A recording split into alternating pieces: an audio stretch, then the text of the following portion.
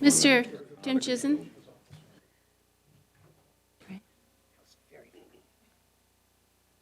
Well, if I said I'd like to call to order the City Council meeting of September 17th, 2024. Clerk, will you please call the roll? Councilmember Tim Chisen. Here. Councilmember Black. Here. Councilmember Sweet. Here. Councilmember Falcone. Here. Councilmember Pascal. Here. Deputy Mayor Arnold. Here. Mayor Curtis. Here. All right, our study session tonight is on two items. First, we will review the 2025-2026 Human Services Grant Funding Recommendations. Second, we'll receive an update on the Houghton Village Development Plan. We expect to reconvene our regular meeting at 7:30. And thank you, Human Services Commissioner, for joining us this evening. City Manager. Okay. So, thank you, Mayor. Members of the council, the goal tonight is for you to hear the first recommendations of the commission, who've worked extremely hard, and then to give us any feedback and thoughts. This is obviously coming to you as part of the budget process later in the year. So right now, we're not looking for action, but we are looking for questions, comments, feedback. I'm actually going to turn it over to Jen Boone, our Human Services Manager, and I think she's going to help introduce all of our special guests. So, yes. Jen. Good evening, Mayor, Deputy Mayor, members of the council. It's good to see you. We're here tonight to discuss the 25-26 Human Services Grant recommendations. We are going to start with some introductions, so I'm going to pass it to Annie. Good evening, Mayor, Deputy Mayor, Council. My name is Antoinette Annie Smith, one of the Human Services Coordinators here at the city. My position has a focus on equity.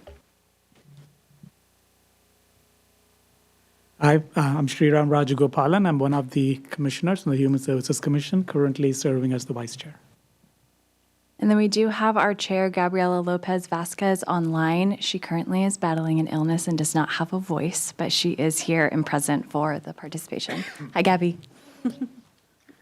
Good afternoon, everyone. My name is Gabriela Lopez, and I'm the chair of the commission. Thank you very much. Thank you. Gabby without a voice. Yeah. You could also note that we do have Lynn Zwagstra, our Director of Parks and Community Services, also here to answer questions if you have any. So as the city manager mentioned, staff and the commissioners are here tonight seeking your direction and input on the proposed recommendations that have been developed. It's really helped to inform the development of the city manager's budget for 25-26. So no formal action is being requested tonight. However, based on council discussion, it could impact the grant recommendations, in which case staff would take them back to the commission to do a review again before approving them and returning to a meeting later this fall. So we do have about 15 slides this evening before we'll open it up for discussion. We'll start with a history of human services grant funding and the different funding sources that have contributed to the budget over the last few bienniums. We'll take a look at the estimated base budget for 25-26, and then Annie is going to take us into a closer look at the human services landscape, what the commission has learned, which has led them to the development of their priorities, which was a pretty big factor in the development of the recommendations in front of you this evening. We'll then take a look at each of the options proposed, the amounts, and then we'll open it up for questions and discussion. So when we look at human services grant funding, we really put it into two different buckets. So we have what's considered base budget funding, which since 2013 has gradually increased over time. This is reflected in Table 1 in your packet. Currently, we have $969,237 in general funds available. Of course, as needs have increased in the human services landscape, additional funding sources have been earmarked to support the base budget that we go into each of the budget cycles with.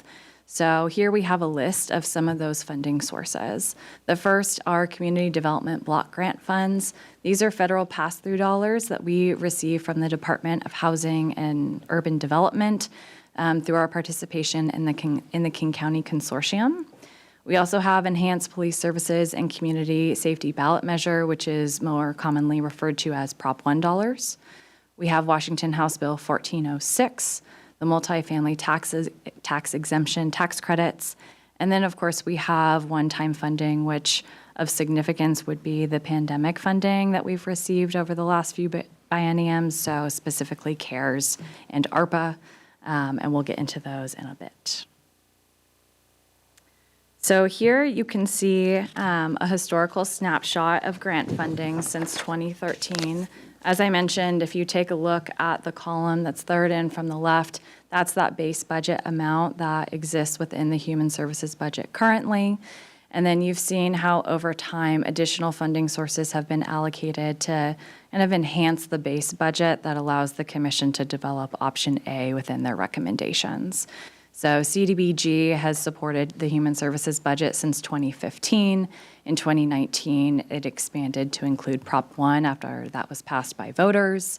And then in 2020, we had MFT that was added. And then in 2021, House Bill 1406.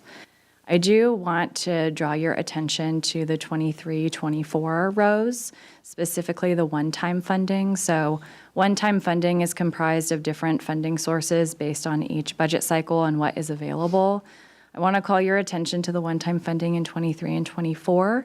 That is a significant amount of one-time funding that was received in 23 and 24. Specifically, $360,000 was in American Rescue Plan Act funds that contributed to that pretty significant increase in one-time funding. So if we look at the per capita total, it has increased significantly. That's that far right column there. It has increased significantly over each biennium with a pretty big jump between 21, 22, and 23, 24.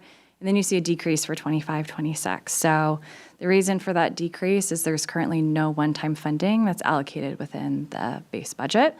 So of course, if one-time funding was included as part of the city manager's budget, we would expect that per capita amount to go up. So this is an estimated total of what we're looking at for the base budget for 25-26. So it's comprised of general funds, Prop 1, CDBG, MFTE, and 1406 replacement. So no significant changes from the last previous biennium. Where I do want to call your attention is CDBG and MFTE. Those are estimates that we will not have updated numbers until we roll into 2025. So that is 2024 data that will be updated once we enter the new biennium. But for the most part, those numbers are adjusted by a few thousand. There's really no significant differences or variances there. In regards to 1406, there's several eligible uses of $1406. So the city manager has directed those dollars to support rent assistance programs in 2021 through 2024. However, beginning in 2025, those dollars will be redirected to ARCH to support the preservation and development of affordable housing, which is another eligible use of those dollars. However, recognizing the need and to sustain the level of the base budget, the city manager has begun exploring other funding sources that can offset this $253,000 that you see here. With that, I'm going to turn it over to Annie to talk a little bit about the landscape, the commission's priorities, and the applications that we received this year. Thank you. So tonight I'm tasked with sharing with you the process that we took our Human Services Commission through and staff supported them through over this last grant funding review cycle. So Human Services Commission received information on our current human services landscape from a variety of sources and perspectives prior to the grant review process. In 2023, the Commission was able to hear directly from organizations, local groups, and community leaders about what they're seeing as continuing or emerging needs in our community. So this list really highlights the most significant areas of concern.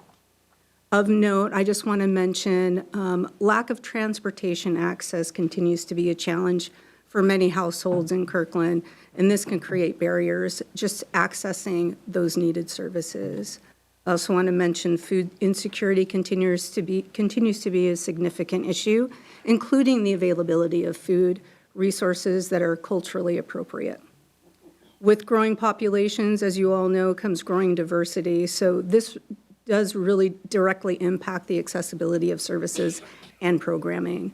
And I must mention the funding cliffs that I know all of us have had many conversations about and how our agencies are facing this in the upcoming grant cycle.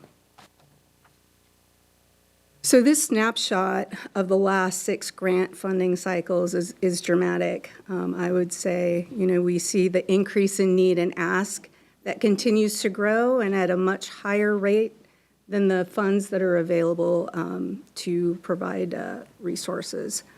And so you can see in cycles 2023 and 2024 compared to, or including the upcoming 2025, 2026 cycle, there's a drastic difference in available funding that agencies and organizations are up against.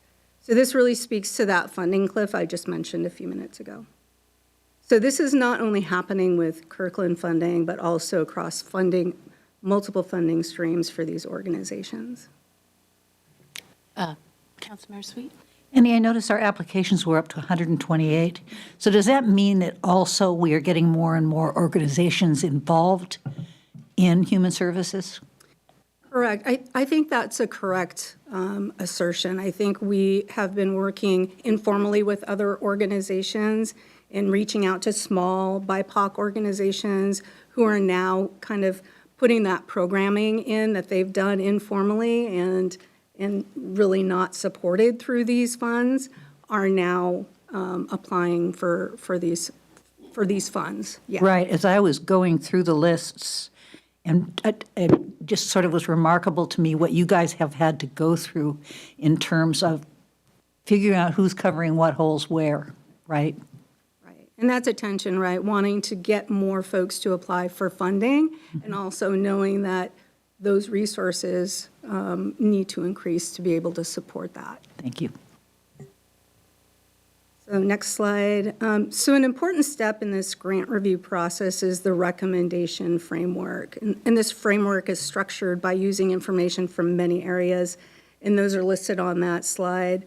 I would say that most of these items on this list remain pretty consistent over the past cycles. We'll be covering the last 2 commission priority areas and additional considerations in just a few minutes. But I want to take some time to highlight the equity training that the Human Services Commission participated in. This really is a unique process that helps to ground the commission in centering that equity in the process. And it helps folks really understand what the challenges are being faced by our smaller, our newer, and our BIPOC and buy-in for organizations. And so just to make sure, I'm sure most of us know what those terms mean, but I want to identify BIPOC means Black, Indigenous, and or people of color, and buy-in for organizations really are those organizations who in their staff, board, and leadership are more fully representative of those communities that they serve. So this training was created to speak to folks on varying levels of understanding and on things when it comes to equity issues and grant funding. And that's really helpful to bring everybody into the conversation, because when you're speaking from a level where folks don't quite understand, that makes it really difficult. In March of this year, our commission joined other Eastside City Commissioners from Issaquah, Redmond, and Sammamish to learn from a local nonprofit organization, Communities Rise. And they spoke about how they could adjust, the commissioners could adjust and implement their own equity lens in this review process. So I think this particular process has been by far the most impactful parts of this process and the grant review preparation. Next slide. So crucial to every aspect of this process is the Human Services Commission priorities list. Staff provided support and guidance to the commission as they created their own list of priorities. So this list was used for reflection, for intention and guidance in every conversation that this process had. And I want to highlight just a few items on this list. In the category of access to basic needs, food assistance, so there's an increased need to fund programming focused on more culturally specific food needs in our community. And so this really speaks to what's been mentioned already, and that is growing diversity that we are seeing in Kirkland and the need to fund responsive services. Another category I want to highlight is access to critical services, and more specifically, domestic violence and sexual assault survivor support. And so while we see consistently low numbers of applications, we still see high need in our community for these services. They're very critical. In this cycle, we saw and we received new program applications that are more responsive to cultural needs. And again, this aligns with Kirkland's growing diversity. And it also shows that the one-size-fits-all approach is just not equitable in many of our services. Behavioral and mental health services, the need for accessible and culturally responsive behavioral health services continues to be a high need in the community. Youth, of course, have been most impacted by far by this pandemic, and they can continue to face mental health challenges. And we also need more culturally focused and linguistically accessible mental health and behavioral health services. Providers continue to be difficult, if not impossible, to find in our region. And finally, the BIPOC programming prioritization. BIPOC programming across all service areas remains a priority. So not to put too fine of a point on this, but I will. Kirkland population continues to grow, and with that comes growing diversity. So this commission strongly recommends a continued investment, even an increased investment, if possible, in programming that is more culturally specific and responsive to reflect that growth and diversity. I also want to mention these services continue to be the most difficult to access for clients coming from those most marginalized communities. And also organizations that are buying for are disproportionately facing barriers to funding access created by restrictive application processes and reporting requirements. So there were other items that commissioners deemed of importance in decision-making process, and those areas of note include what was similar to last cycle's recommendations and in alignment with the guidance that they received from the council at our April joint study session. The commission structured the 3 options for recommendations to present, which we are presenting tonight to the council. Funding fewer requests, but at an amount that's closer to, if not fully reaching, the request amount of agencies was in alignment with what we heard and what they heard from many agencies and what they reported as most beneficial to allow them to provide adequate services. The commission also, once again, prioritized investing a minimum of 15% of the base budget to support the community-based organizations serving BIPOC communities. And finally, and I'll stop talking, finally, I want to mention the inclusion of a set-aside funds, which you'll hear more about from Jen. And this is really to address those requests that either fall outside of the funding cycle period, maybe don't quite align with the grant cycle criteria, but are still really needed services, or they can support funding new and or small organizations and provide more nuanced and flexible requirements that are not afforded to them by the traditional grant processes. So I'm going to turn it back over to Jen.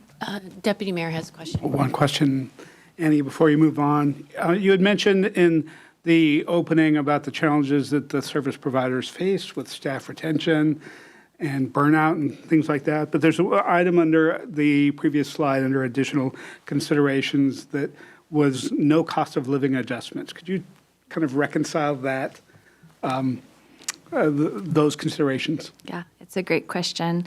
So the commission had very intentional conversation about the cost of living adjustments, and they actually looked at the analysis of the 23-24 funding awards, and we did a 7% cost of living adjustment, and they deemed that that was not significant based on provider feedback when it came to looking at awards holistically. So I'll give an example just to kind of paint what I'm trying to say. So, for example, Friends of Youth, one of their programs is funded at about $10,000. With a 7% adjustment, they get about $700 additional in their award. So if you look at that, over 50 programs, you could fund one program fully versus kind of doing these really marginal amounts that when you're really looking at the broader scope of being able to fund agencies to provide the services, they felt like it was more meaningful to organizations based on their conversations in 2023 to just try to fund more organizations at a higher level, as opposed to kind of a peanut butter approach, which is essentially what the cost of living adjustment was attempting to do. Thank you. Okay, so let's get into the actual recommendations. So as Annie mentioned, we have 3 options here for consideration as directed by council at the April study session. So the first includes base budget funding, so that 1.9 million that we looked at earlier. And like previous years, the commission has prioritized similar programs and services that are critical: homelessness, housing, food, behavioral health, legal, and culturally specific programs. So some of the specifics that you'll see in option A include shelter capacity for people who are experiencing homelessness. So that includes supporting our different populations that access different shelters with services. So our men's shelter, women's shelter, family shelter, domestic violence, and youth and young adults. It also includes youth, adult, and culturally specific behavioral health programs, which we continue to see a huge demand and requests for these types of programs, and each one does reflect a very specific need, and the commission was really intentional in developing those recommendations. We also are still seeing huge demands for eviction prevention support, both on the rent assistance, financial assistance side, as well as the legal side. So you'll see those in option A. And then culturally specific programs that are receiving funding for the first time. Again, as the population's changing, making sure that we're creating opportunities within the guaranteed funding of option A to make sure we can include new organizations providing new services in the community. And finally, we have some key domestic violence programs in option A. You'll also see that there are several City of Kirkland carve-outs in option A. So I would say the newest addition and exciting is KTUB, which is open, but that includes funding to support Youth Eastside Services, having a full-time mental health clinician on site, as well as For Tomorrow providing art therapy services. So you'll see that reflected in option A, which was a direction from the council when they decided to move forward with the city model. You'll also see carve-outs for the Homeless Outreach Coordinator position and the Human Services Coordinator position focused on community well-being. Both have been in the budgets since 2021, so we're continuing those totals there. The one City of Kirkland program that is not in option A that I want to note is the severe weather program vouchers. So we're currently exploring kind of what funding these different service levels for homelessness could look like, along with discussions of the action plan, so that's currently in C. So moving into B, so the total for option B reflects the total amount of one-time funding that was allocated in 23-24. So in the adopted budget, $634,000 was allocated in fully funding option B and C. So in this option, what the commission was able to prioritize was continuing city support of new behavioral health programs and housing programs that have grown in demand, in particular over the pandemic. So many of these programs were on the brink of expansion or did expand to meet really the surging demand for these services during the pandemic, and they have sustained the staffing positions, the expanded services amidst the funding cliff that they're facing. So what's interesting to note is many of the service providers that have received this funding as a result of getting additional funding, is they've talked about some of the outcomes that they've seen in program participants with the expansion of funding. So one of the examples that you'll see in option B is a lot of our shelters, recognizing that a lot of participants that are coming to the shelter are presenting with a lot more complex needs. It's not that they've just lost housing. Maybe they're dealing with substance use. Maybe they are trying to seek family reunification. There's lots, maybe they're looking for employment. And so a lot of the shelters have started to increase the comprehensive support that they can provide in order to position someone to successfully place them into housing long-term. So you'll see this reflected in option B as kind of these expansion of services within providers that have received funding for a long time, but now they're asking for funding to kind of serve these more specific needs that they're seeing from participants. They've also noted in their reporting that they're seeing a lot more success with this additional kind of comprehensive support. So that was an area of focus that the commission focused on for B. Some other specifics that are in there are wraparound services that promote keeping people in housing, recognizing it's important to address prevention, which is something we've talked about a lot in different city discussions. And then finally, there's resource lines like 211 and 988. 211 has been around for a long time, 988 is fairly newer. But these are resources that my staff rely on regularly in connecting and helping folks navigate. And they've seen a surge in demand and wait times, and yet continue to receive reduced funding, which really limits their ability to support people that are in need. Councilor Sweet. Pardon me, how else is 988 funded? That's a great question. I can follow up. There's several. My understanding is that it's mostly a state program. Yeah, but they are seeking funding from local jurisdictions as well. They do it based on callers from the jurisdiction, and so their requests align based on kind of demand from each jurisdiction. Thank you. So moving into option C. So option C was developed in parallel to the total increase in ask this cycle. So application requests increased from 23-24 by approximately 24% in the total ask. So the commission took the one-time funding that is currently supporting 23-24 contracts and took 24%, and that's how we landed on that 611,000 number. So they felt like it was meaningful, but also reasonable, and having a conversation around really advocating for additional programs that maybe are not at the top of the needs high demand list that we're seeing. So we talk a lot about housing, we talk a lot about behavioral health, but there are other services and programs that provide and make up the critical infrastructure that we see for human services.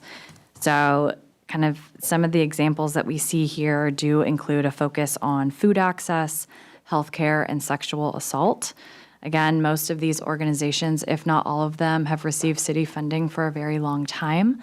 But the reason why they're on option C is just when we see demand and we look at needs assessments from HopeLink and surrounding jurisdictions, they are not as high on the priority list from residents when they're asked, what are your biggest needs? That's not saying that they're not important. They're incredibly important, which is why they're here for discussion this evening. So I do want to note that several of the programs that are in option C are smaller amounts that reflect a pretty small proportion of program budgets. And so if they did not receive funding, city staff feel fairly confident that that programming would be able to continue to exist, and they would not have to consider shutting down the program altogether. And the commission was very mindful in putting together those requests in option C. Finally, I want to acknowledge that there's 2 set-aside recommendations in option C, which we're going to take a little closer look at. The set-aside funding is something that is not necessarily new to the council. The commission has I think the last 3 bienniums with requests for additional set-aside funds. And as Annie mentioned earlier, these are really meant to address a gap that has been identified and does not exist based on the applications that were submitted, or a way to respond to emerging needs. So the first is a proposed human services reserve. The $20,000 is based on a 1%, which we pulled from the base budget for 25-26. So that's how we landed on 20,000. And its intent is really, like to Annie's point earlier, to create opportunities to address needs and funds outside of the funding cycle. So we often receive requests from agencies that might have a need outside of the traditional funding cycle, and this would allow us to be more responsive kind of in between that every 2-year mark. It also could allow us to provide additional capacity and a runway for smaller organizations to have the confidence and capacity to apply for city funding. We saw a lot of success with this in a lot of our one-time ARPA-funded contracts. We have several organizations that were able to do a one-time funding contract, had a lot of success, learned how to do reporting to the city, and now they're currently in your recommendations list to receive 25-26 funding. So those are kind of the 2 reasons and intentions that the commission proposed in regards to the establishment of the reserve. The second is a little bit more specific, and that would be to direct staff to release an RFP, so a request for proposal for services supporting the Brazilian community. At this time, we know that there continues to be an increase in the Brazilian population, the increase in need for Portuguese in many of the materials that we put together. So we've received this information from the school district, from different service providers. Annie was sharing with me earlier, HopeLink said Portuguese is one of the top 5 languages requested at their food bank here in Kirkland. And it is specific to Kirkland. We're not really seeing that kind of shift in some of our neighboring jurisdictions, which is fairly unique here on the east side. So we did not receive an application to support the Brazilian community that focused on human services for 25-26. So this would allow us to partner with an organization in 25-26 to address that need. And we do feel like there are organizations in the community that we could partner on from the staff perspective. Sorry, go back to the option A, B, and C just for a second. So just, this is not scheduled conversation, but obviously one of the things, I know that the hearts and minds of the council, you would like to fund all of these, as would staff.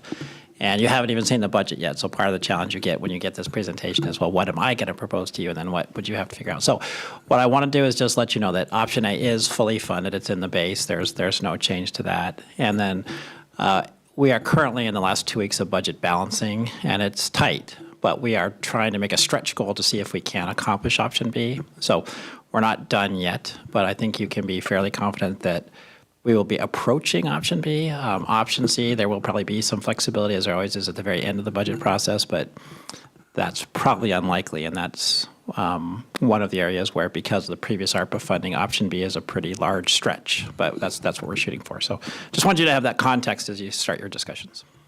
City Manager, I have a question while we're talking about that. So our base budget is 969,000 plus that we've done for the past 8 years. Right, per year. So how are we looking at that? Because we haven't increased that over 8 years, and the need is increasing. So, well, as we do every year in the budget process, we go base budget to base budget, and then through our service package processes. Sometimes I propose a service package that I propose as ongoing, which then comes into the base as being the next year's base budget. We haven't done that for quite a while for the human services. We did do an increase, I think, just before COVID and things hit. Because there was so much more money, we weren't sure what we'd be able to sustain. So part of the opportunity you'll have when you get the budget is, would you like to start to see the base go up a little bit versus the one-time funding? We made a major change in how we looked at one-time money for staffing. So many of the sort of human services elements you talked about before we turned into ongoing staff, which is kind of now in the base. But that's going to be one of your conversations. Sadly, ongoing money competes with some of the other challenges like public safety and public works and streets and parks and so forth. So that's where you'll have to do your balancing. So how we've been able to constantly accomplish more money has been through one time, not in the base, but we always have found a way to find more money, just not yet in a sustainable way. thank you. All right, I'm going to wrap up here. So just a quick snapshot. If all 3 options were funded, the total recommended does come out to approximately $3.2 million per year, which would require an additional allocation of $1.2 million in one-time funding. The number of programs funded would come in at 73, which is a little less than what we currently fund, but it aligns with the commission priority of funding more programs as wholly as possible. The 56% of total requests, again, we see a decrease over previous years, but when you look at kind of that 24% increase in total requests with 24% increase in one-time funding, the commission felt like that was a comparable ask. And then finally, we see a 25% total investment in small by 4 organizations, which reflects the changing demographics and needs for investing in more diverse services here in Kirkland. So we have some questions here to guide discussion to help inform the city manager's budget. So the first is around grant priorities in A, B, and C, and if overall the council is in alignment with the priorities that have been outlined from the commission and their recommendations. We're also interested to hear a little bit more about the set-aside funding and if you'd like that to be included in option C. And then finally, if there's any additional information you have about the recommendations or specific programs, staff are certainly willing to follow up with that information. Thank you. First, before we get started on discussion, I want to thank you both for your hard work on this, and I also want to thank the commissioners The city manager just said that we have a heart for wanting to fund this. I think your hearts are like 10 times bigger than ours. I know that this is very difficult, the process and decision to decide who you can't fund, because truthfully, all of us would like to fund everyone. So we appreciate the work you do. I know it's hard work. So who would like to go first? Councilmember Falcone, big surprise. Thank you, Madam Mayor. Well, I think you in part said that because you know I was going to say that too, but I still am going to say it anyway. Thank you so much, Jen, Annie, the entire Human Services Commission, and all of the folks who applied for funding. This meeting is like simultaneously like my favorite and my least favorite.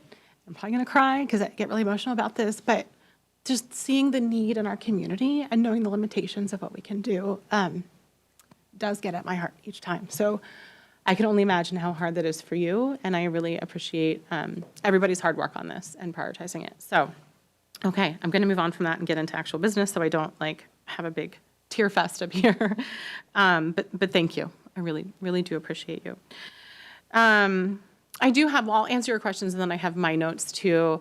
I have a question about question one, I guess, around options A, B, and C. And maybe this is what we intentionally decided in our previous meeting and I'm just forgetting. But if we were to be able to fully fund B, and then we were having conversations around some of that flexibility at the end of the budget cycle that City Manager Triplett was talking about, is there a prioritization within C if we have to draw the line somewhere? Is there, how would you like us to proceed if we do go into that? So I don't necessarily need that information right now, but I think that would be really useful. It will not be a surprise that I fully support us funding as much of this as we can. I understand the limitations that we have, but I absolutely would want to prioritize this as we go into the flexible budget considerations at the end of looking to fully fund options through option C. That would be my preference. It was really striking for those of us who were at City Hall for All this week, and city staff did a great job of having a budget exercise. And it just seeing visually the graph of like our huge departments and then getting down to the end, like this big was affordable housing and human services. And it just illustrates, I understand the complexities of the conversation around the role of government in providing human services and supporting human services. But as you mentioned, the need is just growing and is so big in our community. As we grow, as we diversify, we need not only more services, but more thoughtful and intentional services and culturally specific services that cost money. And so I do fully support us.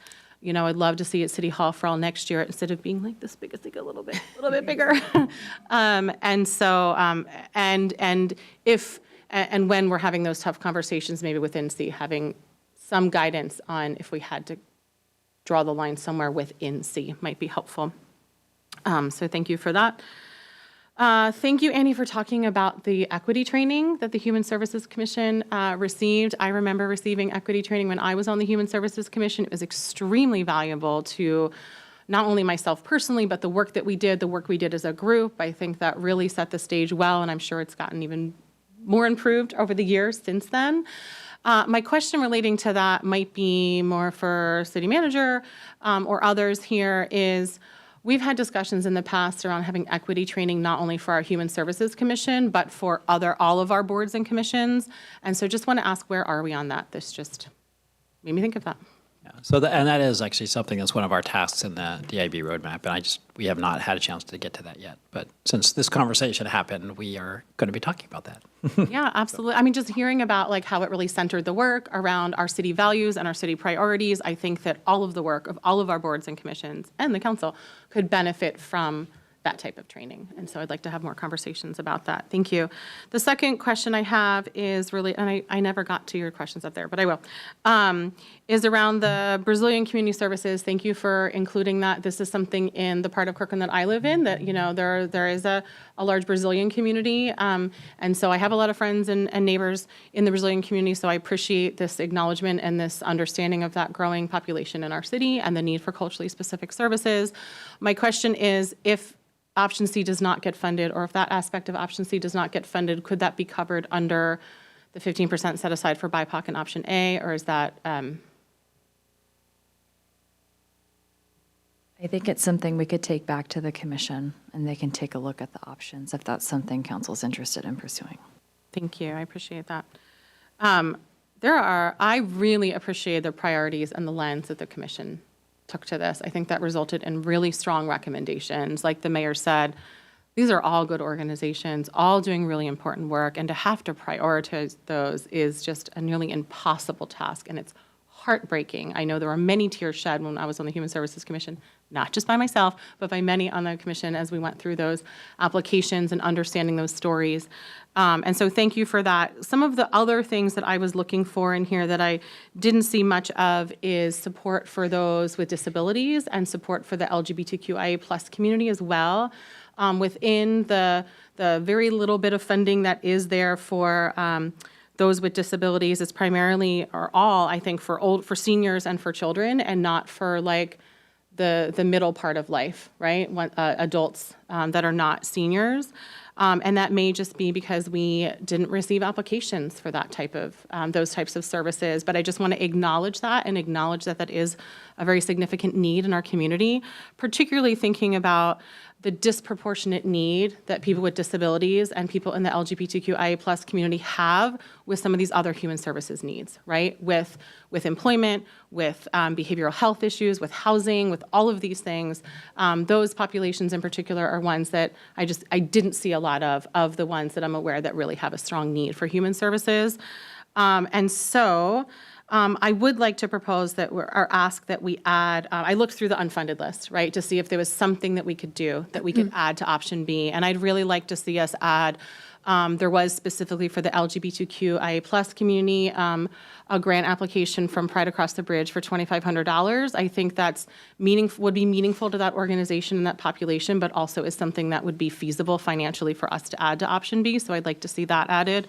I also was looking through the unfunded list for something that was of, would be financially doable to add to option B. That was also for folks in that middle stage of life with disabilities. And I just don't know enough about those applications to know if there are any in there. So I'd be curious to know if there were other applications, that's something else that we could add also to option B that would help bridge that gap a little bit, at least to like starting to build those relationships with those organizations.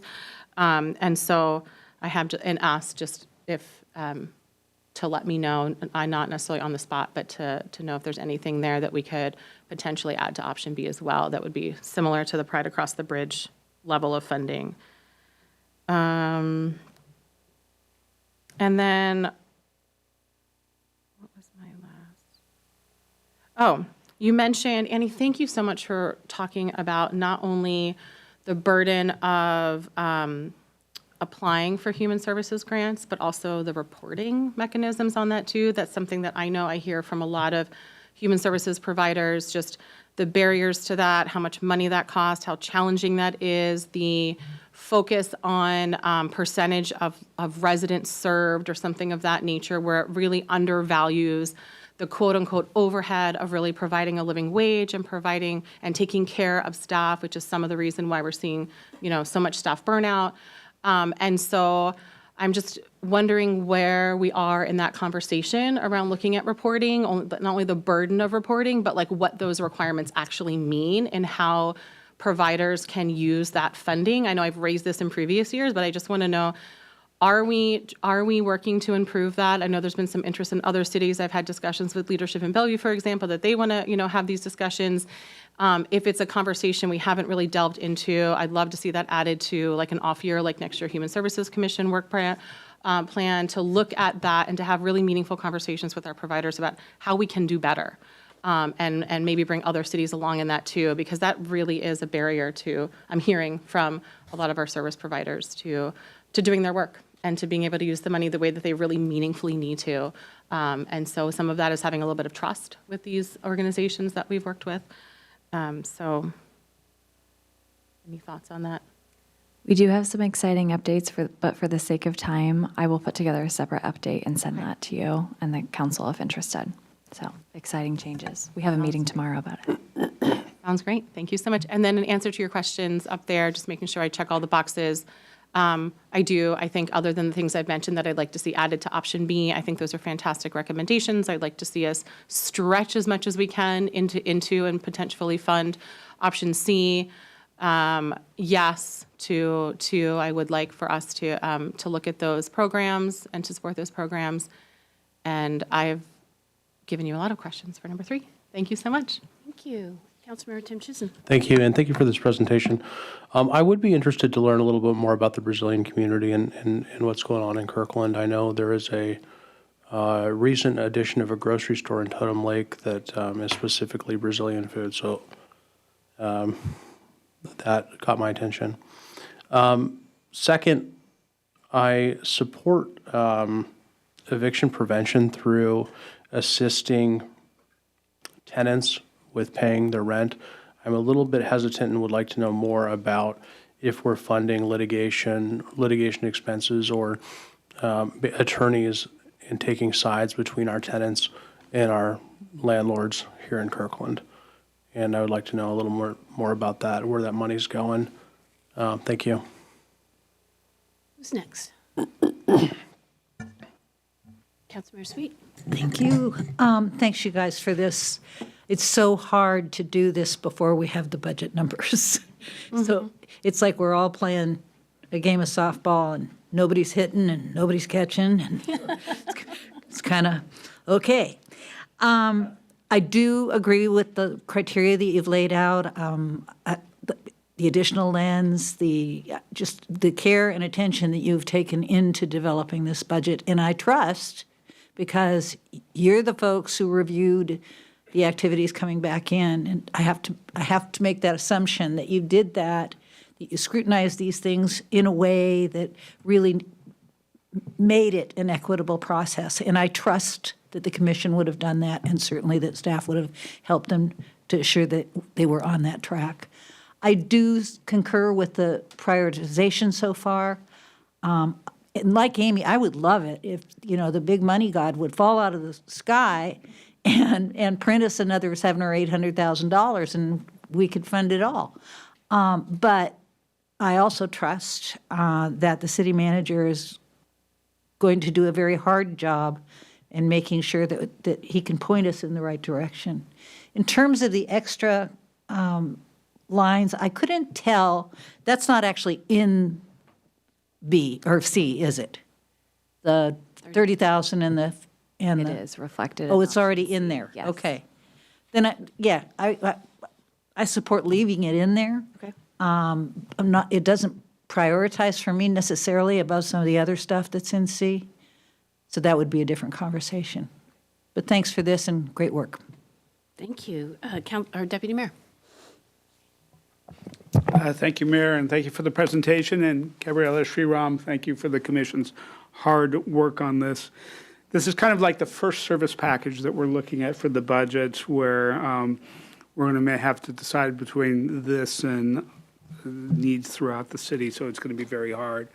As you've heard from the city manager, we're going to be starting from a place of option B. So one thing I'd like to hear is have the commission confirm that option B stands alone, or stands well on its own. A lot of the recommendations, you phrased them, Jen, is that the commission is recommending this, A, B, and C, and I just want to make sure if we're starting from one and saying, let's just fund B, does that change any of the recommendations? Assuming that it doesn't, there are a couple of things that I might want to add to get to a B plus. The things we're missing, the severe weather hotel voucher program that you mentioned, Jen. I really like the idea of a human services reserve and would like the commission's work on a criteria on when to deploy it, because what generally happens is people come to council and we say yes, but there should probably be a better process for that. And so would like to leverage your expertise on that. And then as the Mayor and I met with the chairs and vice chairs of commission, what we heard from you all this spring was you're trying to nail down Kirkland's specific needs compared to the United Way countywide needs assessment. And it sounds like we're getting to that with the request from the Brazilian community, so I'd like to see if that could be in the B+. But I also appreciate Councilmember Falcone's point that if you were going to say of the C, if the commission had other recommendations of saying, here's how we would prioritize them, I'd like to see that as well. Thank you. Thank you. Councilmember Pascal. Thank you. Well, I'm glad that we have a human services staff and commission. This stuff is always really hard, and I'm glad that you all are doing the hard work. I really don't have much to add, to be honest, but I had one specific question around the hotel vouchers. I understand that is phrased as severe weather related hotel vouchers. I also thought that we had mechanisms to provide hotel vouchers in cases of,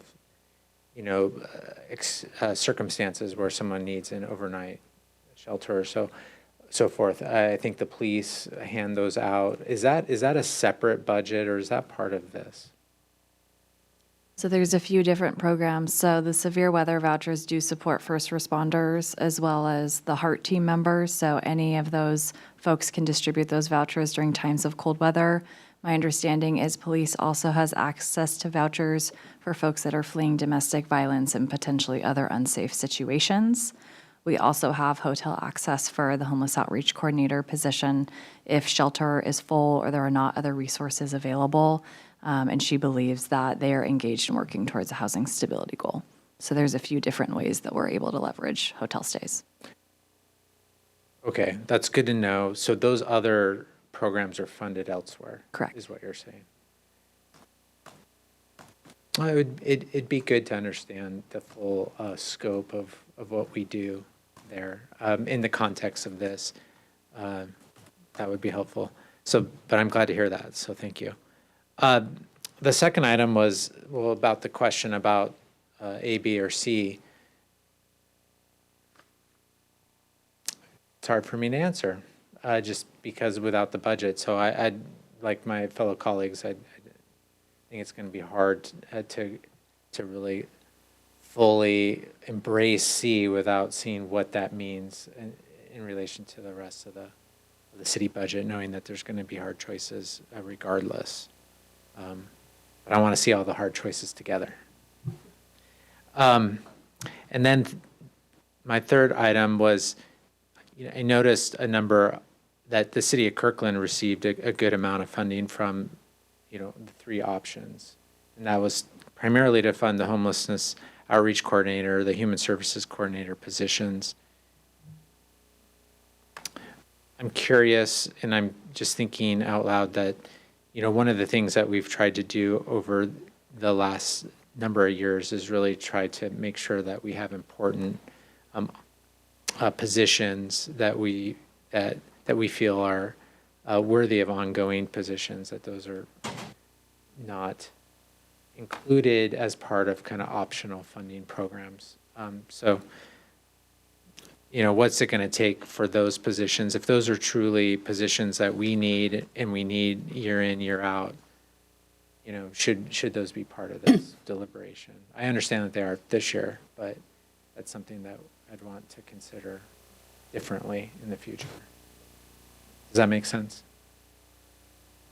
It does, and it probably deserves a longer conversation about how they got there and why they're there. Yeah. And most of them are in the base funding, so they are in the base. They are ongoing, but I think it's a good for follow-up conversation. Right. Yeah. I think it's just something that caught my attention and it'd be worthy of a longer discussion at some point. So that's it. Thank you. Councilmember Black. Thank you, Madam Mayor. So I do have I want to seek clarity with a couple of questions. First of all, yes, like everyone else, thank you so much for all your hard work on this. And these are difficult choices. I do have a statement. I'll make it tonight, and then later, when we actually take up the human services grants funding up for vote, I'll maybe just refer back to this statement, but I want to raise it now since we're actually talking about the human services grants. So again, this year, like other years in the past, the Human Services Commission's grant funding recommendations include a proposed grant to the King County Bar Foundation. The foundation is the 501c3 fundraising arm of the King County Bar Association. The association is a 501c6 membership organization. Among other things, the King County Bar Association provides civil legal aid and pro bono services, and the foundation helps fund the association. In parallel, the association allocates funds like those granted by the city to its Housing Justice Project, which is an internal program at the KCBA. The Housing Justice Project provides legal defense services to indigent tenants facing an unlawful detainer action hearing. So they're facing eviction. They're before a judge facing eviction in Superior Court. And those folks who would otherwise not be represented at all in their eviction hearing. As my colleagues may recall, I'm on the board of the trustees of the King County Bar Association. I don't receive any compensation for my services to the KCBA, the KCBF, or the Housing Justice Project, and I do not directly benefit from the work performed by the Housing Justice Project. I believe I can be fair and impartial in considering the Commission's funding recommendations. Thank you for that. And so I want to seek clarity on a couple things. So we have some great ideas for you guys. We're talking about adding things to option B, a B+, which sounds a little bit like we're skirting, into option C. I just want to make sure I understand. So what strategies does the staff think they're likely to use to take our recommendations tonight for adding things to option B? Is it going to be a reallocation? Is that where we're going to see some tough choices about folks who are in the organizations that are currently funded in option A and option B seeing a reallocation of the proposed amounts? Is that what we realistically can expect? Yes. Okay. So tough choices. I like Councilmember Pascal. Ultimately, I'm going to want to just see the whole package and the tough choices we have to make. Relatedly, or similarly rather, is the 15% of funds that are committed to organizations that are BIPOC, is that fully committed right now in the existing option A and option B recommendations? It is currently in option A, and It's we full- would most likely not adjust those Okay. if we did some movement. So we're making you guys go and make some tough choices. So if we're adding something to our list that is, would otherwise be under the 15% of funds committed to BIPOC organizations, we're asking you to is the strategy you're likely to use to reallocate those funds, to stay within that 15%? Correct. Okay. All right. Again, tough choices. Okay. Thank you.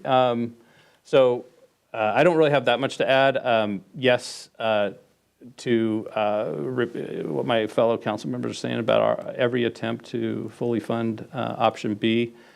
And yes, to the additional unallocated grants to the Human Services Reserve and to the Brazilian community. I met with some folks from the community, the Brazilian Community Services last week, and learned about some of the work they're doing.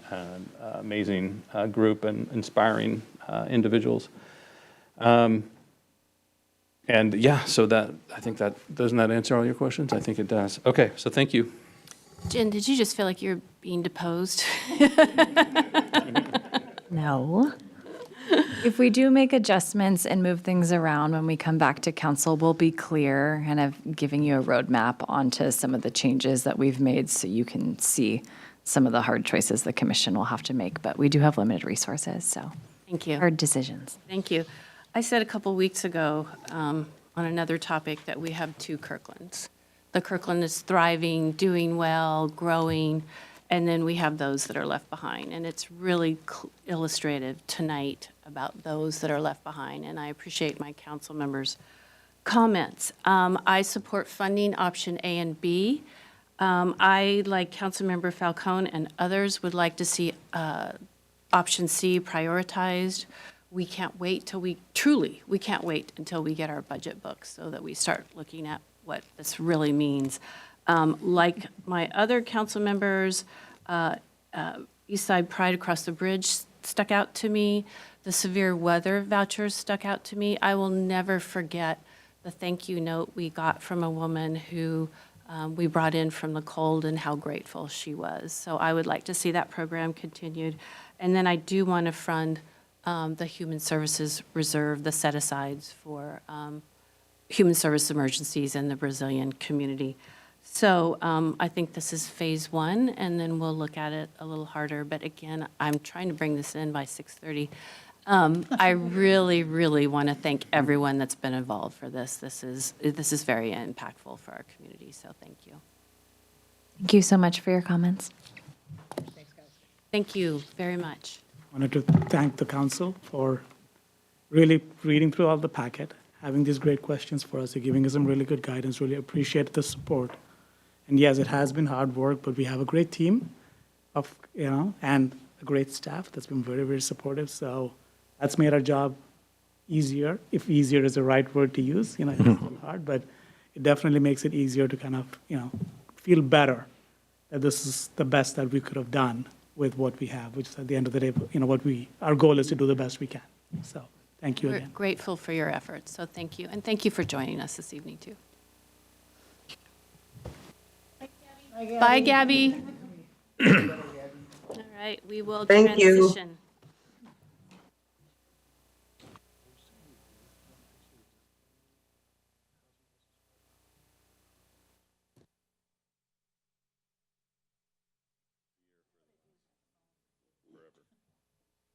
I don't know, but we'll all know when it goes off. Yeah, I know we will. Funding for people to have a lawyer in court. So yes. Who would otherwise not have a lawyer?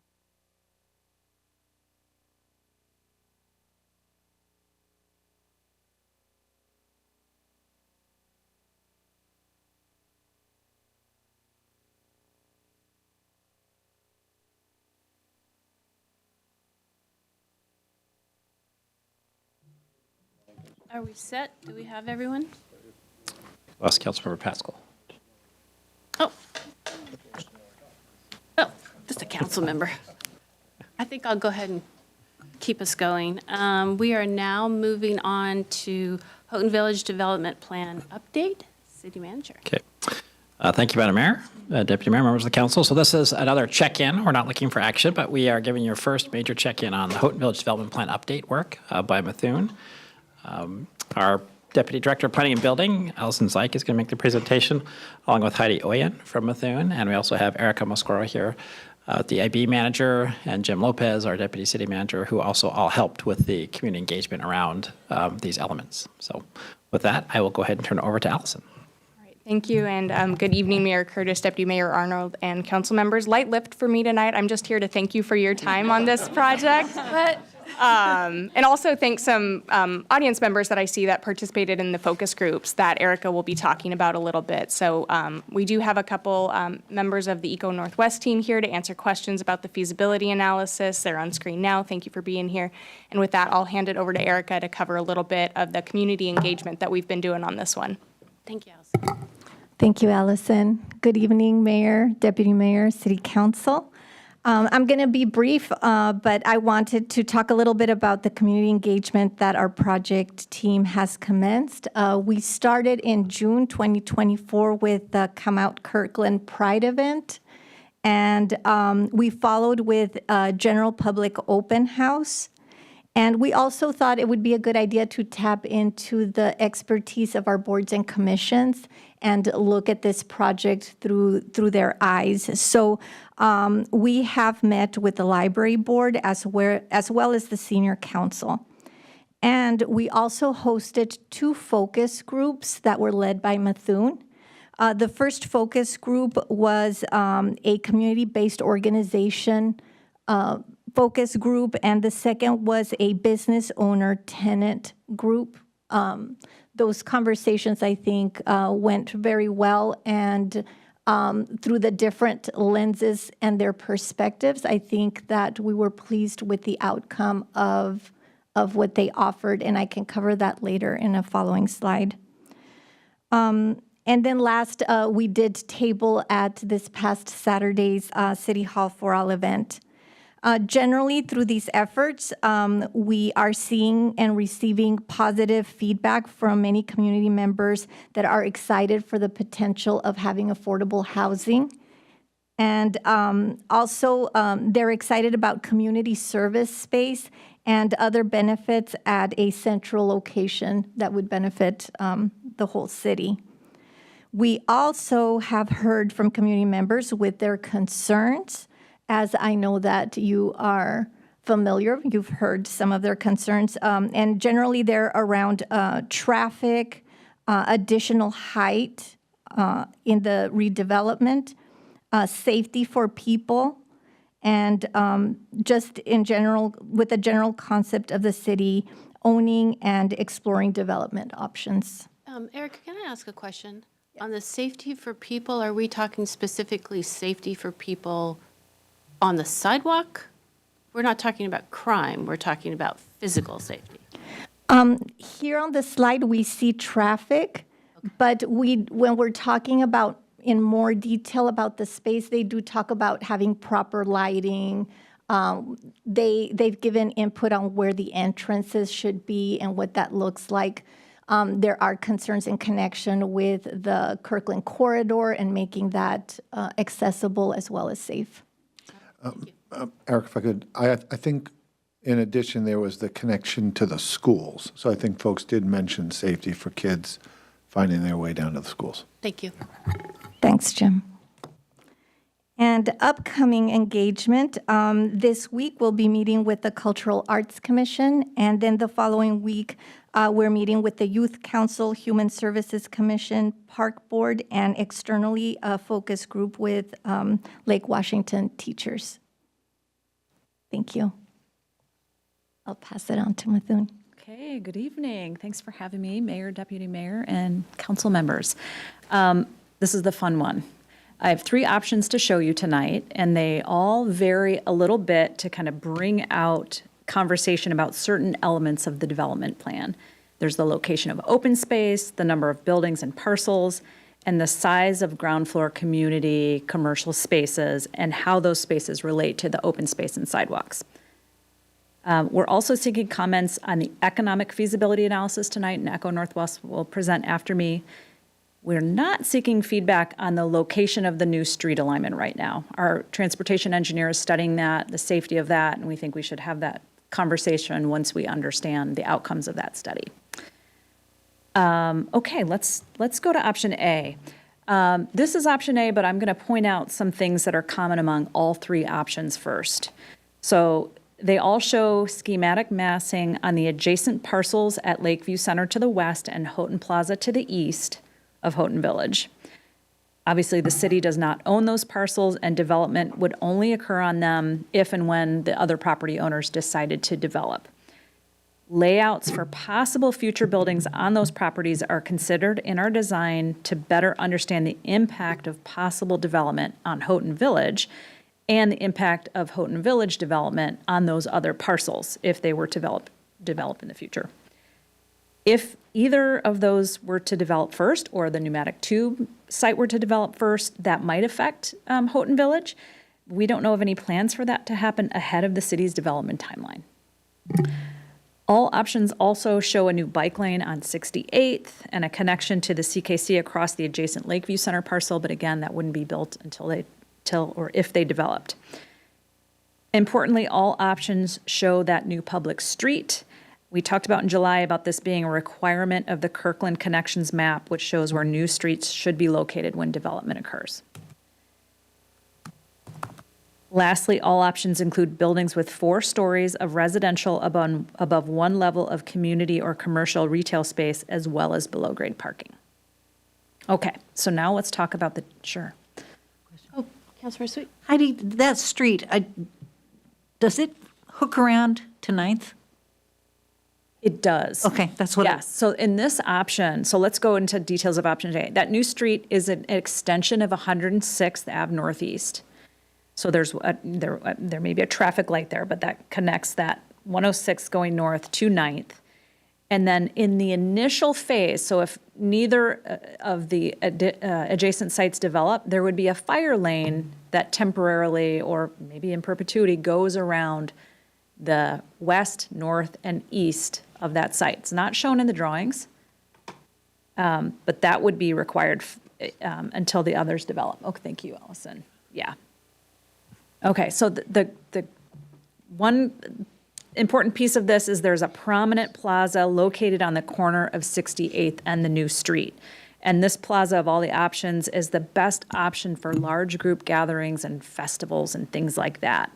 But it could feel a little bit emptier on a daily basis because of its size.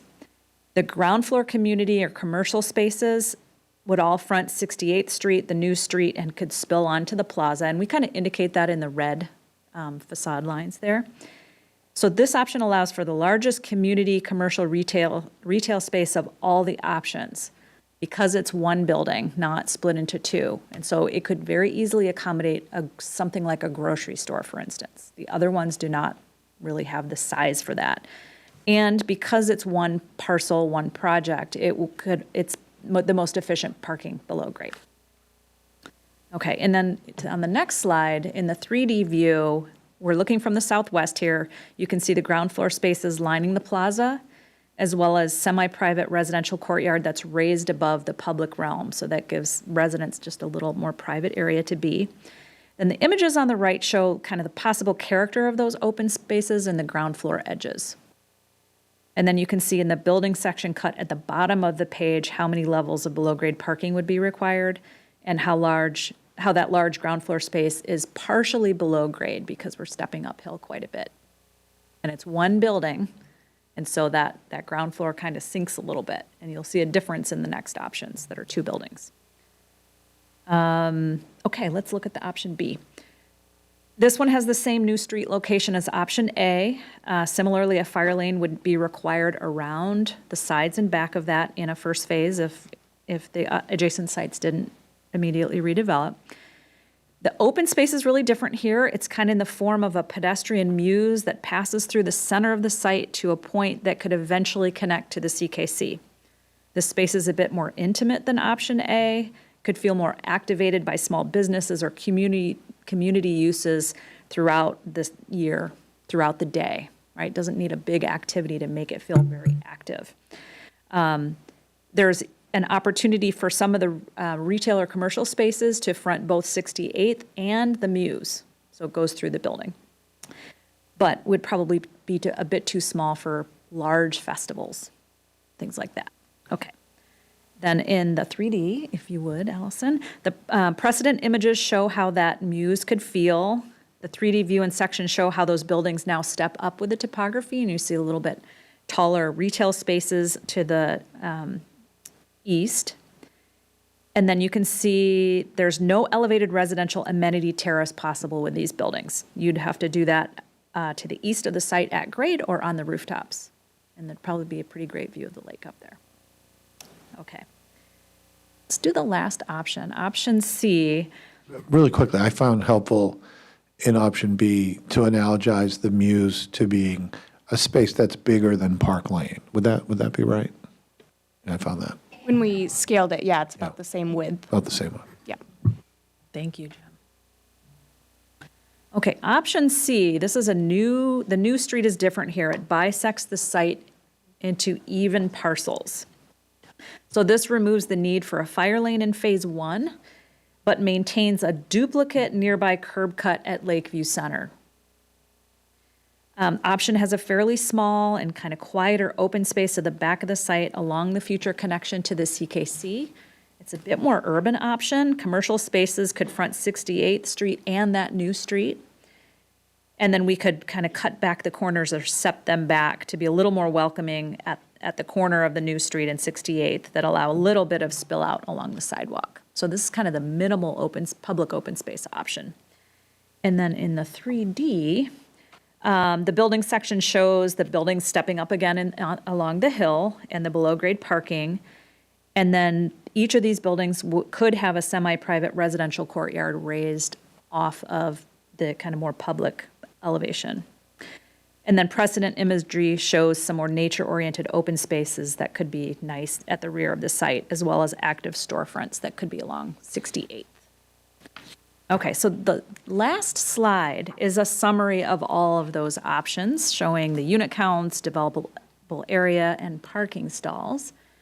Our team can really geek out about the subtleties in these, but essentially they're very similar. Jim knows because we've geeked out with Jim. They have similar unit ranges from 140 to 165 units, similar project area averaging about 300,000 gross square feet. Earlier, I outlined the differences in all the open space, street alignment, community space size. Again, option A really is the only one that would support a very large use like a grocery store. And then it's important to note that having two building versus one may allow for more flexible phasing. I think you'll hear more about that from Echo Northwest and may have questions about that. Parking. We're showing a couple numbers for parking, both for the current code and for a station area or SAP ratio. Both of them have requirements based on basically bedroom count of the units. On average, for the type of housing we're studying, the current code requires almost 1 parking stall per market rate unit and 1.4 for affordable units. This is because of the bedroom count being a little bit higher in our affordable units for families, essentially. But the station area ratios drop that affordable housing ratio down to 0.82. So that does really affect the construction cost. And increases feasibility. But it does not necessarily reduce traffic. There are a lot of factors that could influence this, such as how the parking is managed between the uses and commercial demand. So lastly, I should note that option B is the one that Echo Northwest modeled to understand economic feasibility. Knowing that there are a lot of similarities, we had to pick one and option B was selected. So I think I'm going to hand it back over to Erica to talk about how the community reacted to some of these options. Thank you.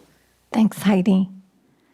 So a few takeaways around open space. We heard a lot of positive feedback to have open space that's versatile and flexible, maybe some covered areas where we could continue to enjoy that outdoor space during seasons when it's cold and rainy. One large open space can provide more flexibility, but near the location on 68th Street is not desirable. Positive feedback for open space in between buildings with activation from the commercial retail community frontages is something that's desired. And open space near northwest corner provides good opportunity to make meaningful connections to the corridor, but raised some concern about safety if the buildings do not provide eyes on the open space. And then on comments on the buildings and site layout, we see those differences when we're talking about development around businesses, or if we're looking at the space to be more oriented towards services. And so some preferences for the larger commercial retail community spaces on the ground floor can be flexible for future uses. Example, with the large space with temporary walls can be moved for different layouts. And so again, we're talking about being flexible and being able to utilize the space for different uses. General preference for more cohesive building layouts that do not result in two buildings separated by a vehicular road. So that would be option C. It's not preferred. Varying feedback on orientation of the commercial retail community frontages. For example, commercial uses may prefer visibility on 68th Street, whereas if we're talking about having space for other services, maybe not so visible, with giving more privacy to the people that are entering that space. And then we also received positive feedback for layout and programming that support a mixed use to enable people to access more uses without having to drive, and also provide options that appeal to a variety of needs and desires. And I think most groups were very aware of thinking about the top floors being affordable housing and bringing in retail and services that would serve that community. And that's all I have. City Manager, were you hoping that we would provide feedback on the 3 options tonight? Should we do that before we do the? I think we've got. Why don't we finish the presentation, then we can maybe just go a little bit over, but you'll have the whole picture then. Yeah, okay, thank you. All right. Hi, thank you all for having us this evening. I'm Leanne Ryan. I'm a senior project manager at Echo Northwest, and I have my colleague Amanda Ufile Summers online to help me answer any of your super technical questions on the feasibility analysis. So Echo Northwest evaluated a range of building programs for option B using a pro forma method. This is one of our primary methods for evaluating development feasibility across a range of development prototypes and building programs. I'll just quickly run through how the pro forma analysis works at a high level, including what goes into it and what it helps us solve for. Its key components include the building and site program, which considers things like unit size, number of parking spaces, commercial square footage, etc.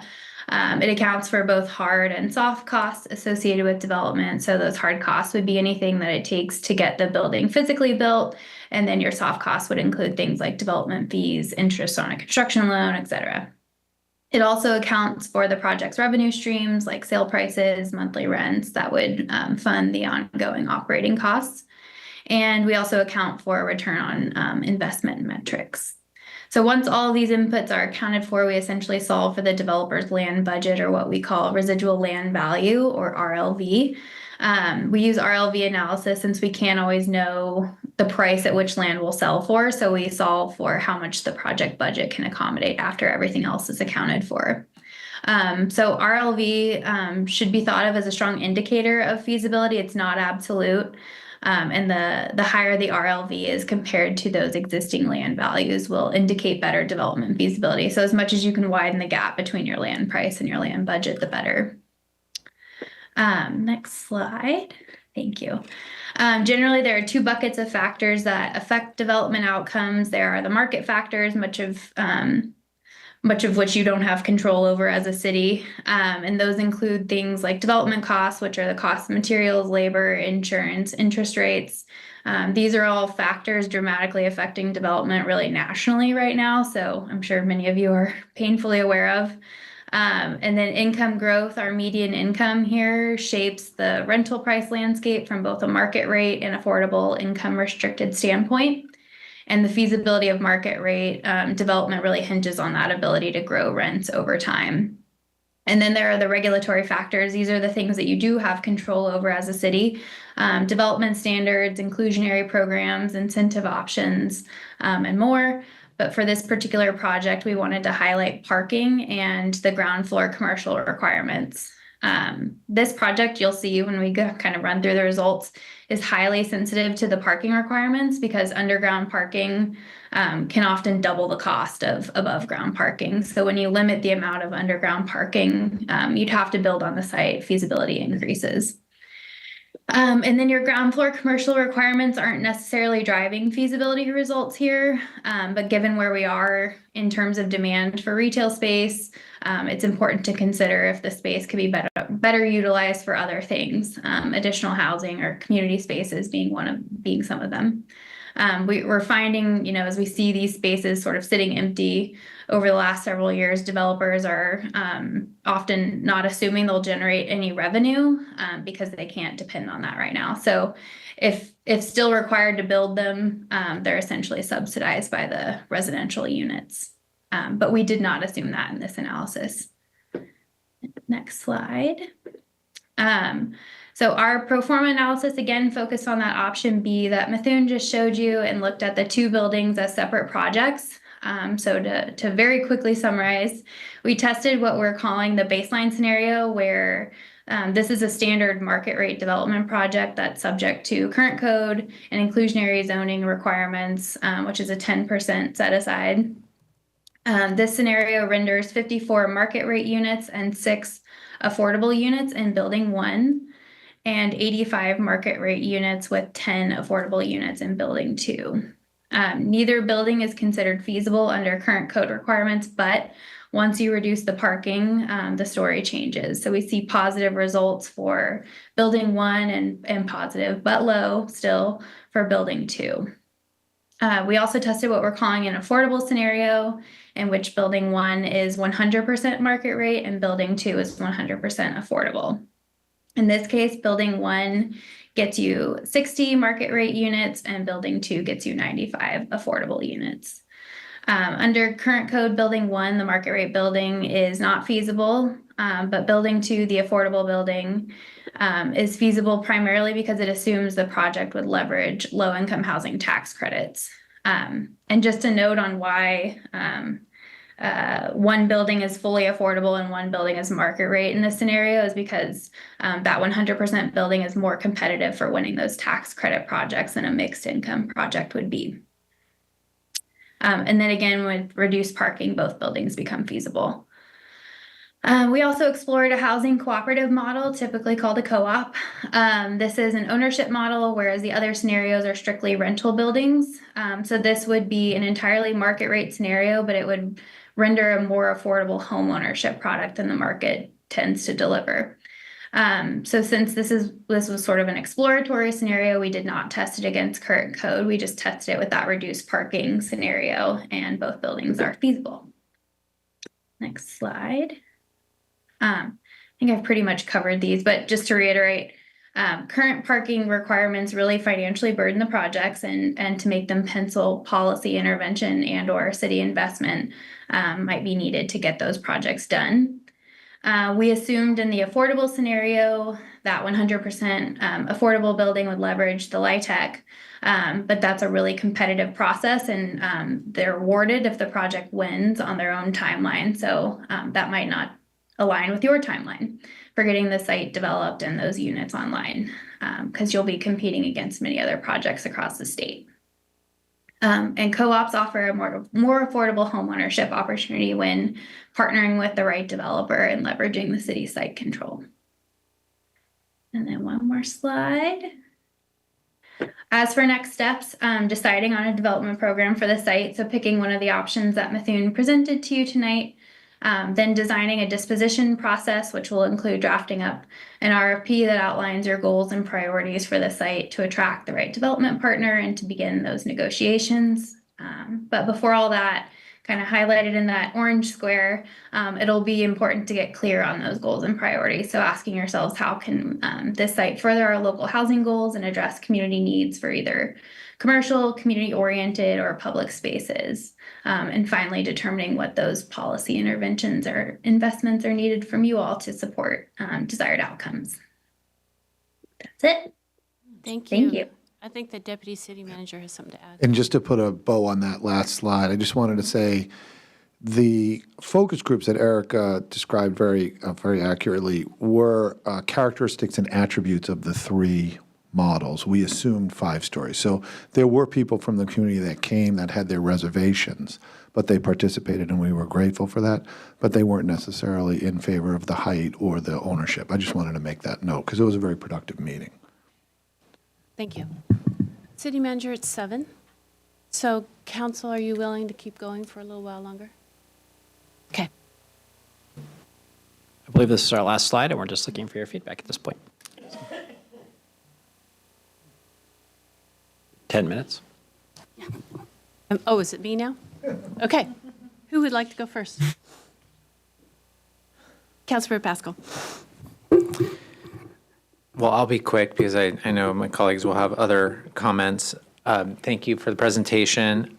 I really liked Eco Northwest market analysis. I like us to do that on, a lot of the things that we do, because I think that's really valuable input in terms of what actually works, because we can talk about the pretty pictures all we want, but if it doesn't work out from a market perspective, it's not going to go forward. So in that vein, one of the things that I've been focused on from the very beginning is making sure that we don't give up commercial land use or properties totally, that it's a very constrained resource that we have in the city, and as we grow in population, we're going to continue to need some type of commercial and retail services. And I think we can always make a case to convert that land to housing, but then people are going to have to go elsewhere to get their services, and that means outside the city. And so I think it's a balancing act that we have to try to formulate. And so from the market analysis, I'd love to see a little bit more about that commercial viability, how that relates to the parking reductions, parking overall, because retail and commercial services do rely more heavily on parking in some cases to be viable over the long term, and to be a flexible space, because not all commercial businesses last, unfortunately, and so there's other businesses that come in over time, and we want to make sure that we have that flexibility to make that successful. So I'd like to see some sensitivity and evaluation there and kind of understand the nuances a little bit more in the relationship to the overall parking. And then I would like to understand the sensitivity or relationship of the viability of this to the adjoining properties. How does that factor in? Do things become more viable if those other adjoining properties on either side develop, how they develop? What are some things that you can build from related to just kind of market feasibility there? If there isn't, that would be good to know, but if there is, that'd be great. And then how the life cycle and ongoing costs kind of enter into the whole feasibility, because what I understand we're talking about is construction costs and making it work from the get-go, but how does the ongoing costs relate to what you can do and what makes sense from the residential and the commercial? So those are just things like I'm asking for, because I think those would be really helpful in the final decisions. Thank you. Great, thank you. Councilmember Falcone? Thank you, Madam Mayor. Well, I really enjoyed reading this. I think both of the studies were really well done and really informative. Thank you, Erica, for presenting on the community feedback so far. I know there's more to come, but it sounds like, for a very good reason, there seems to be some support maybe for some of the design features in option B. I think that makes sense looking at it. I think of the options that seems to work best in the community, provide a lot of the things that the community is asking for, and so it doesn't surprise me that that's what we're hearing so far from the community. So I look forward to continuing to hear that feedback and the additional input that we receive. So thank you to those who have participated so far. Please continue to do so as we go down this path. I know we have been to many of the opportunities over the years and the past year or two with community engagement, and it's good to continue to hear from folks. So thank you for everyone on that. I found it really helpful to see the pro forma analysis and to really kind of, this really illustrates the importance of having the conversation. We had the conversations in the 85th stationary plan that was referenced around, how do we really maximize affordable housing and still have the needs of the community and have, there's so many different levers to pull, and striking that right balance so that we get the housing built that our community needs, and that we really understand the nuances of that, and parking minimums are certainly a big piece of that. So it's, I think this is a really helpful exercise. It will be good for this project, but I also think that we're going to learn from the results of this project on how we can apply lessons learned to other parts of the city as well. And so I appreciate this work that we're doing. I do like the focus on affordable housing and how to get there.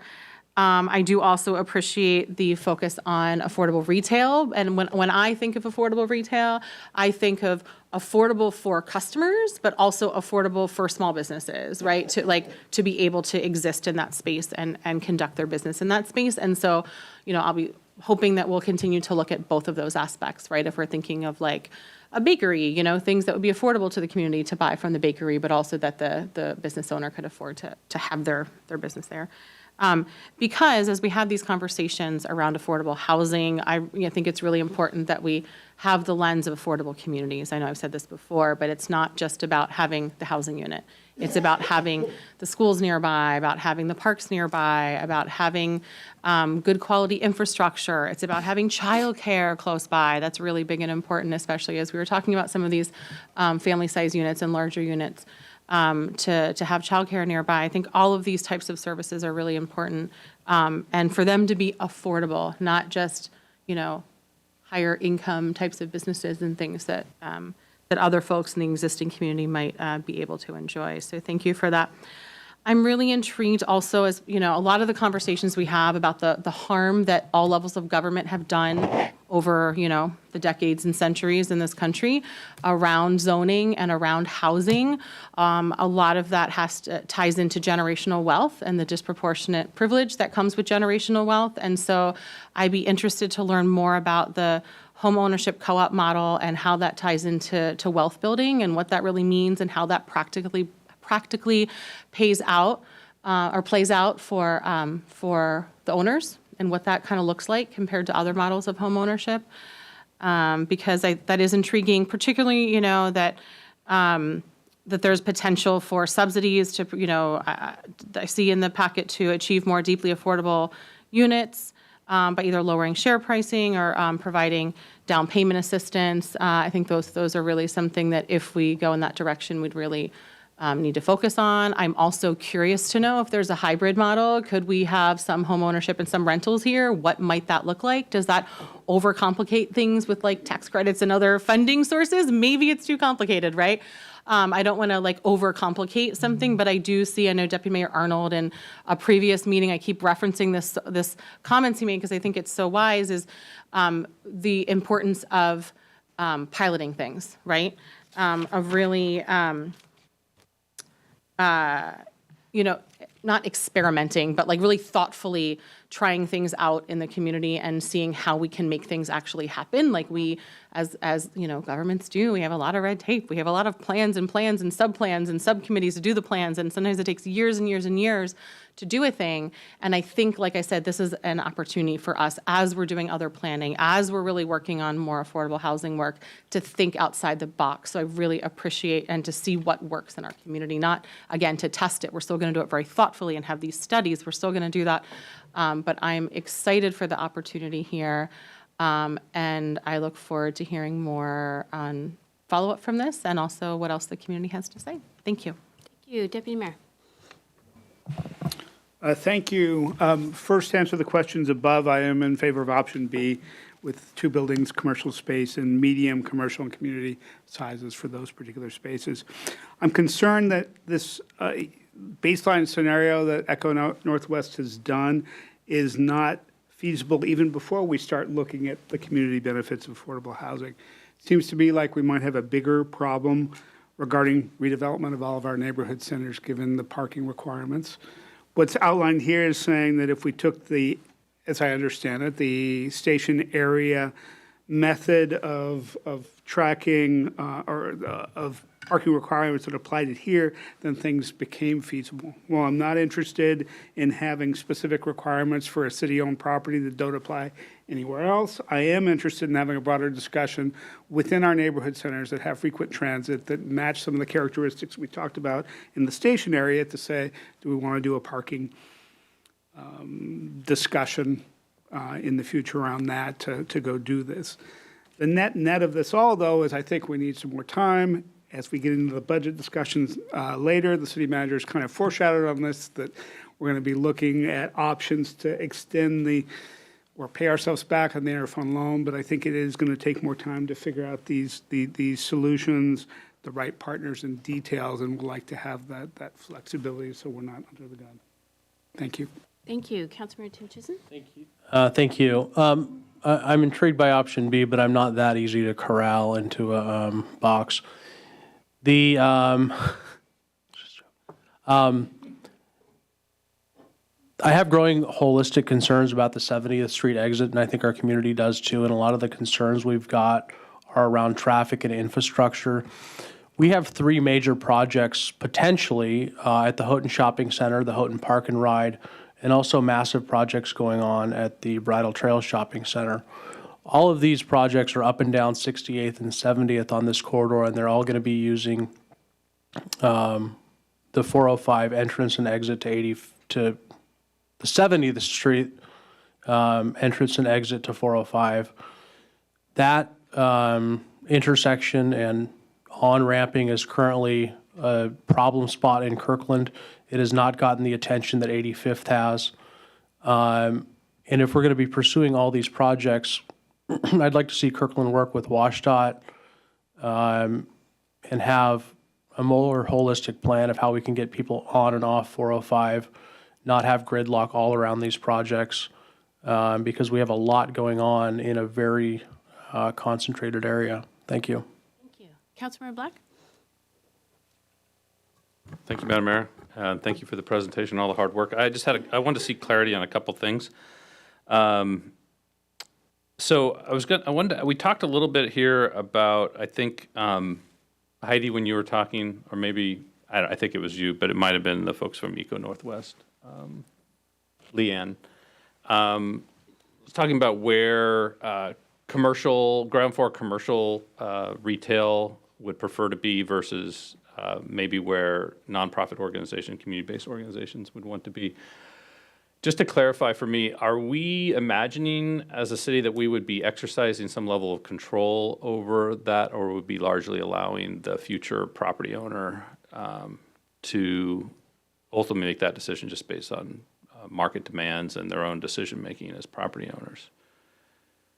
Like, in other words, are we going to dictate where certain businesses are located and where certain nonprofit organizations are determined? It's sort of, that's part of the check-in today and check-in in November is like, how much do you want to turn this back over to the market, and how much do you want to try to use the fact the city has control of the property to get some outcomes that you're looking for the community? Okay, so that is a possibility as part of the development plan. We could prioritize ground floor retail along pedestrianized street fronts and nonprofit organizations, hopefully affordable nonprofit organization. And I'd say we, other of locations. course, would want the city, that's not our core business. We'd want to be guided by people who do this for a living. Yeah. But yes, that's a As- possibility. As we are today, which is good. Question for Allison. Allison, on the, we're doing a development plan for the site. It includes obviously 3 different properties, 3 different property owners. City happens to be one of those. When we do a development plan like that, and we, does that resulting development plan, does it lay on top of the zoning for that site? Not just for us as the property owner doing the development plan, but also for the adjacent properties? Or would they still be analyzing their decision to redevelop at some point in the future? And we're not mandating that, of course, but when they decide to develop in the future, would they simply be looking at the existing zoning? We have a couple options for how we do that. I think that we'd want to acknowledge the adopted development plan for the Houghton Village site by adding a reference in the zoning code out to the adopted development plan. And so we've been starting to work on how that looks so we can provide a clearer picture on steps forward for that. As far as how the development plan relates to the other properties, so our policy in the comp plan that we're working with says that the development plan should consider them. And so what we're trying to do is a lot of what Heidi said by showing how they could connect in the future, whether or not council wants to make sure it applies to them so we could enable that 5 stories without further work on that part, I think is still an open question. Okay. And then a follow-up question on that. So I appreciated Councilmember Pascal's remarks about maintaining the availability of commercial retail. Under the existing zoning for the properties on the east and the west, is there a ground floor retail requirement as far as for those? There is, yes. Okay. All right. Thank you. Thank you. All right, that leaves me. Option B is the preference, and I appreciate the open space. It feels very community-driven. I appreciate the 2 buildings are going to be easier for financing if one of them ends up being affordable housing. I'm curious if we've had a conversation with Pneumatic Tube about providing the easement for the CKC if the property on the west doesn't develop. I'd like to pursue that if we could, just for the short term. Over the long term, I'm supportive of the comments that you've heard about exploring the parking, the zoning, so forth. And I'm also supportive of, it's really important to me that we have affordable housing in this space, except for if we can figure out how to do affordable cooperative homeownership. And this might be an opportunity for the Black Homeowner Initiative to take place in Kirkland. So I'd like to consider, keep exploring that, but if that doesn't pencil out, then I feel strongly that one of those buildings needs to be affordable housing. So, Councilmember Sweet, go ahead. I'm not going to add much of anything. I think I'm kind of in a wait and see. I really appreciate the comments from Councilmember Pascal with regard to the eco presentation. I like option B, but if it doesn't work out, I can go with any of the other options. I'm just truly interested in making sure that the product we get is around the issues that we've identified that we want to address in the community. So keep plugging away. I'm watching carefully, but that's all I got for tonight. And thank you, Methuen and Eco Northwest, for being here this evening. Thank you, everybody. All right, we are going to conclude our study session for this evening. We'll take a very quick break and be back at 7:30 in council chambers for the rest of the meeting. Thanks, everybody.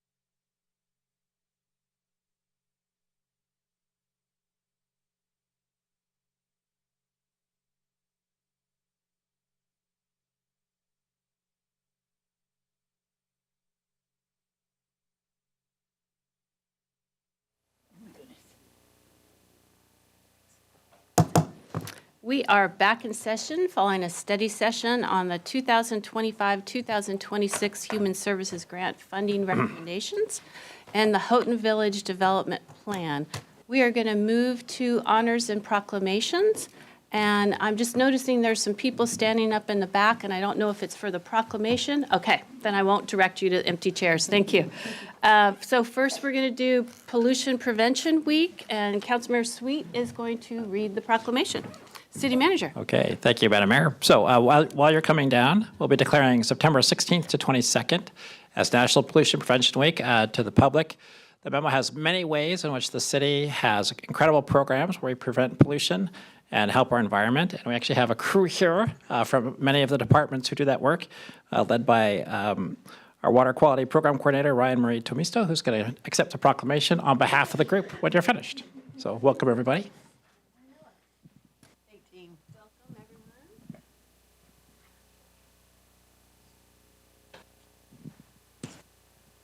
Who's the main recipient? Anybody taking? You go, girl. Well, thank you all. By merit of many years of service on my behalf as part of the Regional Water Quality Committee and working on wastewater issues, stormwater issues, and because I also serve as the solid waste representative for the city of Kirkland, I am honored to read this proclamation. Designating September 16 to 22, 2024 as National Pollution Prevention Week in Kirkland, Washington. Whereas the United States Environmental Protection Agency acknowledges National Pollution Prevention Week in honor of the United States Congress passing the Pollution Prevention Act in 1990. And whereas the Pollution Prevention Act promotes source reduction to reduce the amount of hazardous substances, pollutants, or contaminants entering any waste stream or otherwise released into the environment, and whereas the Kirkland City Council's goal for sustainable environment guides the city to protect our natural environment through sustainable goals and practices. And whereas the city of Kirkland is a leader in implementing programs that reduce and prevent pollution by empowering businesses, residents, and municipal operations to protect our environment through education, outreach, and technical assistance. And whereas these services are provided by a diverse workforce with a variety of backgrounds and experience levels that share a common goal of protecting public health and the environment by controlling, reducing, or eliminating sources of pollution before they enter our environment, including our wetlands, streams, and lakes, and prevents the need for costly controls and cleanup responses. Now, therefore, our mayor, Kelly Curtis, does hereby proclaim the week of September 16 through 22, 2024, as National Pollution Prevention Week in Kirkland, and calls upon all community members to protect natural resources by reducing and eliminating, I'll insert that incorrectly, pollution at its source. Thank you.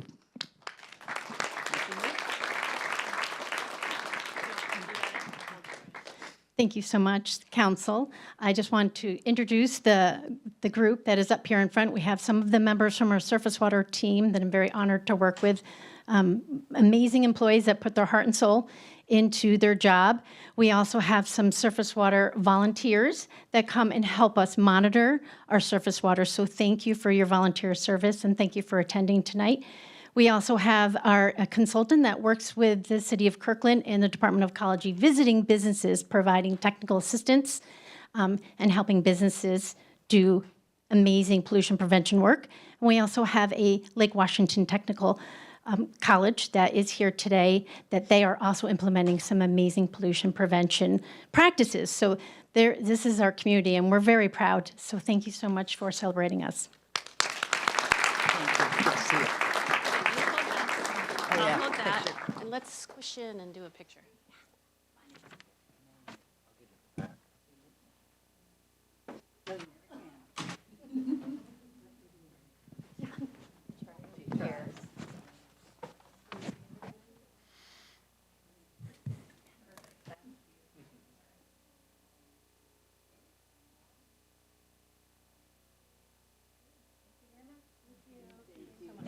Thank you, everyone.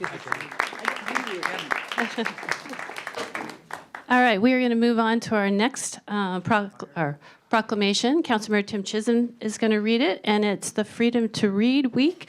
Come on up, Library Board. Oh, yeah. Okay.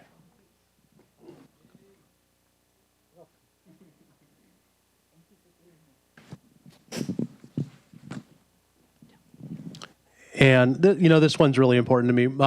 My wife's a former member of the library board, and thank you so much for advancing this proclamation. Proclamation, September 22nd through 28th, 2024, as Freedom to Read Week in Kirkland.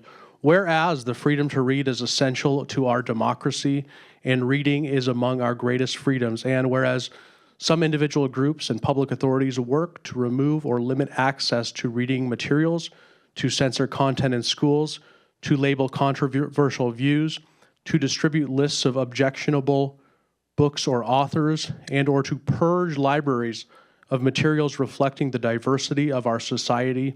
And whereas the American Library Association's Office of Intellectual Freedom has found a dramatic increase in book challenges in the last several years, with 2022 having the highest number since ALA started collecting censorship data 20 years ago, with 1,269, and 2023 closely following with 1,247. And whereas the city has demonstrated its ongoing commitment to diversity, equity, and inclusion, and whereas by passing its DEIB 5-year roadmap through Resolution 5548 and declaring Kirkland a safe, inclusive, and welcoming community for all people through Resolution 5240, and whereas the Washington State Legislature passed HB 2331 and 2024, which prohibits schools in Washington from banning books solely because they were written by members of cultural groups who typically are marginalized, as currently most of the attempts to remove library materials are on topics of LGBTQIA+ issues, books by Black authors, and books that document the experiences of BIPOC people. And whereas no book or resource materials should be excluded or censored solely because of the origin, background, or views of those contributing to the creation, and all library books and resources should be accessible for the interest, information, and enlightenment of all people of the community the library serves. And whereas the freedom to read is protected by our Constitution and intellectual freedom is essential to the preservation of a free society and creative culture, and our libraries are uniquely situated to challenge censorship in the fulfillment of their responsibility to provide free access of all expressions of ideas and information. And whereas Freedom to Read Week, also known as Intellectual Freedom Banned Book Week, has been observed for the past 42 years as a reminder to Americans to not take their freedom for granted. And now, therefore, Mayor Kelly Curtis does hereby proclaim September 22nd through 28th, 2024 as Freedom to Read Week in Kirkland, and calls upon the community to learn more about book censorship and support people's rights to read on all perspectives without restriction.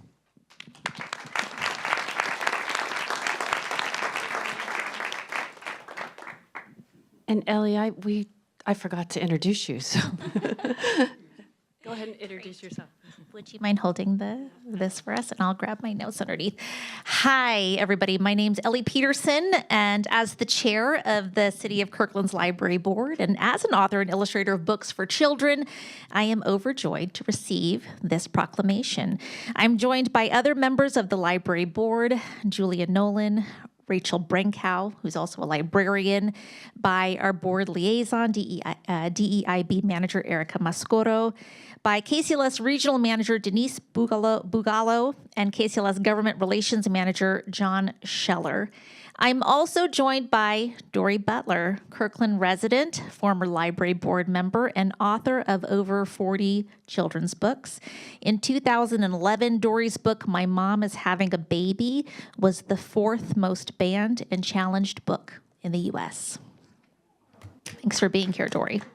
Thank you, City Council, for this proclamation. When we stand against the banning of books, we tell the people represented in these stories that they matter to us, that their existence is not an affront.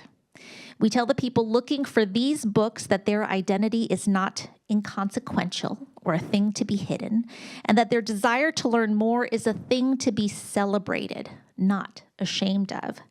By making the proclamation for Freedom to Read Week, we send a message that we care about the marginalized members of our Kirkland community and about intellectual freedom for all. Thank you.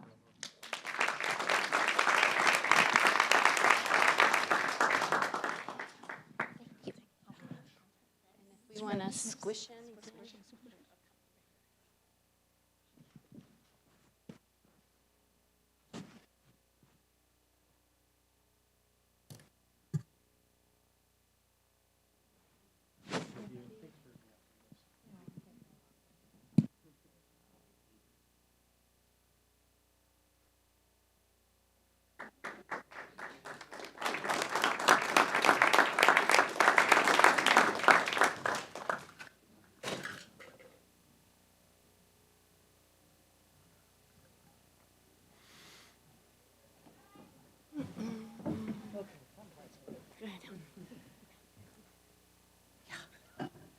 All right, we are now moving to items from the audience. This is our time in our meeting when we normally hear from the public.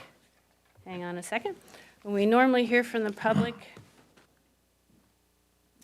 not on matters that are not quasi-judicial are scheduled for a public hearing. We do have public hearings scheduled this evening. The first includes a combined public hearing on items 6A and 6B, which are the proposed resolutions R 5642 and R 5643, opposing initiative measures number 2117 and 2066, concerning carbon tax credit trading and regulating energy services respectively. The second public hearing is on item 6C, which is the 2025-2026 budget revenue sources. Remarks on those items must be reserved for the public hearing that will happen later this evening. On all other matters, please limit your remarks to 3 minutes, and the council will receive up to 3 comments on each, on both sides of the issue. If you are present either in person or virtually and would like to address the council during items from the audience period, please sign up using the online public comment instruction link or in person using the posted QR code. For those participating by phone, please dial *9 to be recognized to speak. Items from the audience is an important part of our business meeting, and we ask everyone be treated with kindness and respect. We ask that you do not clap after or applaud after a speaker or openly express your agreement or disagreement with a speaker. When that happens, even when being openly supportive of a speaker, it can be disruptive to our meeting and discourage others from sharing a different point of view. We discourage people from using obscenities and personal attacks, and we ask that you direct your comments to the council, not to staff or audience members. Because they can be disruptive, signs and placards are not allowed in council chambers during meetings, regardless of content. As a reminder, state law does not allow items from the audience to be used for promoting or opposing a candidate's campaign or ballot position. Kirkland prides itself on being respectful, welcoming community. We want everyone to feel like they belong in council chambers, expressing their viewpoints, regardless of content. Before I go any further, I do have a statement that I would like to make on my behalf. I've received a few emails from the community expressing concern over something I said at the September 3rd council meeting following the items from the audience. As I close the public comment period, I described those who spoke about the proposed transit policy as no growth. The criticism of using that term is more than fair, and I want to apologize. I misspoke, and I could have and I should have chosen my words more carefully. I have been listening closely to all the public comments, meeting with residents, reading all of the emails and our Kirkland messages that council has received, and I recognize that we do share an interest in smart growth and more affordable housing choices, and that the disagreements are primarily about where these new housing options should go. I'm sorry for misspeaking, and I appreciate the feedback that I have received. I also want everyone to know that we as city leaders are concerned about the division in our community, which impacts all of us. We all care about our community, and we all want to find common ground where we see each other as neighbors first. I have some ideas on where we can go from here and how we can learn from each other and come together to solve these challenging problems as a community. I'd like to ask the city manager to talk with council on their thoughts and ideas and come back to us later this year with some recommendations. Thank you, everyone. All right, city clerk, let me switch out of this. And who are our first speakers? Our first three speakers are Jackie Mendez, Joe Kunzler, and Carrie. Jackie Mendez.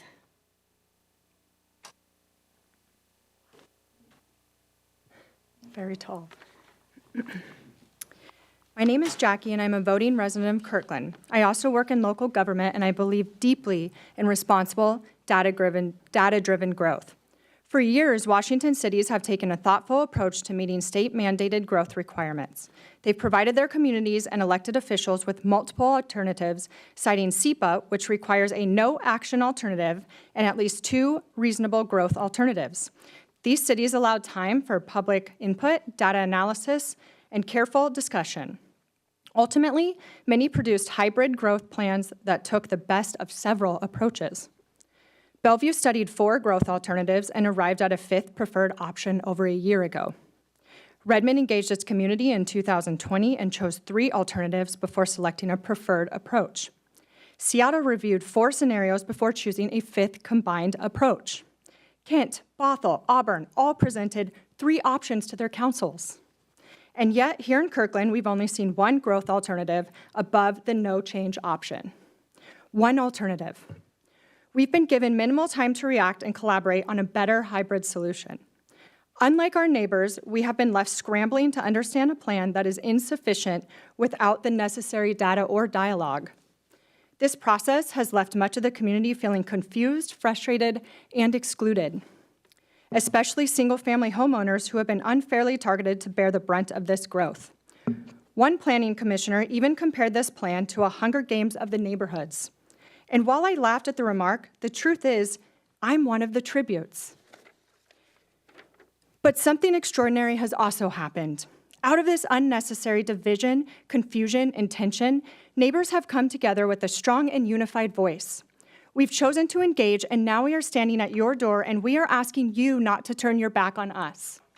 Create a growth plan that prioritizes development in the 85th Street corridor and the growth centers, revitalizes old neighborhood strip malls into vibrant neighborhood centers with clear boundaries, and continue supporting the missing middle housing legislation already taking shape in our neighborhoods. I've heard it said that this plan is bold. I don't see bold. I see an incomplete plan, one that lacks depth, data, research, and options. We, the people of Kirkland who have invested in this city for years and invested in you, are asking you to be bold. Create a plan that doesn't divide our community, a plan that lifts Kirkland as a whole and reflects our values and unites us in a shared vision. That's the legacy you should be striving for, not a divisive growth strategy that will be remembered with regret. Thank you. Thank you. Joe Kunzler? He's virtual, so he's joining us now. Okie doke.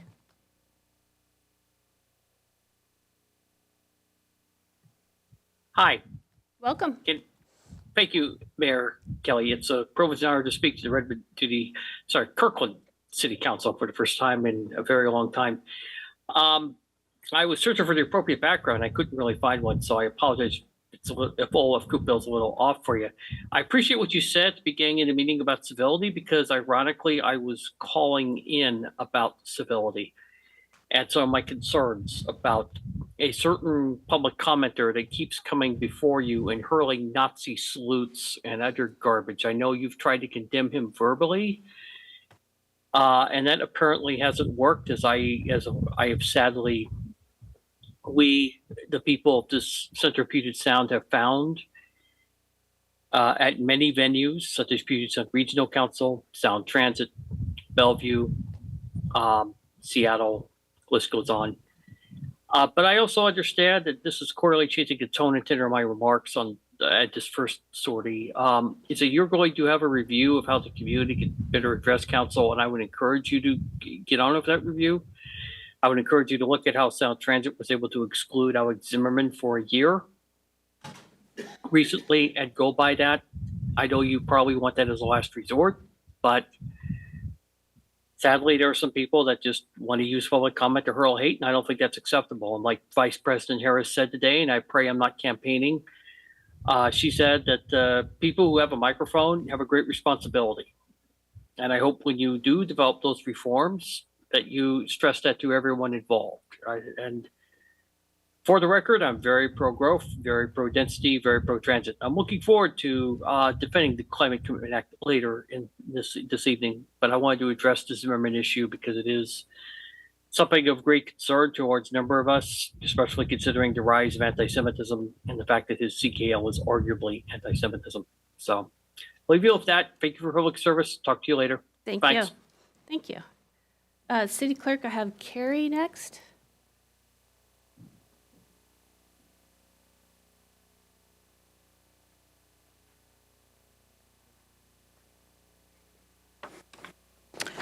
Hello, my name is Carrie Oliver. I'm a 27-year resident of the city of Kirkland. I'm here tonight to request that the Kirkland City Council realizes and addresses the problems with our planning department. On April 19, 2022, I asked you for assistance with the planning snafu that will have a significant impact on the Everest neighborhood traffic, parking, and safety. The planning department erroneously determined that the development located at 422 6th Street South would have no impact on 7th Street South or the Everest neighborhood. They also erroneously required the developers to remove the 6th Street South driveway in conflict with the Everest neighborhood plan. Why am I here 2 years later? Because we are starting to see the fruits of the planning department's snafu and lack of accountability coming home to roost. This week, we received a notice of parking modification reduction for required parking stalls at that site. As it turns out, we were right. There is a 47 parking spot shortfall in that development.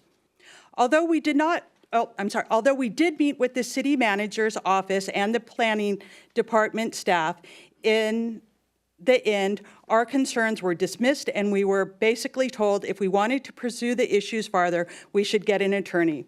A system where the only way for citizens to have their rights protected or for the planning department to follow the city's own ordinances, codes, and regulations is for the citizens to hire an attorney is a broken system. Our neighborhood could not justify the cost of an attorney, so we gave up the fight, knowing our only recourse was to wait and do what I am here doing tonight. Now that the building is complete, problems are arising, and the lack of proper planning is undeniable. So I'm here tonight to say, we told you so, to the planning department, staff, the city manager, and their experts. The city council, the city manager, and the planning department should be working for the citizens of Kirkland. The opinions and outside interests should never supersede the interests and rights of the current Kirkland residents.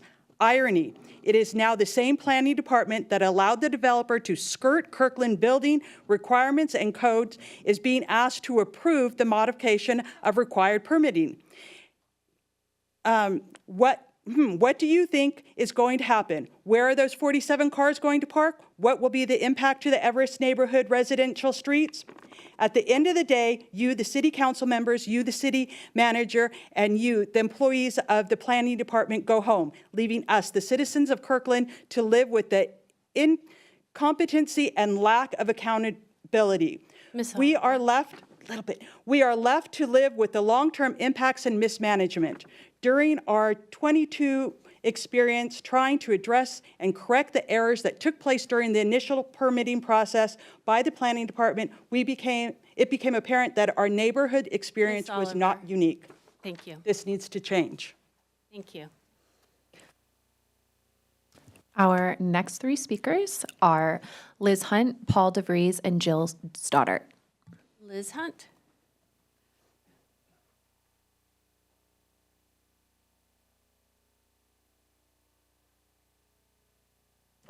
Good evening, council members and staff. My name is Liz Hunt and I live in Kirkland. I want to share with you something that I learned recently. Kirkland is the #3 most dense city in the state of Washington. Based on population per square mile, the source of this is the Washington State Office of Financial Management, which is a state office that provides data and statistics for the state. Seattle is the #1 most dense. Mount Lake Terrace is #2, Kirkland is 3, Redmond is 10, and Bellevue is 12. All of those cities that I mentioned have light rail except for Kirkland. Kirkland is ahead of the game in density. We are currently doing our part to absorb growth and combat urban sprawl. Our density is increasing. Our current zoning enables an over 51% increase in population by the year 2044. The math is 19,000 additional housing units times our average of 2.4 units people per unit. That's about 45,600 more people. We aren't adding more land, so our density could increase significantly, and that's with no change to our current zoning. Our new comprehensive plan is in flux a little bit, but it proposes adding even more growth on top of what is already in our current zoning. So let's talk for a minute about affordability. It's unlikely that we will be able to provide cheap housing for everyone who wants to live in Kirkland because land here is very expensive. I've heard people say that more supply and more density will enable affordability. However, we are the #3 most dense, and that hasn't created affordable housing. So providing affordable housing is a real challenge. I'm not saying this is easy, and it often requires subsidies, private money, government money, tax breaks, fee waivers, reduced setbacks, reduced parking requirements, lots of knobs that people are talking about turning to make housing in our area more affordable. And we need to provide those incentives without damaging our city budget, because that's pretty important. So in closing, let's put our density in our urban growth centers and our neighborhood centers that have the infrastructure and focus our energy on creating realistic plans that can provide housing at affordable levels. I look forward to reading the next draft of the Comprehensive Plan Housing Chapter that's due out Thursday before the public hearing. Thank you. Thank you. Paul DeVries. Hi all, Paul DeVries here.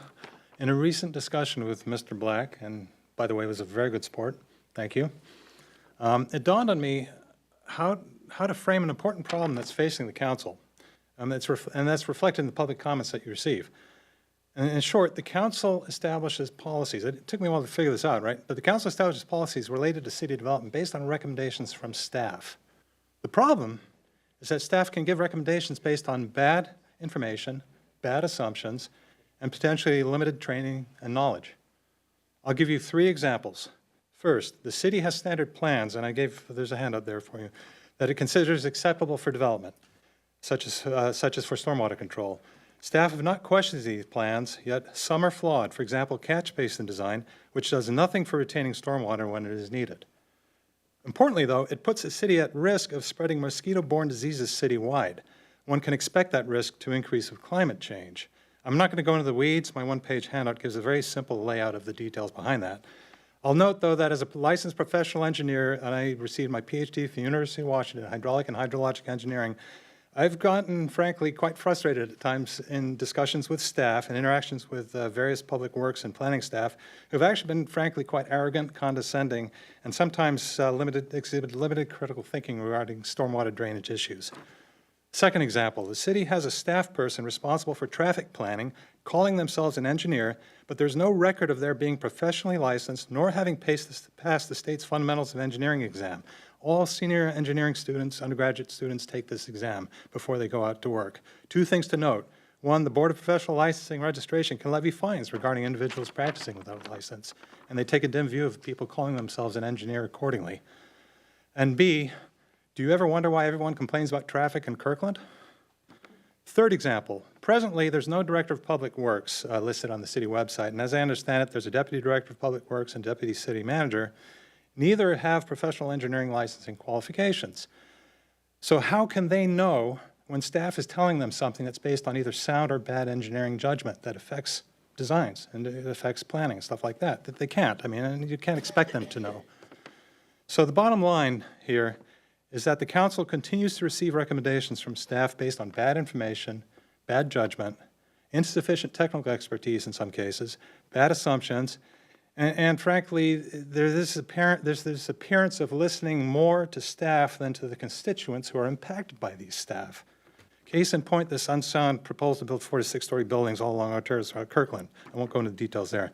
I strongly recommend that the council set up an independent review mechanism where you can ensure that what you're being told by staff is based on sound engineering, sound planning, and sound data.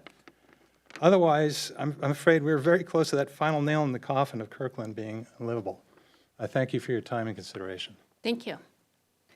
Jill Stoddart.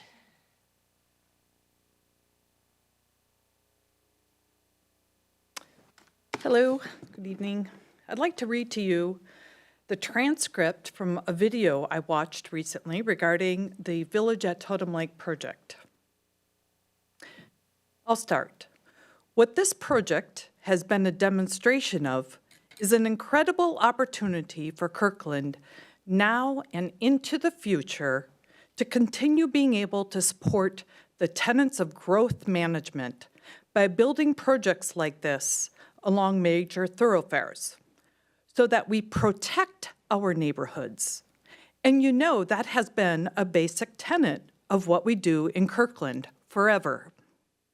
By being able to maintain neighborhoods in their current configurations allows us to have villages like this one that not only protects the other neighborhoods, but becomes a neighborhood themselves. Do you recognize these words? They were spoken by former Mayor Penny Sweet not 10 years ago, in January 2022. When did the city of Kirkland decide that neighborhoods in their current configurations were not worth protecting? The neighborhoods of Kirkland, and I mean all over Kirkland, not just those surrounding Market Street, have come together this summer to tell you that we still believe our neighborhoods in their current configurations are worth protecting. So let's focus on getting growth right in the areas of Kirkland that have already planned for high density. As Mayor Sweet said in the same video, we honor the commitments that we made with the development agreement, recognizing that we are going to have to put a whole lot of dollars into infrastructure.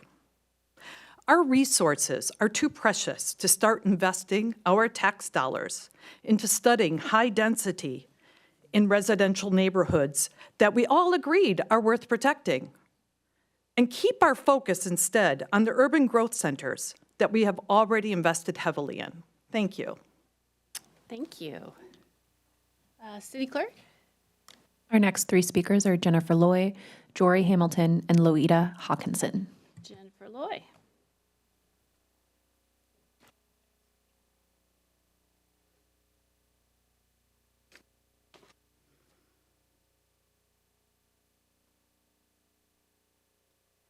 The Caroline Woods Chronicles, The Tale of the Missing Tree, Part 2.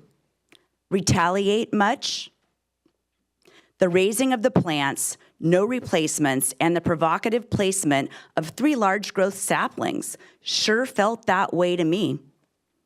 If you recall, I had just finished a meeting with Deputy Parks Director who had assured me he'd get back to me. I emailed all of you the presentation I gave him, a picture showing the park mislabeled as a natural area, and the specific area in the pros plan that shows Caroline Woods is classified formally as a neighborhood park. I told the 2 Parks Board members that I thought the meeting went well and was optimistic for a resolution. 2 weeks later, I had to call and check in. The deputy director said he met with his staff at the park but never got back to me. He said that they moved one sapling but would be keeping the remaining shore pines on the north perimeter. After all the dialogue, I then received an email saying that he'd like to meet to explain to me their park management philosophy of what he called a natural park.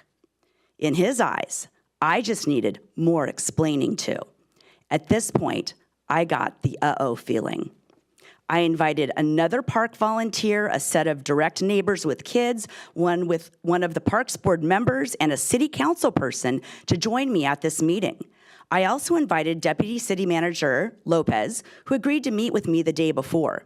March 1st, Deputy Director Lloyd brought the Parks Maintenance Manager and the Natural Areas Supervisor, who directed the activity to plant the privacy hedge trees on the perimeter of the playground. The Deputy Director immediately begins defending the placement of the trees on the perimeter. The underlying current is that the Parks people think I took the tree down they were worried about. I indicated that the placement of the missing tree was inconsequential to seclusion or visibility. I did walk everyone over to the area that needed more visibility. The deputy director then falsely claimed that I requested I wanted to clear the entire thing out. I then went on to show all assembled another tree that was recently cut down, presumably by city arborists, and then another stump, and yet another stump. Why were they not upset about these trees? Of course, the tree canopy is mentioned, and I said we can all agree that a healthy tree canopy and planting trees is important, and that moving the 3 saplings to another area of the park does not conflict with that goal. I suggested why not plant 12 saplings in an appropriate area of the park? I'd personally help. Deputy Director then says the parks team can prune the trees decoratively to make sure that there is visibility into the park. Ms. Loy, your time's up. The conversation continues. Thank you. Jory Hamilton? Is he virtual? Okay. I don't see him. Okay, then we're going on to Lolita Hawkinson.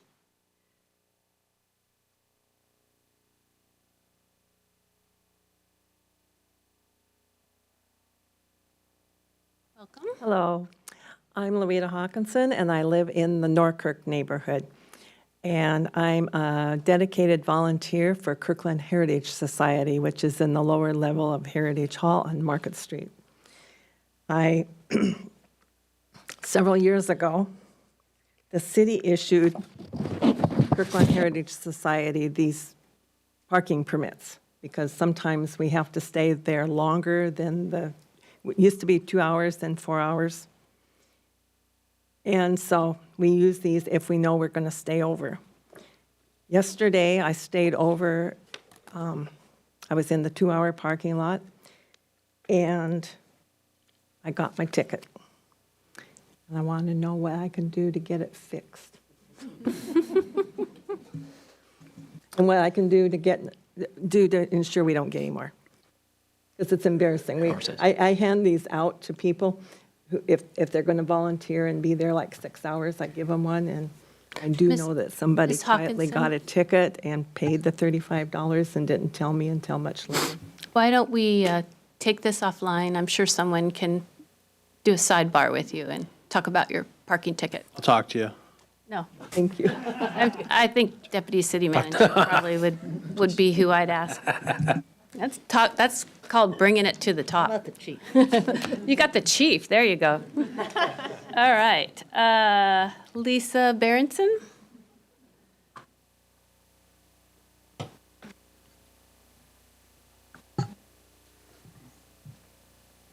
Hi there.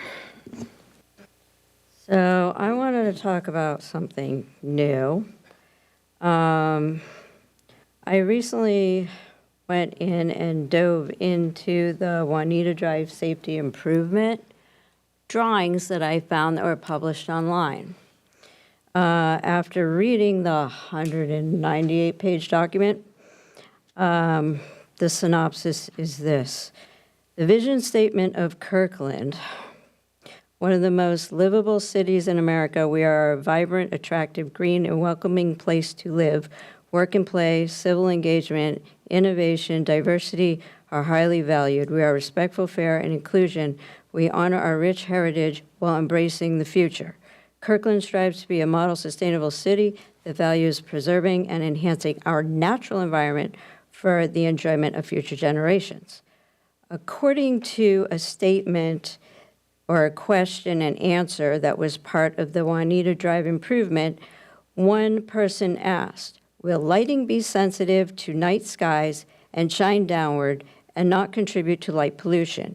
The answer was yes, the illumination system is designed to provide lighting downward for people who are driving cars, riding bikes, or walking. Everything that I have seen so far on the Juanita Drive improvement, all the lighting is not in compliance with this concept.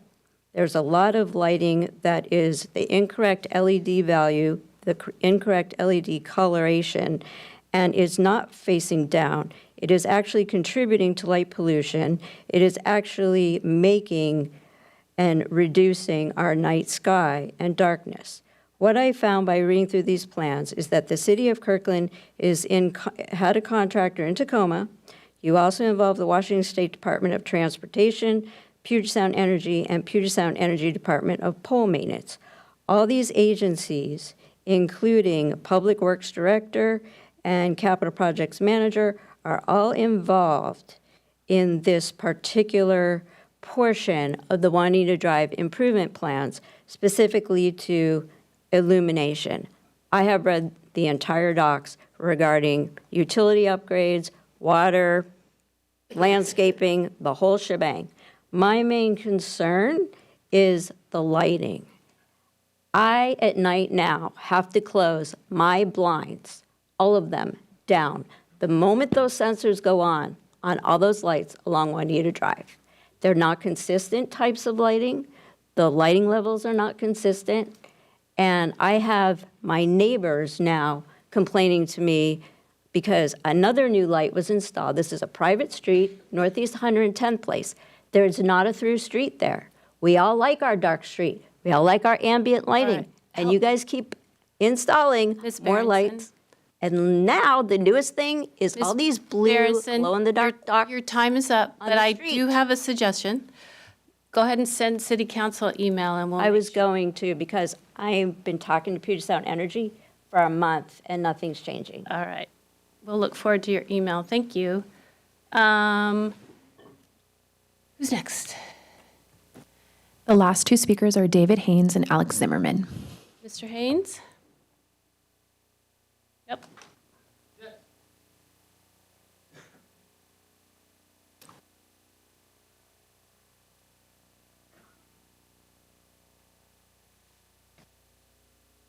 Welcome. Hi, thank you. David Haynes. Oh, shit. I live in Juanita Beach, and there's a road rage that comes through there, and the developer just tore down the natural barriers where people are living and like walking past. So now, instead of having the sidewalk fixed to make it safe, it's gotten worse. And it turns out the developer cut down all these additional trees and sat there and mulched it all except for some big gigantic logs that he left stockpiled right next to a whole bunch of families who have been overwhelmed by the decibel levels and the dust levels.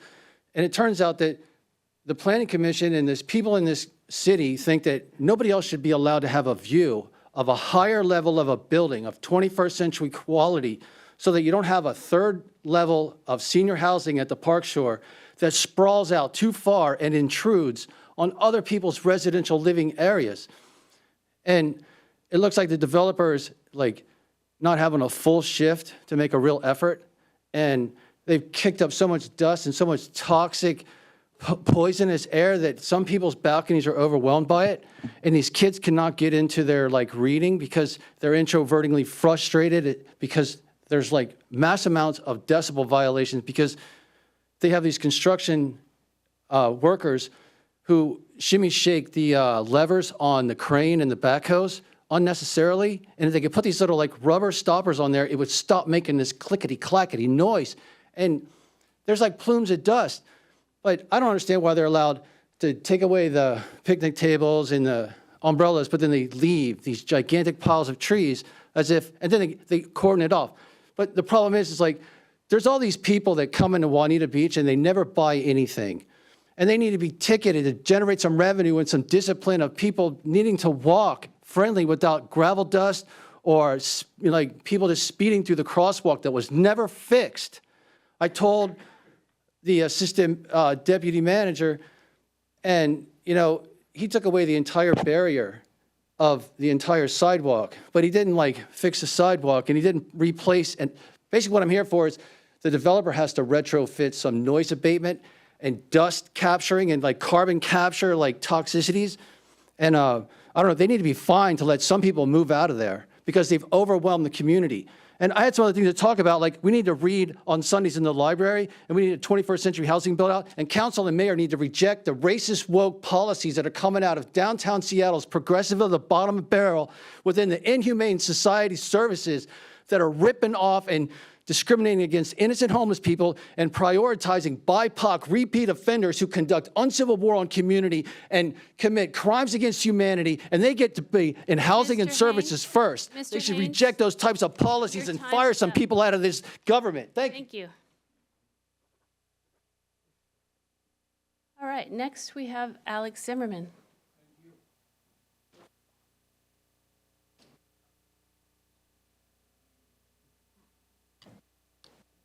Hi, my name is Alex Zimmerman. I live here for 40 years.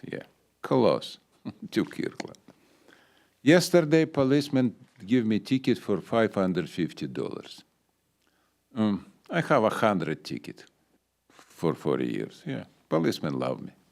I explain to you later why.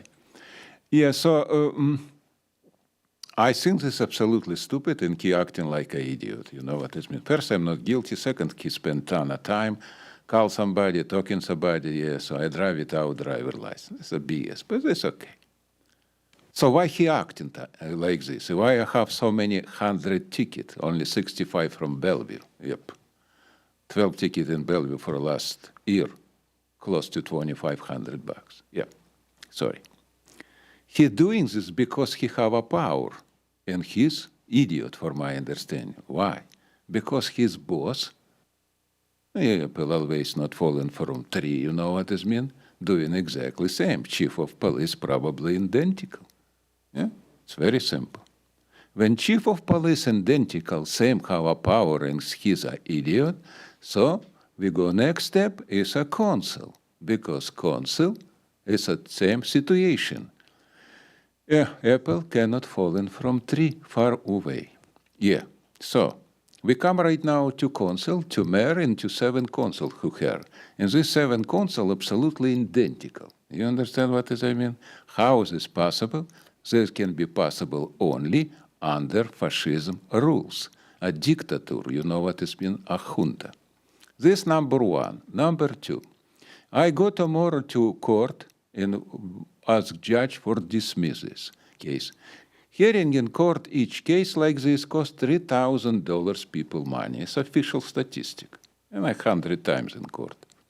So what has happened, but is judge not dismiss this case, not listen to me, because many judges not listen to me, listen to policemen, and I don't understand, as they work for government or they independent. I cannot understand this for 40 years. For my understanding, something wrong happened. So what is I can do? Because I feel not so good, and I'm not so guilty. Plus a big stress for me, an old man, you know what it means, it's huge. I have problem with my health, because it's a huge stress. I will sue city Kirkland. And how much this will be cost? Ask attorney. When I sue you and bring you to jury trial, it's probably cost $30,000. So I'm right now speak to everybody who not freaking idiot. Start control people who work for us government, because us government right now go to totally wrong direction. Is this direction not good for everybody? And I don't want sue you because it's a people money. Your time's up. Thank you very much. City Clerk, anyone else? All right. I am now closing items from the audience. Mayor. And now we are going to, Mayor. oh, And Councilmember Pascal? just have a question. Yes. We had some testimony earlier about a project on 422 6th Street South.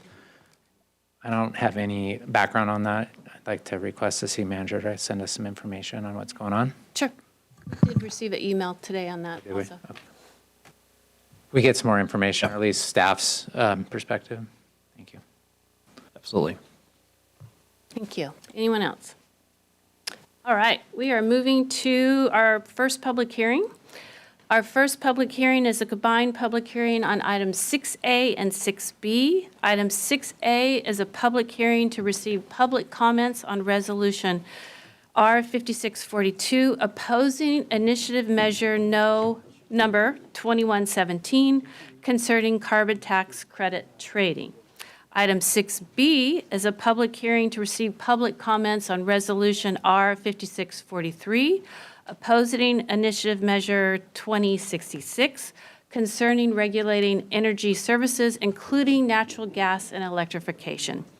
To provide an approximately equal opportunity for expressing of opposing views, we will provide up to 30 minutes each for expression of supporting and opposing views.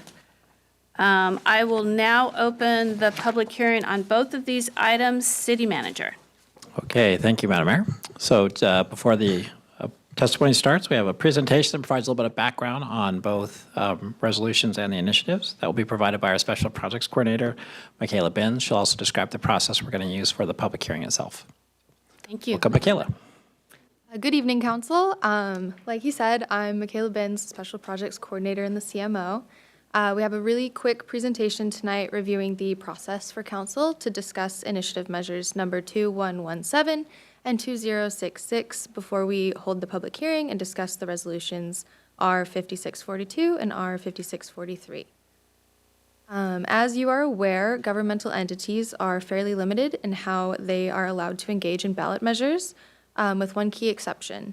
Local government bodies like the Council may vote on motions or resolutions to express support or opposition on ballot propositions, assuming they follow two important steps which we have followed tonight. First, we noticed the meeting and included the title and number of the ballot propositions, and second, we're providing members of the legislative body and the public an approximately equal opportunity to express opposing views. We've invited the campaigns both in support and in opposition to share those opposing views. Tonight will be the combined public hearing for both resolutions 5642 and 5643, during which up to 30 minutes will be allocated to testimony in support of, and up to 30 minutes will be allocated to testimony in opposition, the order of which will be decided by a coin toss, and the amount of time per speaker will be determined by the number of speakers who've signed up. The next two slides contain text from the Washington State Secretary of State's website and details the ballot measure summaries for both of the initiatives on the ballot. Initiative measure number 2117 says this measure would prohibit state agencies from imposing any type of carbon tax credit trading, including cap and trade or cap and tax programs, regardless of whether the resulting increased costs are imposed on fuel recipients or fuel suppliers.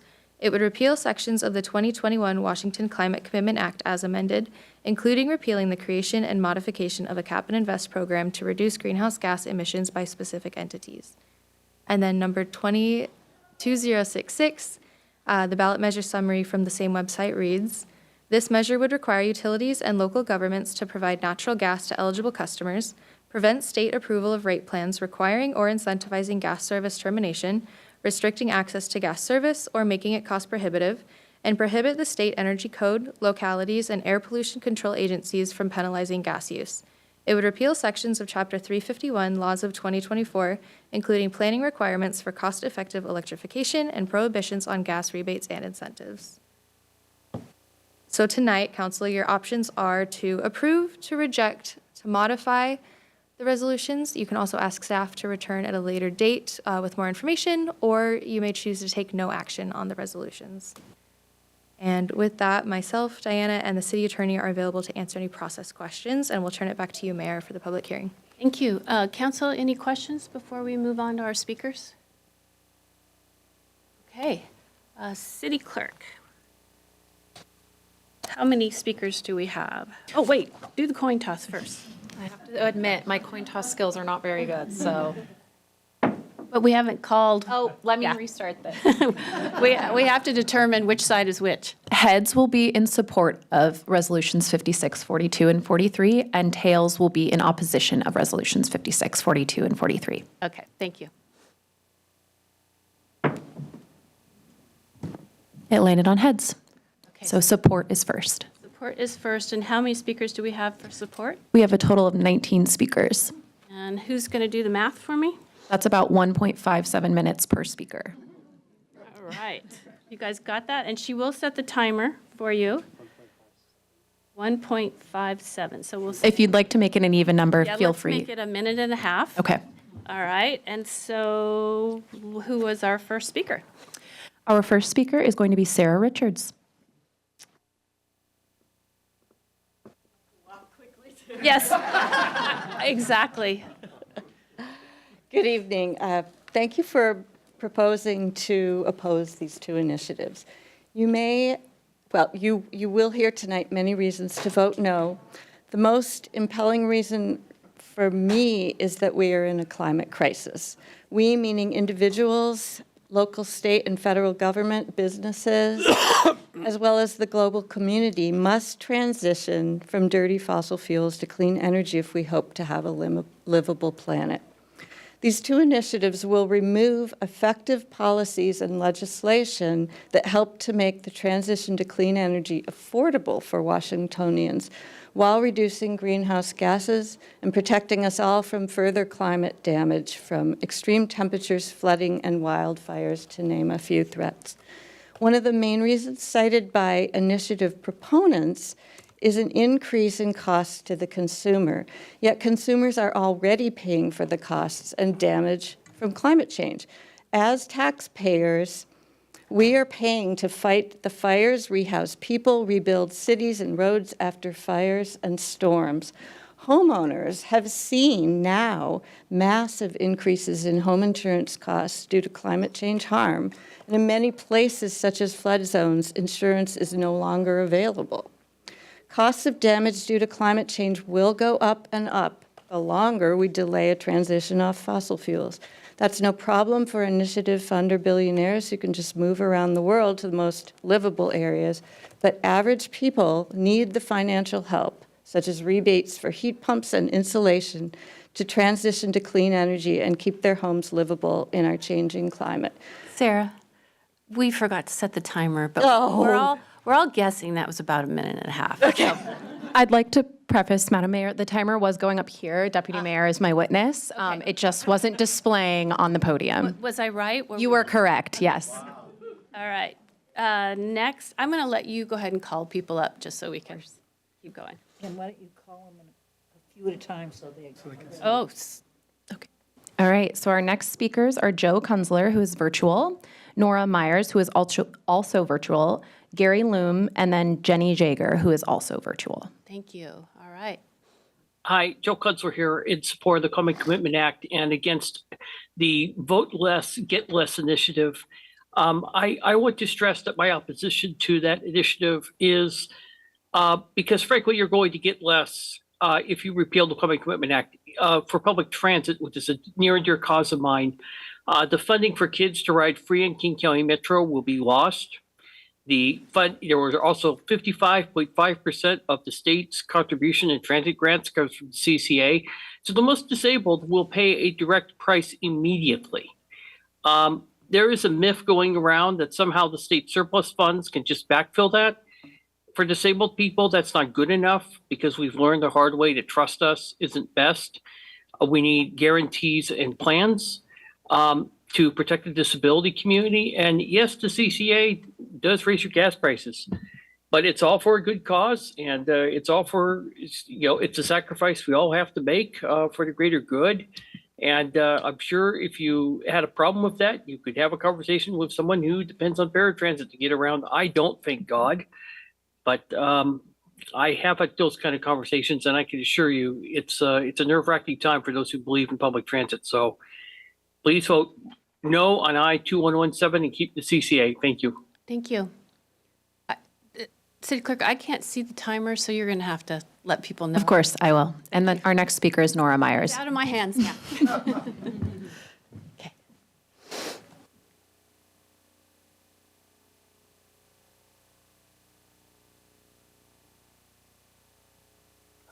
Hello, City Council members. I am a high school senior who is worried about the future of our environment. We are already not doing enough to stop climate change, and if voters pass 2117, it would only make the situation worse. We cannot afford to peel back our progress with climate change policies. 2117 would gut programs that many people in our state benefit from. For example, free youth transit, which I regularly make use of, and am grateful for the freedom it provides me as someone who cannot drive. The money from the CO2 tax supplies the funding to many programs that support people of lower incomes. So this is not just an issue about the climate, but also about equity. In addition to supporting the resolution of no on 2117, I also ask that you do the same for 2066, as it will also have negative impacts on our progression to a greener, more sustainable future.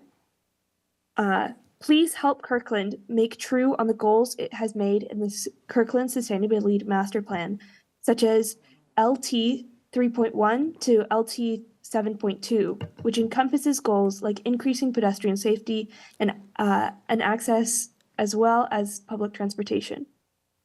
Kirkland should support all efforts to protect our air, land, and water for the future of our city, country, and world. Thank you. Thank you.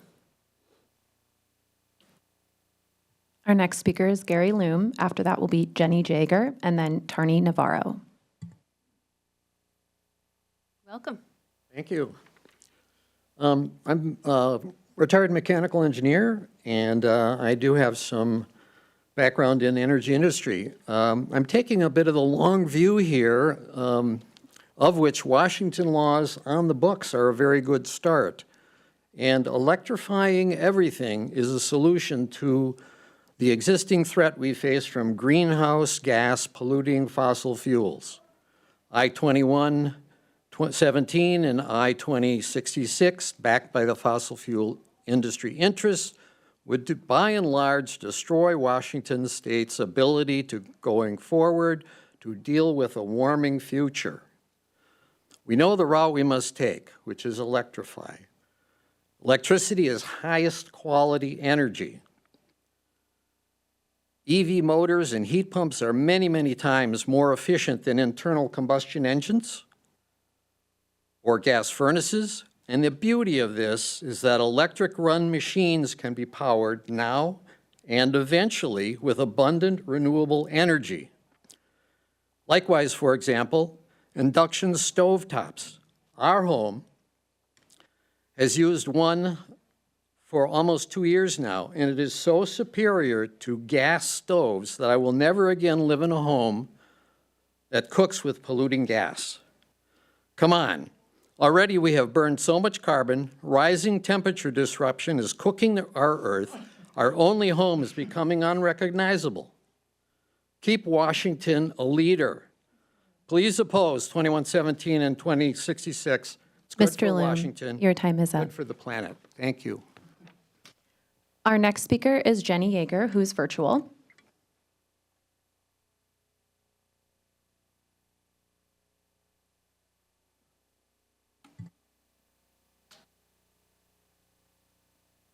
Jenny? Hi, good evening, City Council members. I'm Jenny Jaeger, a resident of Kirkland. I'm here to speak in favor of the city endorsing no on 2117 and no on 2066. Other Eastside cities, organizations in Kirkland, healthcare organizations, firefighters, climate organizations, transit organizations, and AAA have joined a broad coalition that have endorsed the no on 2117 campaign.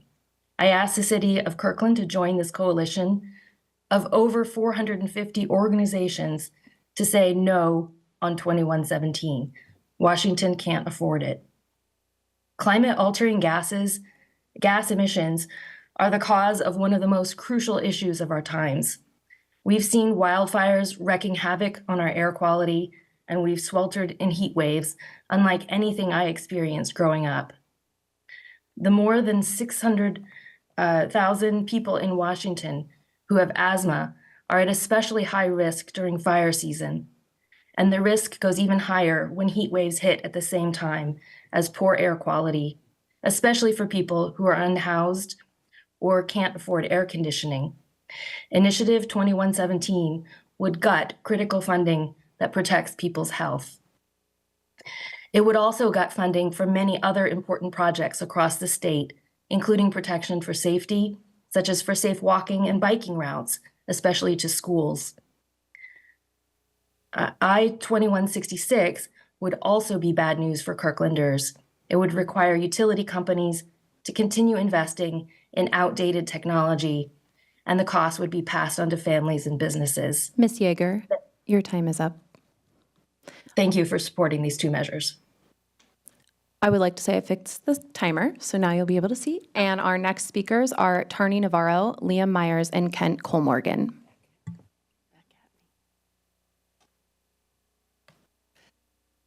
Welcome. Hi, I'm Tarni Navarro, and I live here in Kirkland in the Moss Bay neighborhood.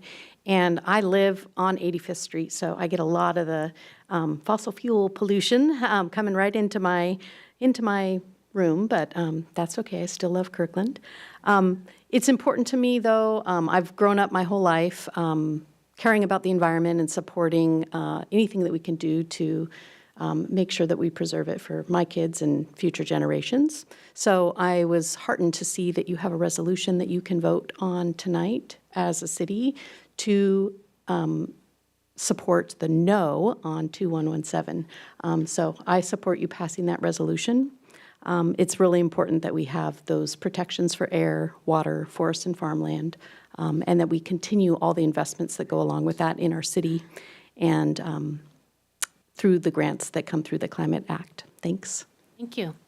Liam Myers is virtual.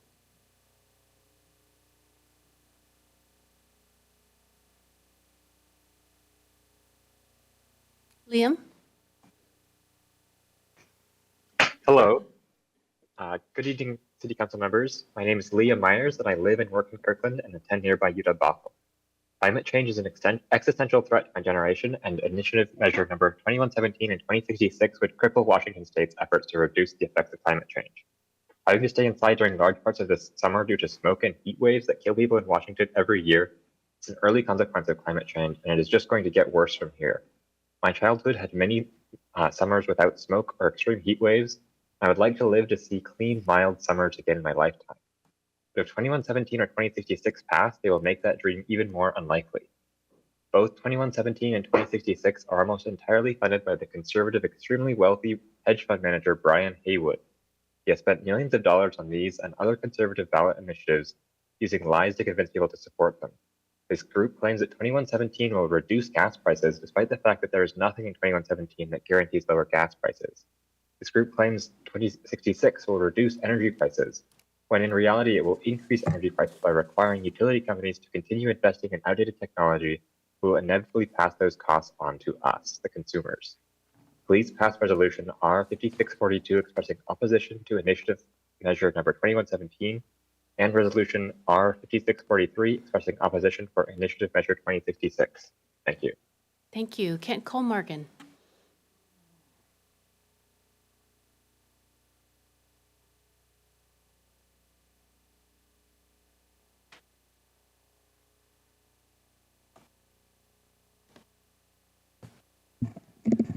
Buenas noches, Madam Mayor and council members here. Thank you for your time to review initiatives 2117 and 2066. My name's Kent Colmorgan, and I guess I could claim at this point, being a long-term member of Kirkland. Kirkland Council and the city has had a long history of working on clean energy and climate change issues. From our Sustainable Kirkland group working with the city to pass a plastic bag ban in 2017, and to witness the passing of the Sustainable Master Plan in December of 2020. I-2117 would be a throwback to our state's and local efforts to continue towards the mitigation of climate change and planning for future energy. For example, the devastating effects of passage 2117 include increased pollution to our air and waterways, such as eliminating programs for safe fish habitat, like planting natural areas along the streams, and wildfire mitigation, such as expanding resources to fight wildfires. We've also witnessed some major summer pollution from wildfires, and this affects our asthma as other breathing hazards there. And my grandson is one of those, and he calls it being in house detention now when he has to stay indoors. It would take away funding from local projects like safe walking and biking paths and planning the future transportation projects. It would end funding for tribal environmental action programs like transitioning to clean energy, tribal land. Your time's up. 2117 would increase energy costs to our most vulnerable populations by eliminating utility bill discounts and rebates for energy efficient utilities. Your time's up. Time's up? Your red light. I was just getting started. Your red I'm light. warming up yet. Anyway, I encourage you to vote no on 2117 and 2006. Thank you. City Clerk, next three. Our next three are, Dylan Plummer, who is virtual, and then it will be Kirk Hovenkotter and Kyle Sullivan. Welcome. Hi there. Mayor Curtis and members of the Kirkland City Council, my name is Dylan Plummer, and I'm here in my capacity as an employee of the Sierra Club, where I work as an advisor for our national building electrification campaign. In Washington State alone, we have over 32,000 members and well over 100,000 supporters across the state working for environmental and climate justice. I'm testifying tonight to voice the Sierra Club's strong support for the City of Kirkland's proposed resolutions 5642 and 5643 to oppose initiatives 2117 and 2066 in order to keep energy affordable for working families and to protect clean air in our climate. The City of Vancouver just passed similar resolutions last night, and we hope that you will vote to join them and join our broad coalition of environmental organizations, labor unions, affordable housing providers, builders, and small business owners in opposing these harmful initiatives. The initiative would stop towns, and so I'm going to specifically talk about 2066 in my brief amount of time, and just say that the initiative would stop towns, cities, and counties from making decisions that work best for their communities. It's an overreach designed to prevent local decision-making on some of the most important issues. The initiative would increase energy bills and require utility companies to continue investing in outdated, polluting technology, and the cost would be passed on to families and businesses. And finally, the initiative would attack energy efficiency programs and roll back modern protections that make homes and businesses more energy efficient, saving ratepayers money. 2066 is funded by powerful interest groups, including fossil fuel corporations. I'm sorry. Their profits. Your time is up. Thank you. Thank you. It's like testifying at the legislature. You think you have 3 minutes and you get 60 seconds. Kirk, come on up.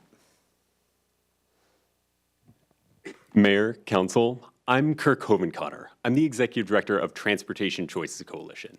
We're Washington State's advocate for safe, sustainable, and equitable transportation. And I'm here to commend you for your resolution 5642 and encourage you to vote yes on it. In 2022, we helped lead the passage of the Move Ahead Washington Transportation Package. It was a transformative package that funded free youth transit, more frequent transit service, safe trails and sidewalks across Washington State, and more paratransit service. Initiative 2017 would repeal the Climate Commitment Act, which is a key and critical funding source for the Move Ahead Washington package and those investments. If repealed, funding for free youth transit would be cut for the 1.6 million residents of Washington State under the age of 18. Working families would have longer waits for buses, and seniors would have longer waits for paratransit service. Kirkland residents are hungry for more transit, not less. I want to commend the council for voicing your opposition to 2117. It would have been easy to stay silent on this, but the city of Kirkland is leading, and you all are leading by voicing your opposition to 2117.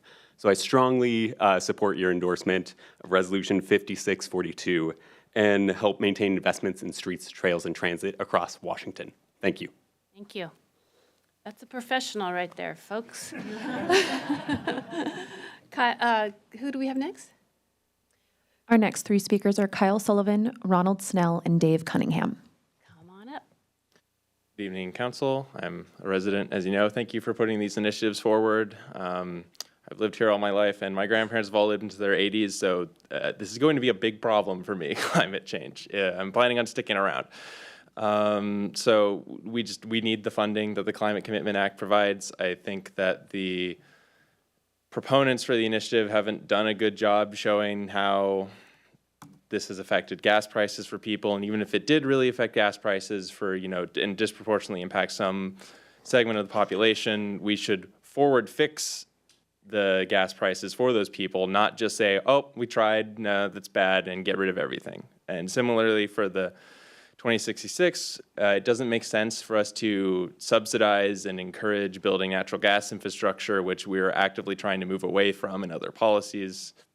Natural gas, better known as methane, is a potent greenhouse gas by itself, and the infrastructure for it leaks, and it just goes into the atmosphere in addition to just burning it. So, and if we continue building more infrastructure, we're just locking ourselves into using it for longer. There's nothing temporary about these infrastructure investments. So we just need to stop it now, stop incentivizing it. So thank you.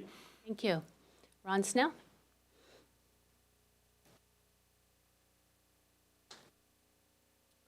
I'm Ron Snell. I live here in Kirkland, and I'd like to thank the mayor and the council for putting these resolutions together. I want to note on 2117, it's going to repeal the Climate Commitment Act, which is probably the single most important piece of legislation that the state of Washington has passed to deal with climate. It has two aspects to it. It's called Cap and Invest, and I want to talk a little bit about Cap. I think Cap is getting unfairly ignored here. What economists tell us is the easiest way to get rid of carbon pollution is to tax it. And that's what the Climate Commitment Act is doing. And companies are going to be, once they get the word, they're going to have incentives to clean up their act. One group I'm looking forward to seeing clean it up is concrete producers. They generate a huge amount of greenhouse gases and represent 7% of the world's carbon pollution worldwide. And they have some easy solutions that they can implement. But so far, they haven't moved. They need to take, as an example, look at BP, which has invested $250 million in the last couple of years to improve the efficiency of their operations and move towards biodiesel, and are a supporter of the Climate Commitment Act as a result. So come on, Mr. Concrete CEO, let's get with the program and get moving. On the proponents of I-2066. Ron. I'm already out. I know. It goes so fast. Too much data. Thank you. Next three. Dave Cunningham, Jean Large, and David Malcolm. I'm Dave Cunningham, and I'm a retired educator. And what else? I'm also a part of the Sierra Club, and I'm an ex-Brit. And I'm just going to curtail my remarks here. What's been said about 2066, I totally support that. And I really thank the council for approving this resolution. But I do want to say several things about the cost of 2117.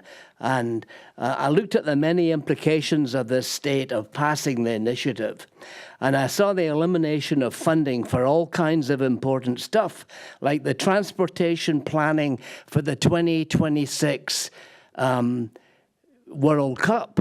Now, I'm a Brit, so my religion is soccer. And that World Cup in 2026 is going to be a huge tourist event, and we would be cutting the transportation planning for that. It makes no sense. As an educator, I saw huge cuts to the, I'm out of time here. Anyway, I would say that I totally approve and welcome this resolution from the council. Thank you. Thank you. Jean?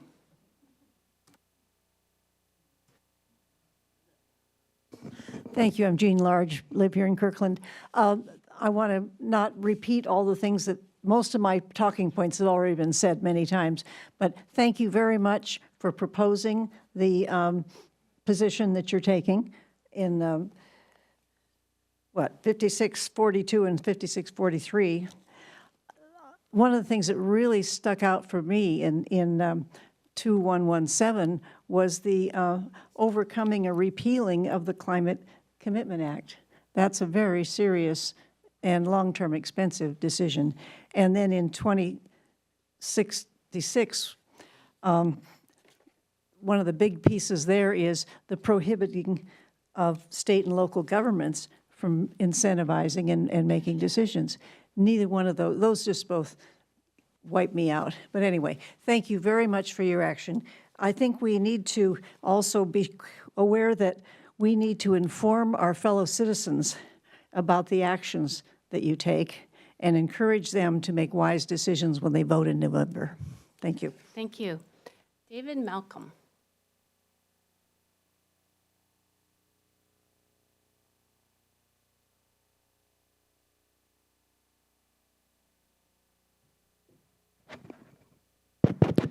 Madam Mayor, council members, I wish to give you 3 reasons for supporting the resolution and opposing the 2 initiatives. First, it will not cost the city any money. On the other hand, if the initiatives pass, that will cost the city a lot of money. Second, if we allow the initiative to pass, we will be on the wrong side of history. How are you going to explain to your grandchildren that you chose to sit on your proverbial thumbs and to disregard the quality of the planet that you have left for them? Third, the Climate Commitment Act really is a win-win program. On one hand, it gives the planet a modest break. On the other hand, it helps make Kirkland a cleaner city. Thank you. Your time is up. All right, next 3. Our next 3 speakers are David Haynes, Luke Travis, and David Goffrey. Is Mr. Haynes still here? Okay, let's move to Luke Travis.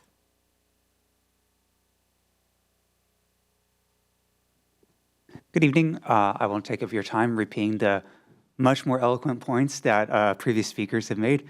I just want to voice my support and the support of a lot of us in this community for the bold action that we're seeing, and at least on the state level, in the realm of climate stabilization. So thank you very much. Thank you. Mr. Godfrey? He's virtual. Okay.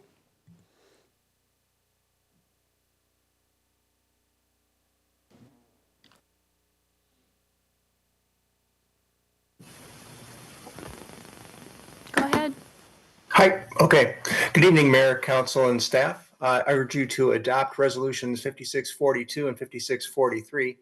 Despite all the detail we've heard this evening, the case for rejecting both I-266 and I-2117 is as simple as the goals and actions you've already adopted in our Sustainability Strategic Plan.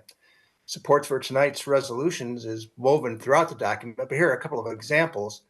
The first is oriented towards 2117 and the second towards 2066. On page 15, goal ES1 reads, prioritize greenhouse gas emissions to achieve city goals for reduction. And an action under that goal says, lobby the state legislature to enact laws to further reduce greenhouse gas emissions. Well, I'd say congratulations on your successful efforts and don't go back now. Turning to page 18, goal ES-5, reduce natural gas emissions. Action ES 5.3, explore requiring or incentivizing all new construction to be built with only electric systems.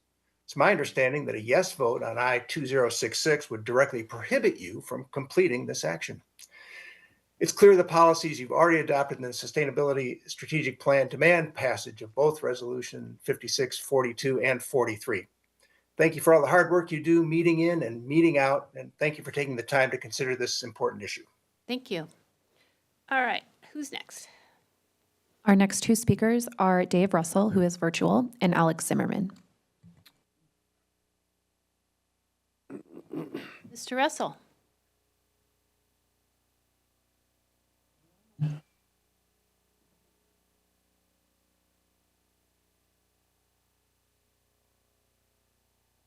Mr. Russell? Is he there? Okay. Mr. Mayor?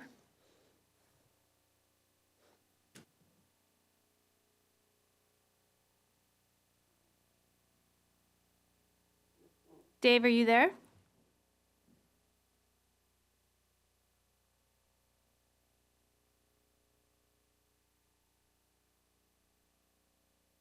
He's not there? Okay, we'll reach out to him. Mr. Zimmerman, you have a minute and a half.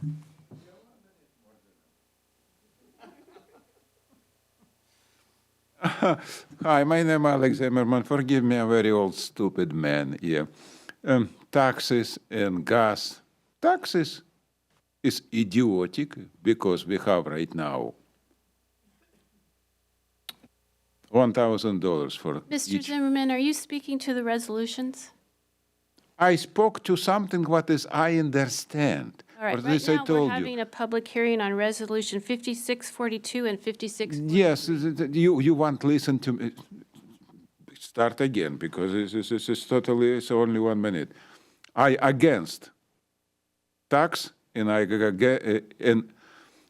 for gas, okay? So, I will speak very fast and easy. Tax, carbon tax, yeah, something like this, yeah. We spend right now $1,000 for each driver in car.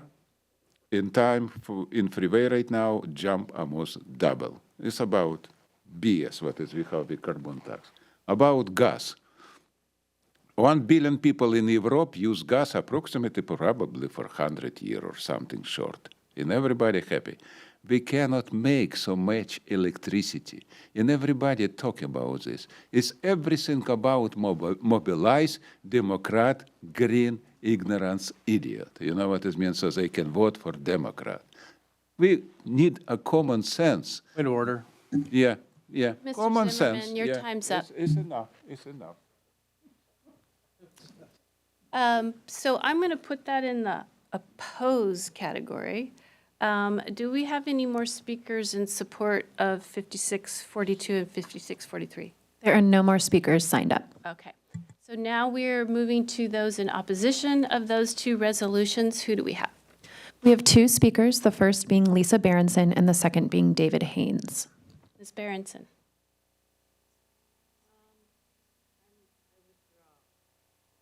All right, thank you. And is Mr. Haynes back? Okay.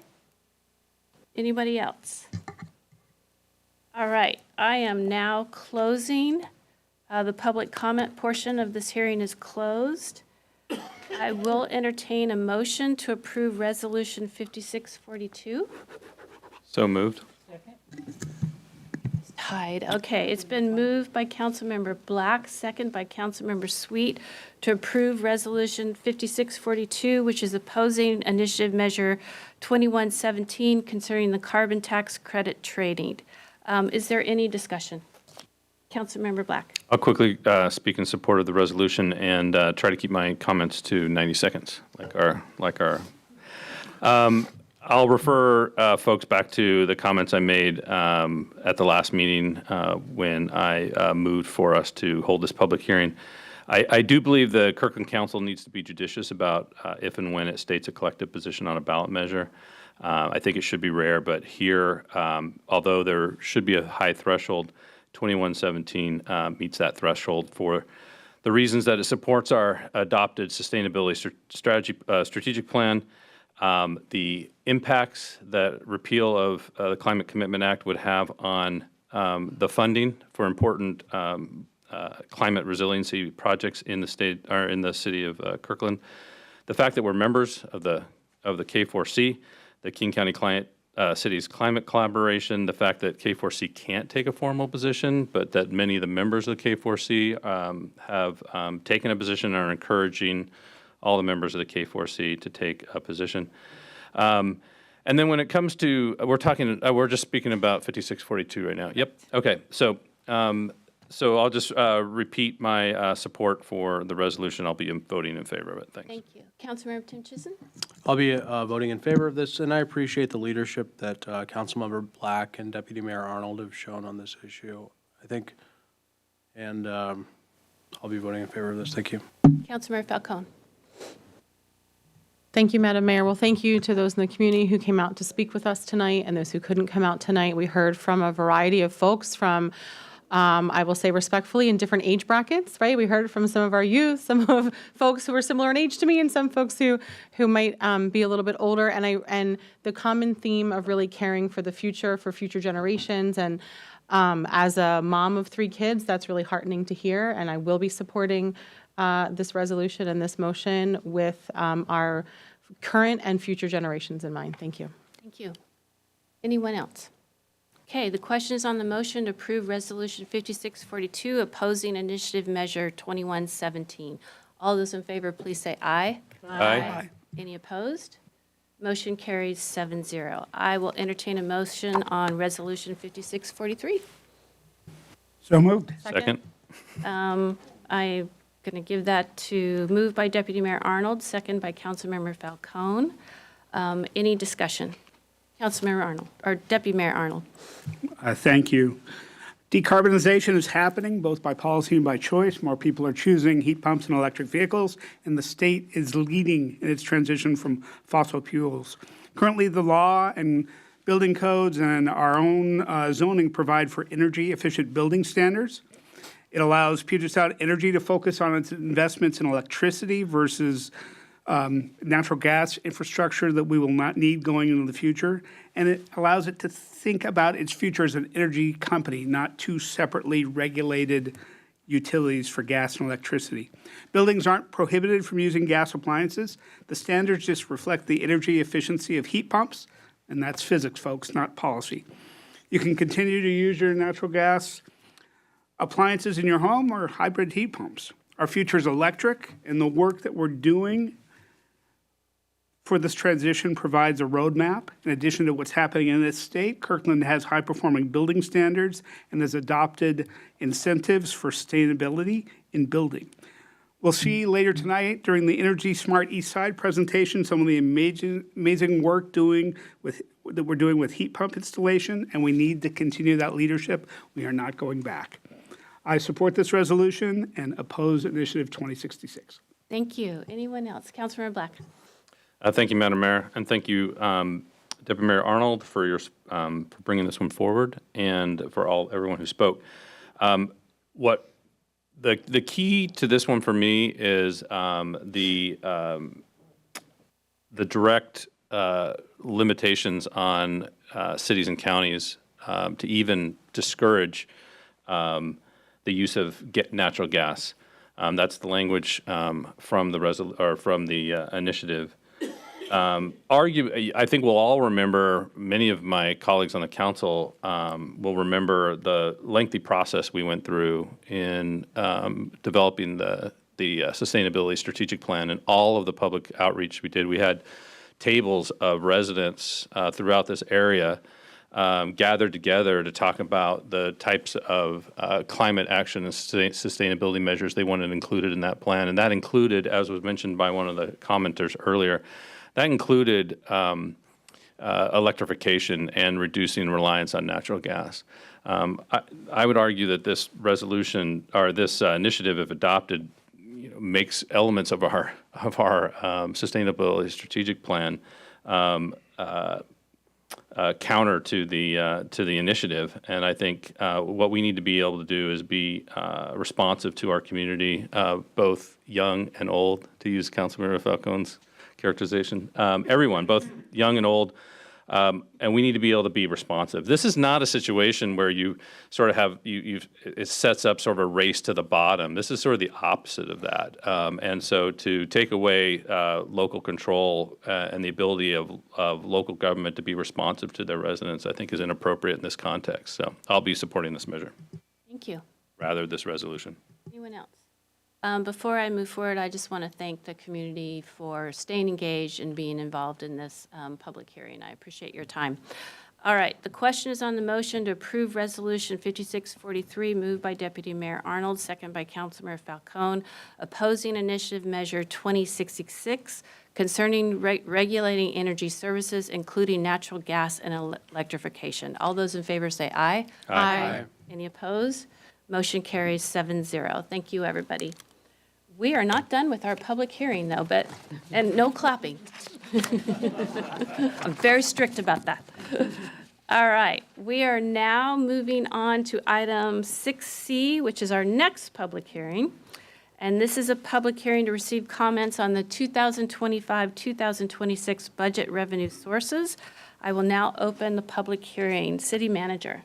Okay, excuse me. Thank you, Madam Mayor. So before the public hearing is open, we're going to give you some brief background, and that's coming from our interim financial planning manager, Kevin Pelstring. Welcome, Kevin. Right. Good evening, Council. Thank you, City Manager. Good evening, Madam Mayor, Deputy Mayor, City Council, members of the public.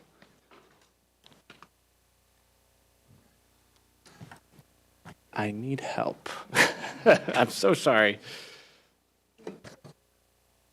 Do I have to log in just as a user? Get me logged out.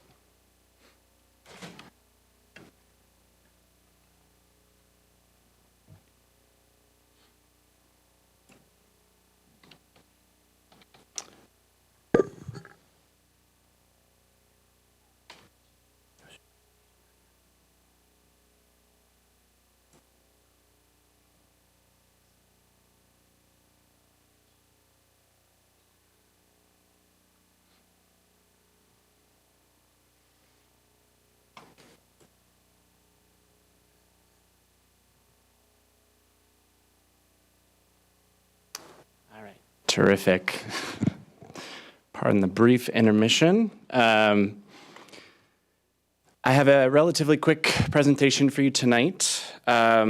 Just 11 slides reviewing some of the top line numbers for the revenues that are in the preliminary 25-26 city manager budget. I know by the study session discussion that you are all very interested in sinking your teeth into the budget. Lucky for you, there's only 1 month until we'll release the 25-26 city manager's proposed budget. So there's a lot of blood, sweat, and tears that will go into that in the next month, but we'll have more for you soon. We'll go through the proposed revenue sources as required by RCW 8455-120. Some of the headlining revenue assumption highlights for our major taxes and revenues, and a brief discussion on the assumptions that go into the expenditures in the 25-26 budget, and then end with an update on where we are in the budget timeline. So starting with the property tax, this is a pretty standard. We are assuming a 1% optional increase. The city has, in each year, 25 and 26. The city, in recent years, has always adopted the 1% optional increase. In addition, we're also assuming a 1.5% of annual growth in new construction. Up until 23-24, previously we'd assumed a 1% annual growth in new construction. But we find that the 1.5% is more consistent with our historical trends. So we've continued to use that in the 25-26 budget. So this table breaks down the property tax for all of the various levies that we have in the city. and they're broken out just for ease of use. One thing I wanted to note is that the 2012 park levy and the park maintenance fund, those are separate levies. The park maintenance fund is the 2002 levy, and then obviously the 2012 park levy is from 2012. We are combining those into one fund as part of the 25-26 budget, but just wanted to call that out in case you saw it later, just as one number. Retail sales tax. So according to our modified two-year lag, we are programming in the 25 and 26 sales tax budget equal to our estimate for 2024. So excluding a large $627,000 payment from a communications industry earlier this year, the 24 retail sales tax is projected to come in at over 6.3% above 2023 actual results. So in order to stay in line with where we actually think that the trend is going, we removed that before setting the 25 and 26 budget. And then any sales tax revenue, just as a reminder, that does come in above or ahead of budget will be programmed according to our adopted financial policies. So in addition to replenishing our reserves, which will be fully replenished at the start of the 25-26 budget, it's the fund liabilities related to sinking funds for public safety and IT, maintaining current service levels, funding one-time projects or studies, and increasing funding for capital purposes. So we, as always, are able to, the council is able to program that funding at the mid-buy and throughout the biennium if it's coming above, ahead of budget. I will say there is, I know anecdotally, local cities are seeing some falling sales tax. We haven't seen that yet. So we're in a strong position, but I do think that our modified two-year lag is putting us in a pretty safe position going forward in the 25-26 budget. Utility tax. So you will hear more on the 25-26 utility tax or utility rates later in this evening in a business item. So the public utility tax collections are reflecting those proposed utility rates.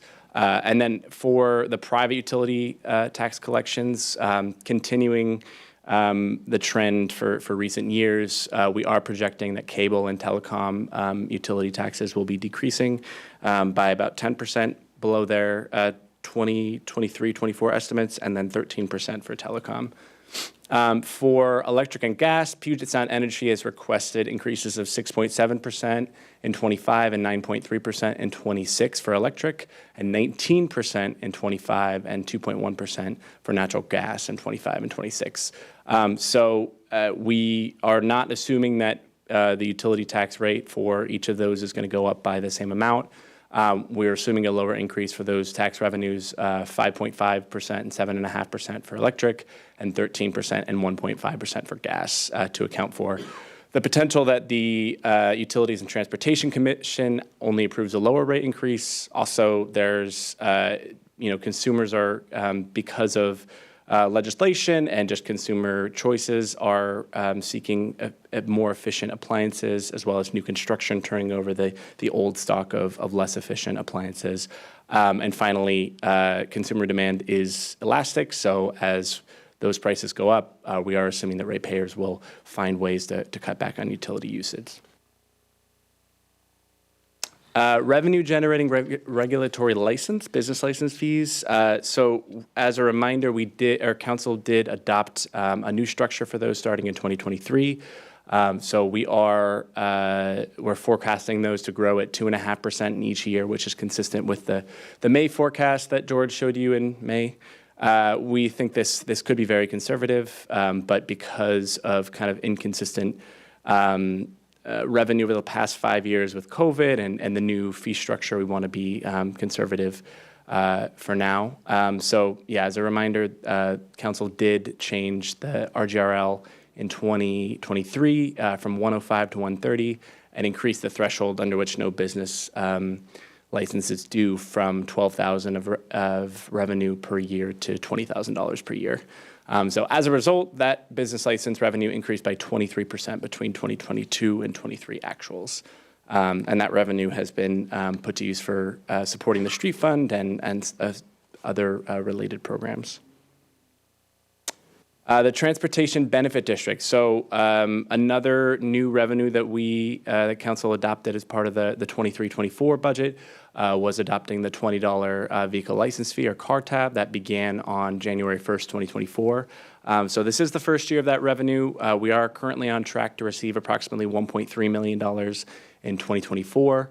And in April, the city issued $21 million of limited term general obligation bonds to fund a suite of safer routes to school and active transportation projects. So most of that vehicle license fee in the 25-26 budget will go towards the annual debt service payments on those bonds. But in addition, the remaining about $250,000 a year will be used to fund a dedicated median maintenance team.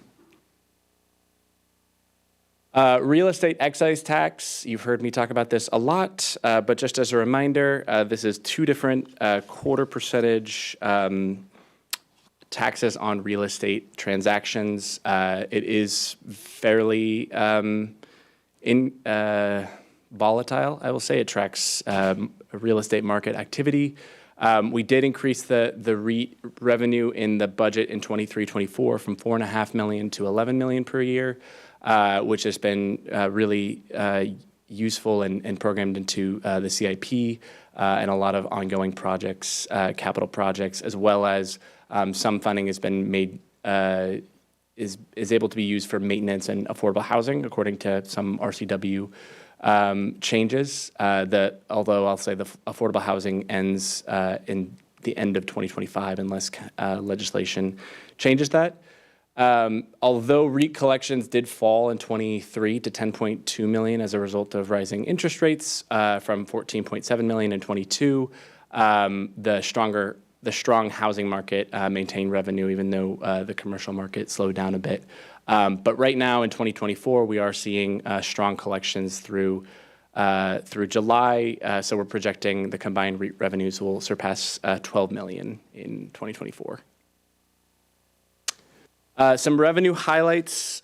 These are kind of just the larger taxes and revenues and a couple of funds. And I do want to note that this has changed. This table, or the percentages, I should say, have changed since I wrote the memo. It previously said that the development fees made up 66% of the development services fund revenues. That's actually 77%. I failed to count a public works development services fee. But the property tax, sales tax, utility tax, and business license fees in the general fund make up 68% of general fund revenues. Property tax and gas tax make up 70% of street fund revenues. And as I said, the development services fees make up 77% of the development services fund, which is new in the 23-24 budget. Some other revenues in development services that are kind of driving that percentage down is we are programming the repayment of the interfund loan used to purchase Houghton Village property, which is about $4 million, as well as the transfers from the general fund, which is about $3.5 million, and investment interest. And in the street fund, the other major revenues are transfers in from other sources. So that could be school zone safety cameras, REIT, the general fund, business license fees. That totals $3.8 million in the 25-26 preliminary budget so far, as well as street cut permits, which is about $780,000, parking revenues about $740,000, and the Transportation Benefit District car tabs, which are receipted into the street fund, and those are expected to be $2.6 million in the upcoming biennium.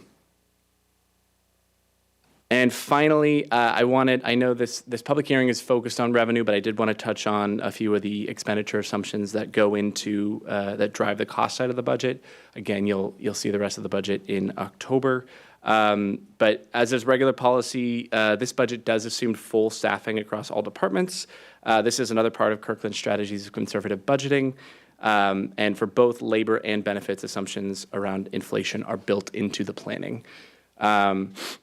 The city is also planning 2 potential debt issuances in 25-26. The first in 25 is a potential debt issuance related to repaying the interfund loan for the purchase of the Houghton Village property. That is supposed to happen within 3 years. So we need to make a plan to make those payments, and we're working with city manager on that. The second is a potential surface water utility revenue bond, which is related to a surface water retrofit vault at the Houghton Park and Ride site that you'll hear a bit more about later in the utility rates business item. And with all our budgets in recent years, we are replenishing all of the necessary policy reserves, and we're aiming to maintain current service levels. Finally, I just wanted to give you a brief update on where we are in the budget timeline. So tonight is the first of the public hearings for the 25-26 revenues and the 25-26 budget. October 15th will be the adoption for the utility rates for the next biennium. And on the 17th is when the preliminary budget will be provided to the city council in public. So that's in 1 month. And then a week later, we'll have a 6-hour wonderful time where we get to really get into the nitty-gritty details and hear all of your questions and give you as much detail as we can. The council budget work session from 3 to 9. Don't miss it. And then November 6th, a couple weeks later, we'll have the CIP second study session for the 25-2030 CIP and public hearing, as well as an additional budget study session if needed. And public hearing. And then November 19th is the third public hearing on the preliminary 25-26 budget and the preliminary 25 property tax levy. And finally, on December 10th is a big day. We get to adopt the 25-2030 CIP, the 25-26 budget, the final 25 property tax levy. So, and a slew of other things that will come before you. So a lot of work has already gone into the budget with city manager and the departments and finance staff. We have a lot of work ahead of us in the next month, but we're really excited to get there and show you the preliminary budget. That's all I have. Back to you, Madam. Thank you, Kevin. Anybody have any questions? No. Wow. We're just all waiting on hands. I just like that 1 week we have to read a document that's like this big. I do have to say that we are in a really fortunate position, and not all Washington State cities are in a similar position. My large city mayors, we talk about budgets all the time, and that has to do with good financial management and planning. So thank you to you, thank you, city manager, thank you, staff. It's good that our revenues are strong. We're still going to have difficult trade-offs to make, but we're in a really good position. So, all right, I will now call upon any members of the public who signed up to address the council. You have 3 minutes. Do we have anyone? We have 2 speakers signed up. They're Lisa Berenson and David Haynes. All right. And Mr. Haynes? Okay. Anyone else would like to speak? All right, then I'm going to go ahead and close this portion of the public hearing. Council will consider all public comments, which there were none, but I'm sure we'll get emails received on this issue, including any that we receive in writing. It is 9:23. I need a break. So we are going to come back at 9:40. I apologize to our special presentation presenters, but we're going to take a quick break and we'll be back at 9:40. And again, thank you everybody for your participation.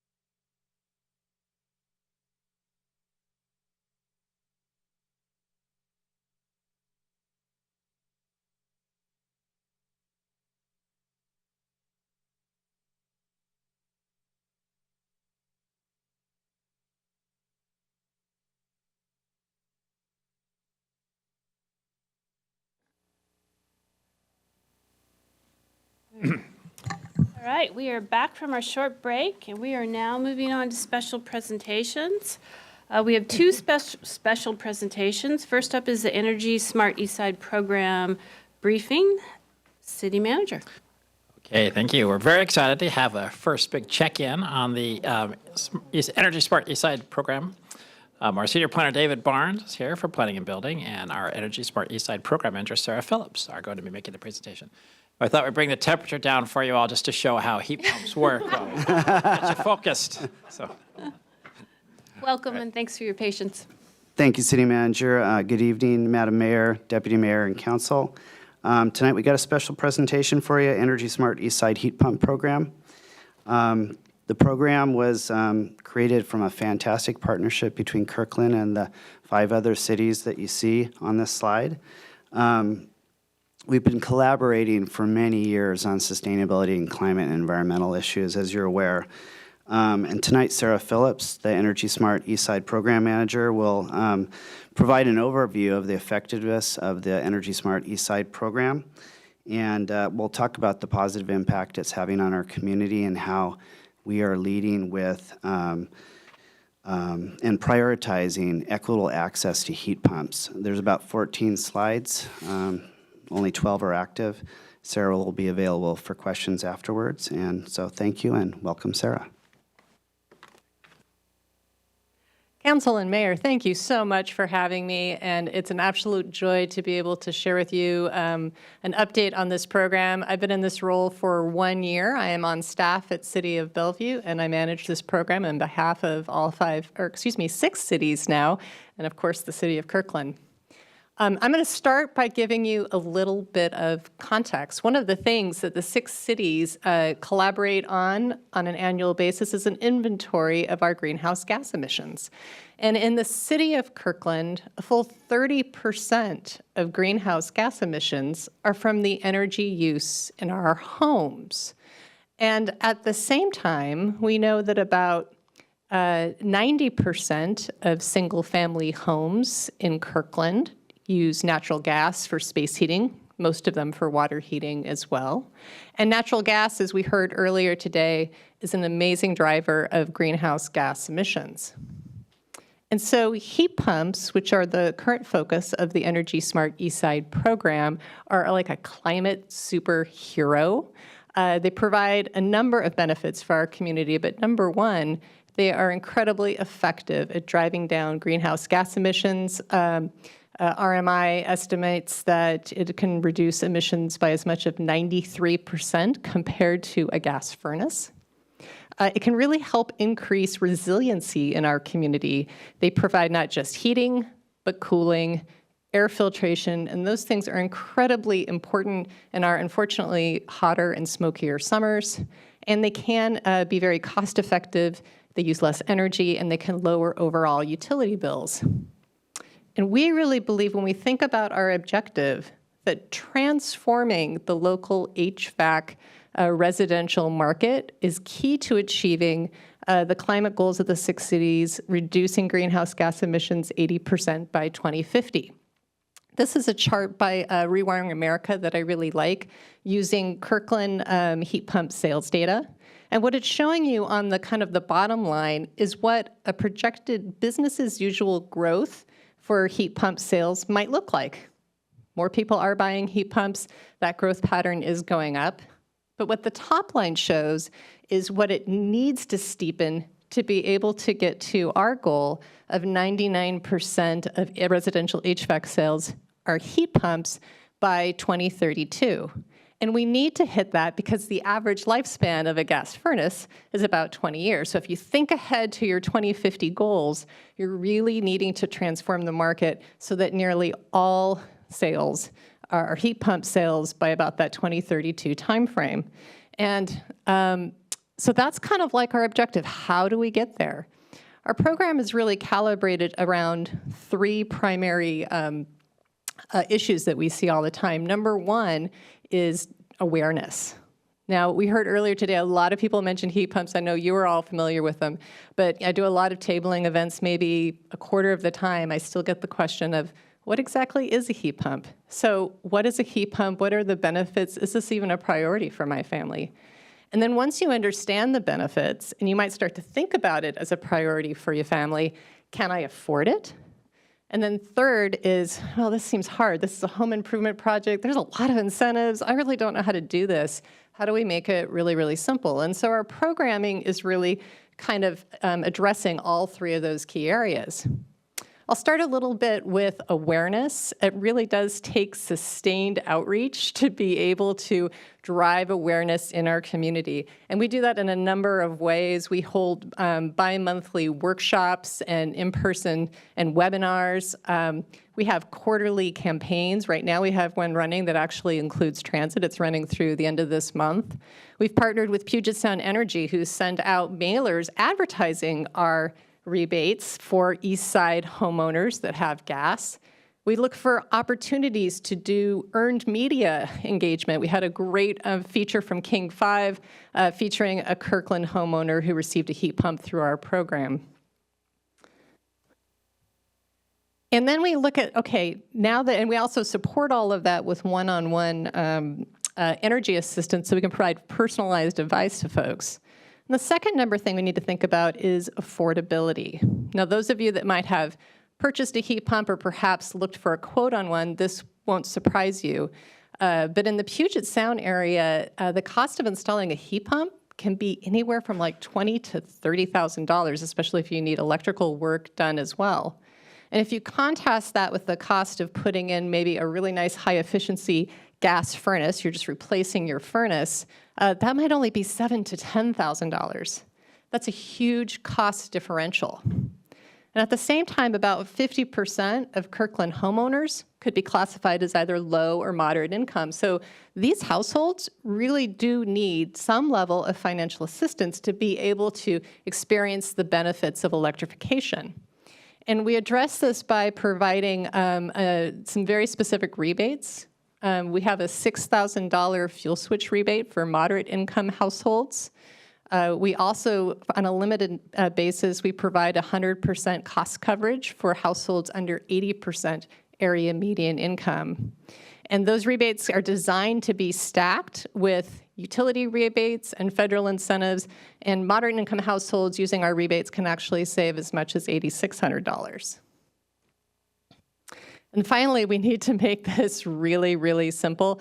We partner with a network of HVAC contractors who are trained to be able to provide all of these incentives at the point of sale so that our residents aren't having to fill out a lot of different paperwork and figure out what do they need to do with PSE and what did they need to do with our program.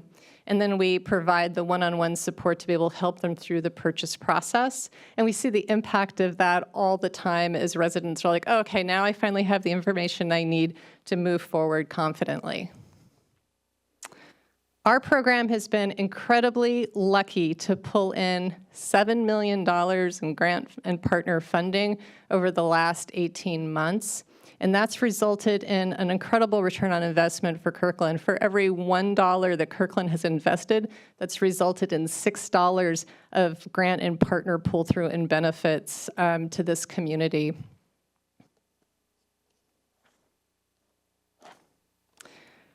Some of that has really gone into some signature projects in Kirkland that I just want to mention. One is installation of heat pumps at Kirkland Plaza, which is an affordable senior community.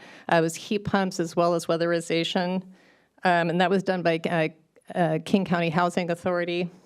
An installation of heat pumps at 3 group homes operated by Options for Supported Housing that provide housing for adults with disabilities. Those were a couple signature projects we were really excited to do this year. As we look at our permit data and we compare that to the number of incentives being used, we've seen that almost a quarter of Kirkland heat pump owners have leveraged an Energy Smart East Side incentive in 2024. And that is really helping start to support that market transformation that we want to see. In the last 12 months, we've actually just started to tip the scales where 52% of mechanical permits that have been finaled in Kirkland are heat pumps as opposed to gas furnaces. And that's 8 points higher than the previous 12-month period. So we are starting to see some momentum here, which is really great. And we're really excited to build on the 87 heat pump installs that Kirkland has been able to drive through this program and double that in the next 12 months. A lot of that will be driven with the grant funding that we just talked about. And then as we look forward to the 2026 plans, that'll be driven by the Kirkland budget process that you're doing, as well as grant funding that we hope to pursue next spring. With that, any questions? Council. Councilmember Sweet. Well, I got a postcard directed at my gas eating house just last week, and it talked about the $6,000 rebate for folks earning 150% of median income. Now, is this going out to a lot of folks? I mean, I tried to Google it on my city computer, but it wouldn't bring up the website. So, And you received a postcard in Kirkland. in Kirkland, from East Side. The website is your website. Anyway, it talks about being able to take advantage of this, and it's actually from Product Air.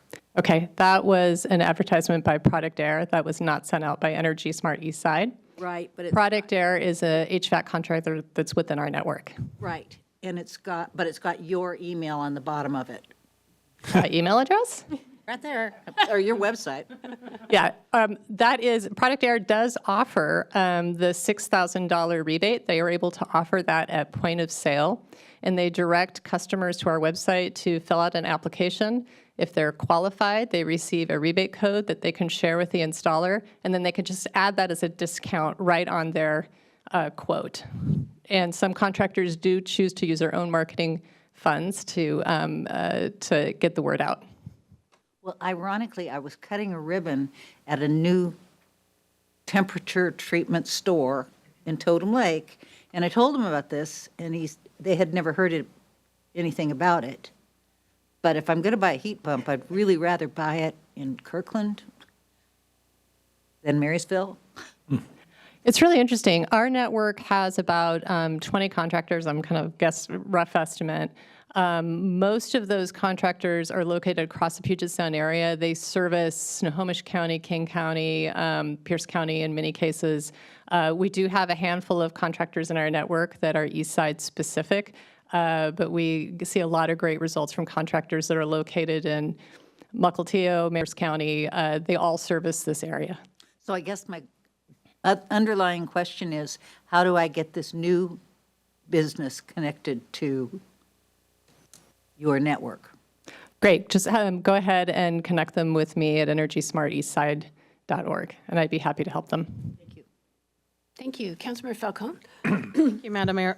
Well, thank you so much for this, Sarah, and I really appreciate the update on this. This is a program I'm very excited about. I know some of us have championed for years, so thank you for that. I really appreciated hearing some of the examples of facilities of multifamily in our community for seniors and adults living with disabilities that specifically have these heat pumps in those. So thank you so much for that. Councilmember Sweet may have just answered my first question. My first question is, what defines moderate income for that? You mentioned some of the other 80% AMI, I think, for one of the qualifiers, but for what was the moderate income? Moderate income is 150% or below AMI. Thank you. That's what I thought that was on that postcard. The other question I have is, do you have a recommendation of a tipping point for when people should be replacing these, right? Like, I can imagine that if someone had just recently replaced their HVAC equipment, we may not want to encourage them to upgrade to a heat pump just yet, just because of the embedded carbon in the system that they already have. So how do we communicate that and navigate that in this too? Is that? Yeah, that's a great question. I address that a lot in the webinars and workshops that I hold. Number one, the two best times to think about this is either your furnace is about 18, 20 years old, it's either gone out or you're thinking it might go out soon. That's a great time to be planning ahead for a heat pump. The second one is if you're just desperate for central air conditioning and you just can't get through another hot summer.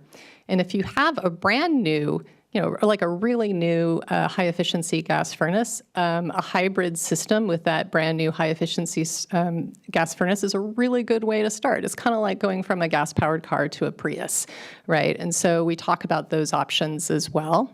Great, thank you so much. Anyone else? Thank you for staying, and great presentation. So All right, thank you so much. All right, we are going to move on to our second special presentation, which is an update on the Public Records Act rules and code amendments. City Manager. Okay. Thank you, Madam Mayor. So this is the first presentation, and we'll be looking for action at a future council meeting, but we wanted council feedback tonight on our Public Records Act rules and code amendments. Here to give you the presentation is our Administrative Services Manager, Elizabeth Atkinson, and our Deputy City Clerk, Quinn Glaber. Thank you. Thank you, City Manager, and good evening, Mayor, Deputy Mayor, and council members. Quinn and I are here tonight to review the proposed amendments to our Public Records Act rules and code, and we have 5 slides for you, so we're going to hope to keep it brief tonight. Okay, our recommendation for this evening is to review these proposed amendments, have you all ask us questions, and provide feedback for further action. These items are in draft form, and they're proposed to come back to the October 1st business meeting for finalization if you are happy with what we have presented tonight. A little bit of background. These were first adopted, both the KMC, Kirkland Municipal Code, Section 3.15, Access to Public Records, along with the first version of the rules back in 2013. And minor revisions were made back in 2019, but since that time, we have never done a comprehensive review of both of these items.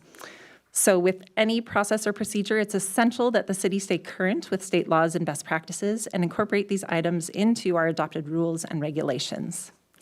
So over this past year, our public disclosure steering team, comprised of the city manager, our city attorney's office, city clerk's office, and our finance director, have taken on this work to review all of these rules and code sections to, propose some updates for you tonight. So the major goals that we had were to align our text with the Public Records Act, current case law, and best practices, to provide clear and consistent use of terms, definitions for added clarity, to streamline this text to address policy and code and procedural matters in the rules, and also to reduce unnecessary redundancy between the 2 documents.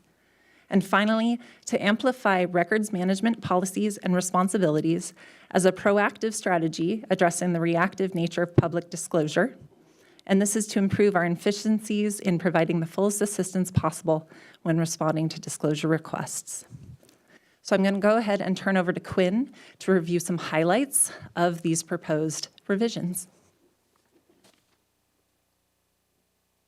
All right, thank you, Council. So to begin, we added definitions across the board from the RCWs to clearly define some of the terms that we use throughout the Public Records Act rules. These include definitions for public record officer, public records series, public records in general, and what a writing is as defined by those RCWs. We also added procedures for the body-worn camera policy that was implemented in 2022 to clearly define what a requester can expect when they implement or submit requests that include body-worn camera footage. Most importantly, we touched on and created a new mechanism in our Rule 160 appeal process that creates a new mechanism for requesters to request an appeal with the Public Disclosure Steering Team. Previously, it was only possible to request an appeal for a denial of a public records request. So by amending Rule 160, we've created a new appeal process through which a requester can request a review of any response to a public records request by the City of Kirkland. We've updated the contact information throughout the Public Records Act rules for Kirkland. We've taken away some of the off-sites as places that are preferred for a requester to go to and reduced that down to just City Hall. We've also added and more clearly defined the ways in which we prefer a records request to come in using centralized email boxes rather than particular people within the city.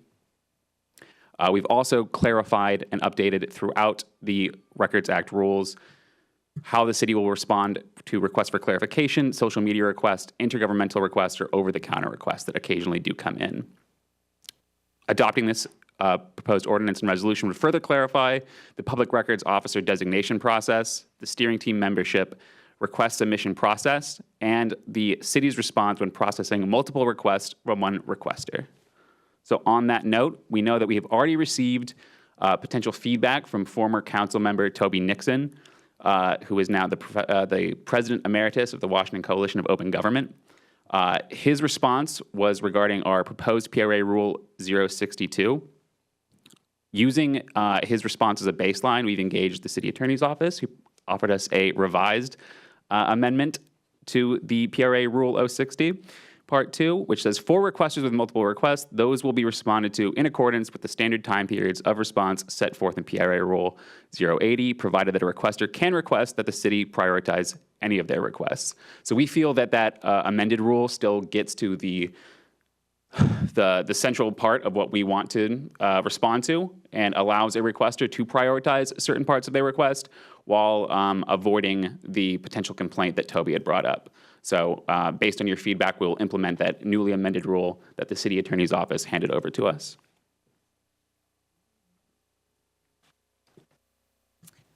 Our next steps after tonight are to update these drafts and bring them back to you as soon as October 1st. And with that, we are ready to receive any feedback or questions you have. Council, any questions? I think, Deputy Mayor?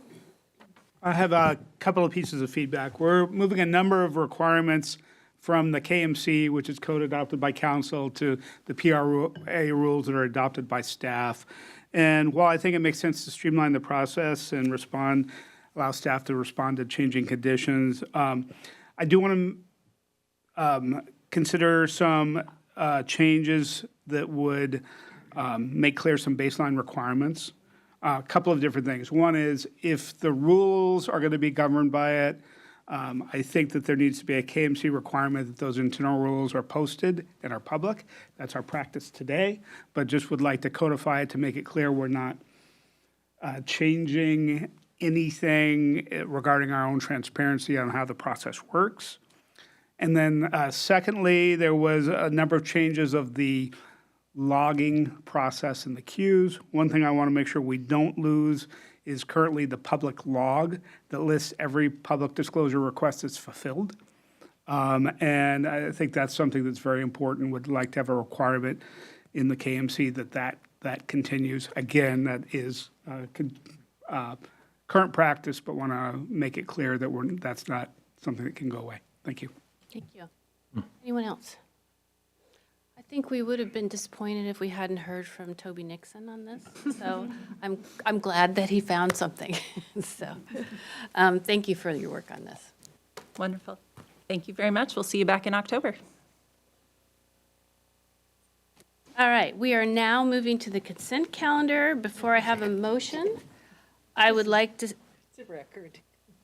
We've never done the consent calendar after. Oh, I know. I thought about, and we're now doing the consent calendar at 10 p.m. Before I have a motion, I'd like to ask Deputy Mayor Arnold to present the audit of accounts. Thank you, Mayor. We had payroll in the amount of $4,668,137.76 and bills in the amount of $4,695,450.91. Thank you, Deputy Mayor. Is there a motion to approve the consent calendar? Oh, Councilmember Sweet. Move adoption of the consent calendar. Second. All right, been moved by Councilmember Sweet, second by Councilmember Black. All those in favor, please say aye. Aye. Aye. Any opposed?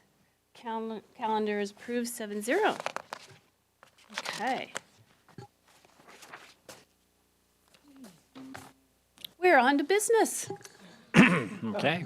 All right, we are now moving to our regular business agenda. Our first item is the briefing on the proposed 2025-2026 utility rates. City Manager. Okay, thank you, Madam Mayor. So as you know, last time you got the preliminary rates. These are now getting close to the actual proposed rates.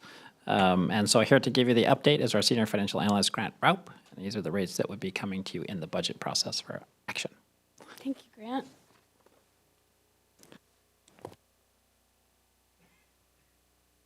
The great news is it's good news, or the good news is it's great news.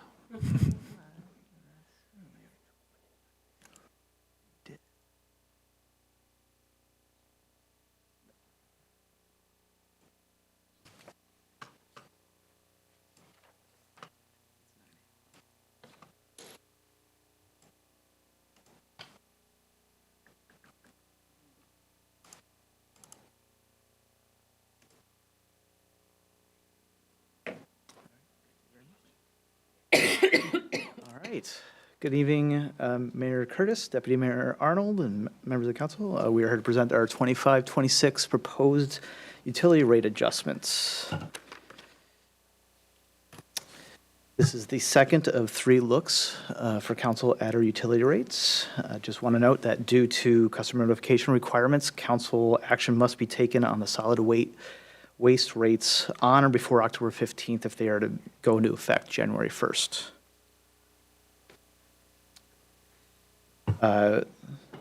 We should have Kevin Pelstring, the interim financial planning manager, Tim Hanser, the financial operations manager, remote, and then Carly Jorger, utility policy and community relations supervisor, which is something I had to practice that title. While the August 1st information session and memo went into detail about each utility's budget, drivers, and assumptions, tonight we'll be highlighting the changes that have gone into what's happened since the preliminary rates. As you'll see, there are no changes to the water and sewer rates, with slight changes to solid waste and the lowering of the needed increase for surface water. And then we'll talk about next steps and take any feedback from council and questions. And I should have said, we have 17 slides, but a lot of them are transitions. I'm trying to get you through here. This slide is just to give us a frame of reference of what we'll be discussing, which is our water, sewer, surface water, and solid waste utilities. They are self-supporting enterprise funds that, and therefore must set fees to recover the cost of providing those services. They have a combined budget of $170 million over the 2 years, and we adopt the 2-year rates concurrent with our biennial budget. This represents the overall proposed increases for the utility rates. We will see each sector for each of the utilities in future slides. Here we have our proposed monthly impact for a single-family customer, for the average single-family customer. The proposed there is highlighted in yellow and bold. Below in the gray, the dark gray, is what you saw on August 7th. As you can see, the 2025 proposed impact decreased from the preliminary rate by 67 cents, and the 2026 impact decreased by $1.18 from what you saw on August 7th. On to our utility rates. Here you see our proposed rate adjustments in the 2 right-hand columns. The orangish columns are what you saw on August 7th, just so you can see them side by side. And as you can see, there were no differences between the preliminary and proposed rates for water. On to our sewer utility. Same story here with our sewer utility. They are the same that you saw on August 7th.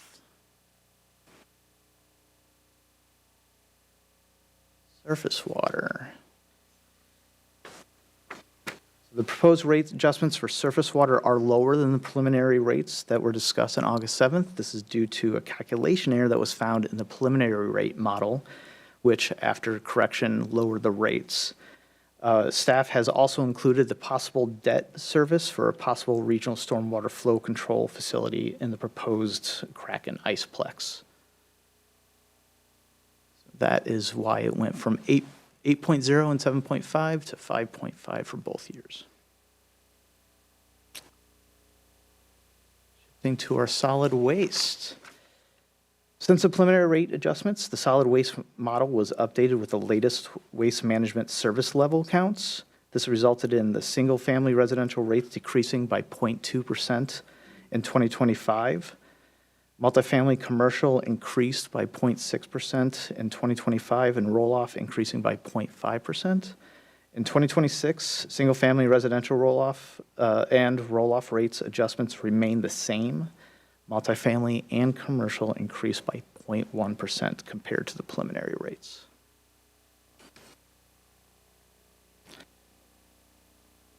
So council will have its third look at the rates on October 15th, which is scheduled for the ordinance adoption.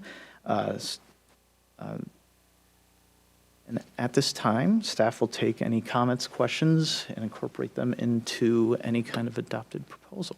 Thank you, Grant. Council? Councilmember Sweet? Thank you, Madam Mayor. Grant, I just want to compliment you on doing such a thorough job with these rates. We have depended for years on a combination of folks that included John McGilvray, and you just have steadied on. So I personally appreciate having your support for Cascade and for the water work that we've been doing, MUPAC, all of this stuff. I think you're doing a great job. Yes, thank you. I should definitely say that we definitely formed a staff committee to talk about this. We meet weekly to talk about the rates and to ensure that they're moving forward. And so appreciate your comments. Thank you. That's high praise. You know that. Yeah. Councilmember Falcone? Thank you, Madam Mayor. Well, thank you so much for making this such an easy thing for us to digest after 10 o'clock at night on our business agenda. I really appreciate that. The memo was really helpful. I have a question that's related.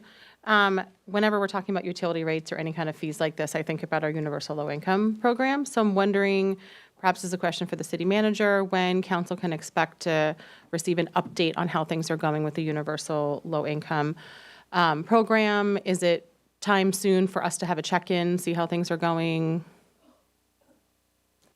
No, that's a great idea. Yes. Sometime between now and budget adoption, we'll make sure that we do bring you an update on that. I think, as you all know, the current contractor we have, Forward, wants to discontinue their partnership with us by the end of the year, so it's actually a really good time to check in. But as you saw before, the program is still funded in the rates, but yeah, we'll make sure we give you a good check-in in the next couple of meetings. Great. Thank you so much. Michael, do you have anything you want to add? No, just that what the city manager just said. We're reviewing it right now and coming up with options for continuing in the next year. And I did send an email to council about someone I ran into that has been using the program, and one of the things that she mentioned was the need for alternative languages in it. So, and I've got some other feedback when we get to that point. So, anyone else? So, Grant, it's always tough when we raise rates, but it's really nice that that they're lowered. So we appreciate that. That is good news. Just a teeny bit, but every little bit counts. And we do have our universal low income program. So thank you. Thank you very much. See you in October. All right, we are going to now move on to our next item, which is update on the Kraken Iceplex. City Manager? All right. Thank you.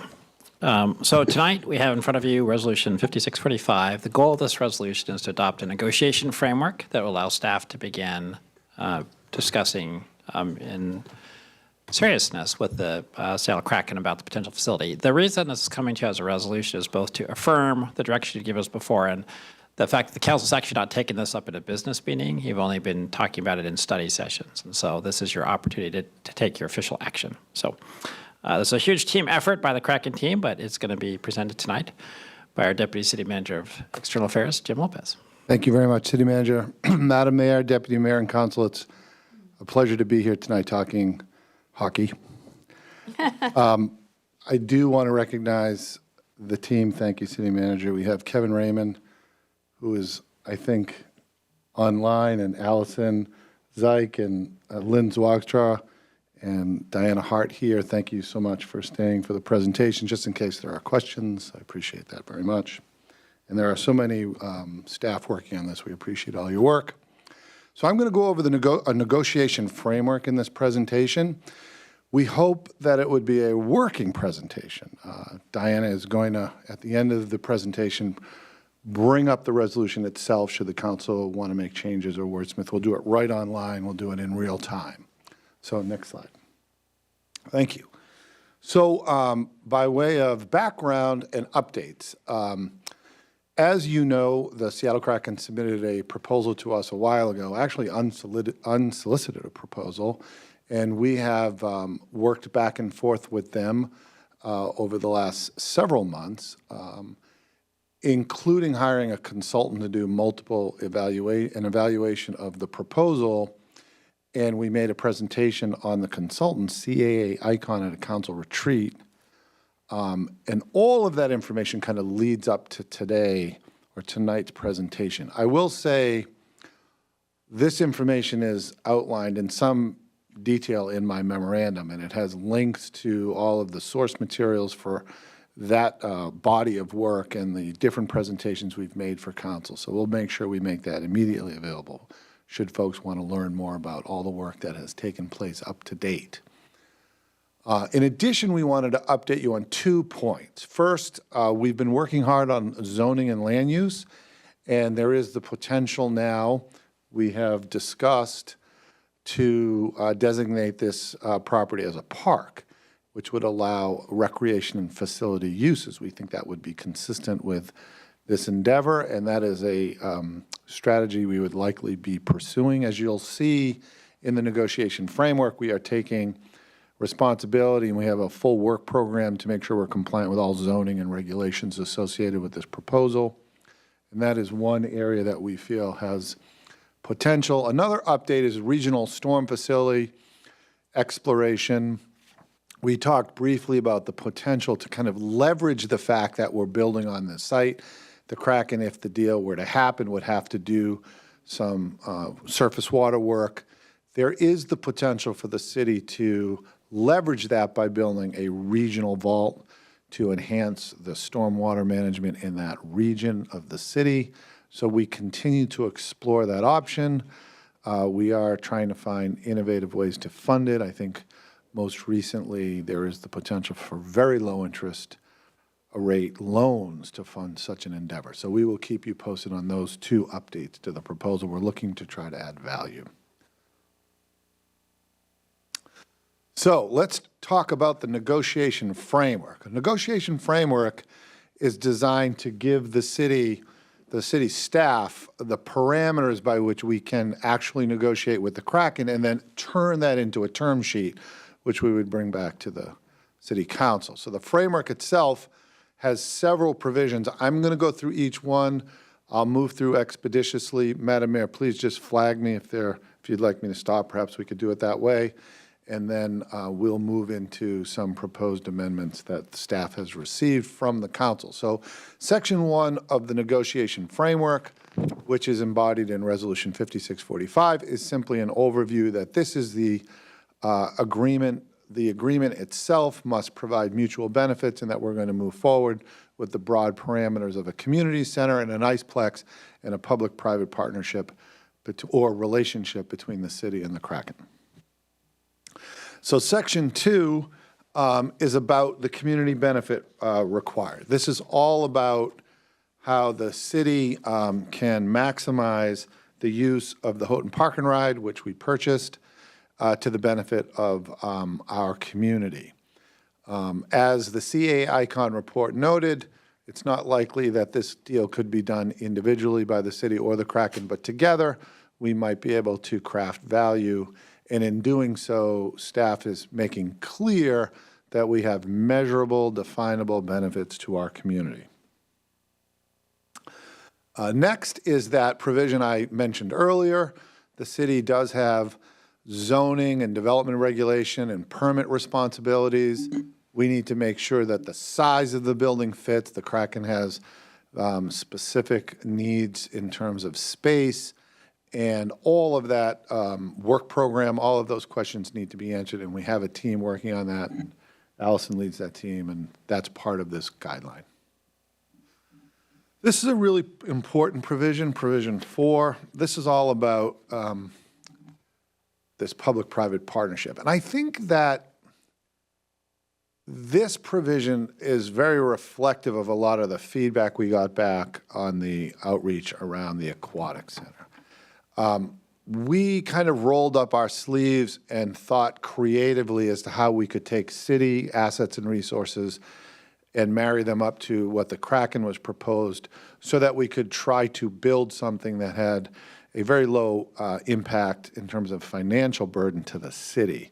And what we came up with was this protocol, which is that the city would explore publicly financing this deal. So we would use our bonding capacity, which gives us exposure to very low interest rate loans. And in doing so, we would then contract with the Kraken so that they would actually pay the debt service of those loans.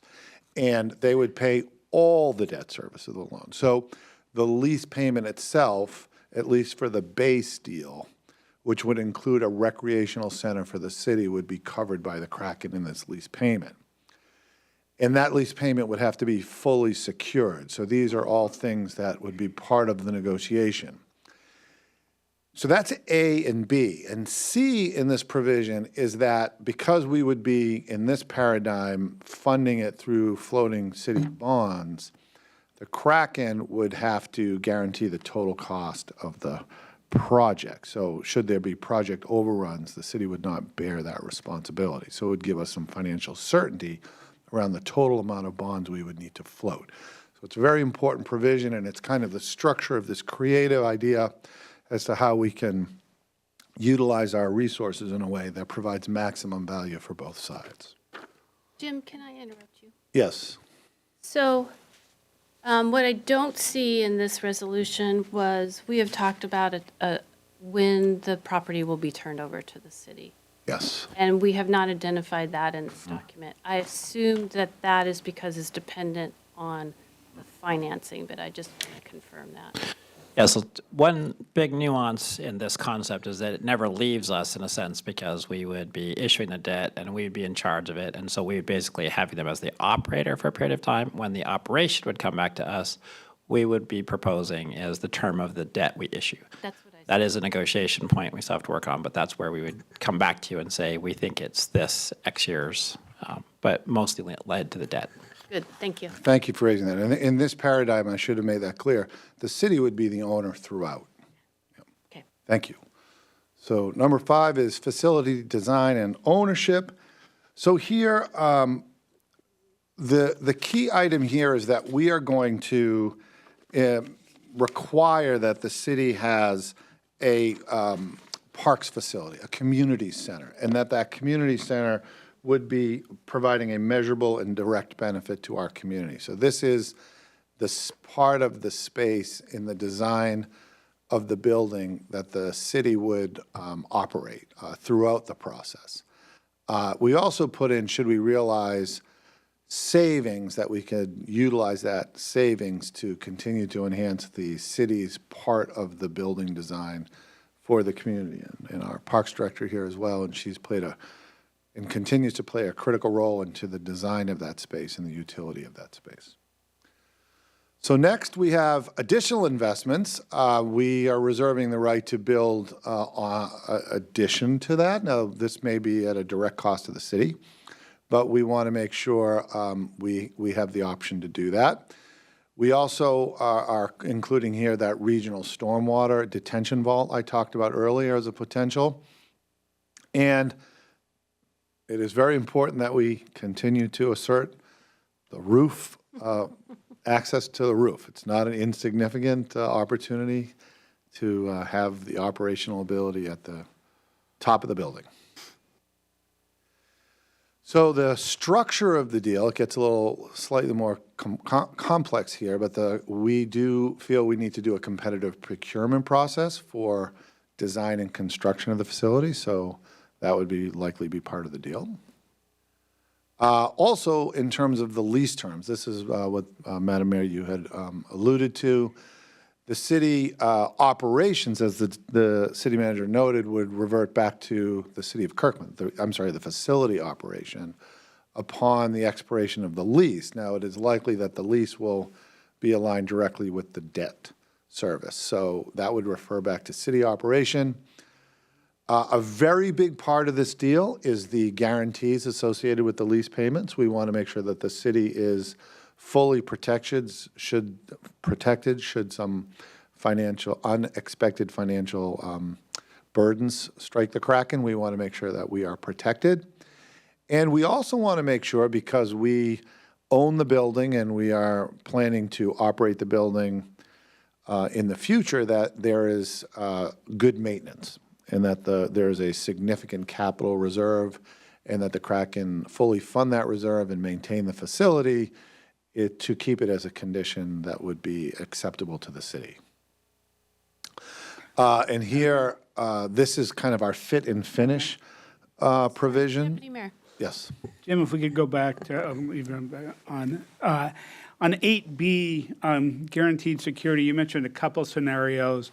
I don't have a amendment when we talk about this, but I just want to make sure that when you took the world of pro sports, you've had teams move, you've had owners sell, and just want to make sure that guaranteed security is looking at the wide variety of scenarios that other communities have been impacted by and frankly screwed by, and other teams that make sure that our interests are protected. Thank you. Yes, thank you, Deputy Mayor. We view this as one of the focal points of the negotiation framework. Thank you. Just to say on the record, it would be for all those scenarios, any scenario, sell, bankruptcy, loss, so we'd be very comprehensive in that security. Here, we have made a point to note that we expect the fit and the finish of the facility to be of a very high standard, likely similar to their Northgate facility, which would include a restaurant, and it would be a placemaking experience for the community. That's our goal, and that's what we've set out in this negotiation framework. We also very much appreciate the Kraken's presentations and the work they're doing in the community. The One Roof Foundation is a very impressive organization, and we have included a provision here that we want to make sure the One Roof Foundation is invested in the city and that they would participate in a variety of programs offered at the facility and provide the necessary equipment and other resources to make sure that everybody has access to not only hockey, but all of the recreational activities that would go on at the Iceplex. Councilmember Falco? Yes.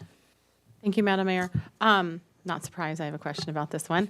I know that there's going to be some proposed amended language later, but my question is about, do we need to have something in here of our interest in having this tied to or having a relationship with our universal low-income program, or is that something that can be discussed later that's not necessary for negotiations? I think we as a staff would take that direction and make that as part of the negotiation framework for sure. We could do that.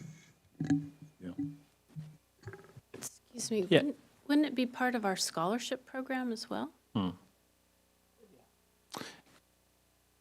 Yeah, you certainly could add it. I don't think it would be necessary to add it here, but you certainly could if you wanted to. But I think we can make sure that happens with the Kraken team discussions of the departments. We can make sure that happens. Yeah, that was really my question. Is it necessary here? I just want to state for the record that I think that, the purpose of the universal low-income program obviously is to have kind of a one application process for folks in the community and for it to be as seamless as possible and as small of a burden as possible on community members who need that program. And so if we can minimize that by, we're going to be potentially could be having other programming here. And from the user's perspective, they may not differentiate between something that's being held by the Kraken versus us. And so just making sure that we seamlessly integrate that and have a relationship, I think is really important. Thank you. And we can report back if that raises any issues, but they've been very receptive to that type of stuff. We are planning to retain the authority over any decisions to charge for parking and the retention of parking revenues. We see that as a potential revenue source. And naming rights for the Iceplex. CAICon wrote about this in the report.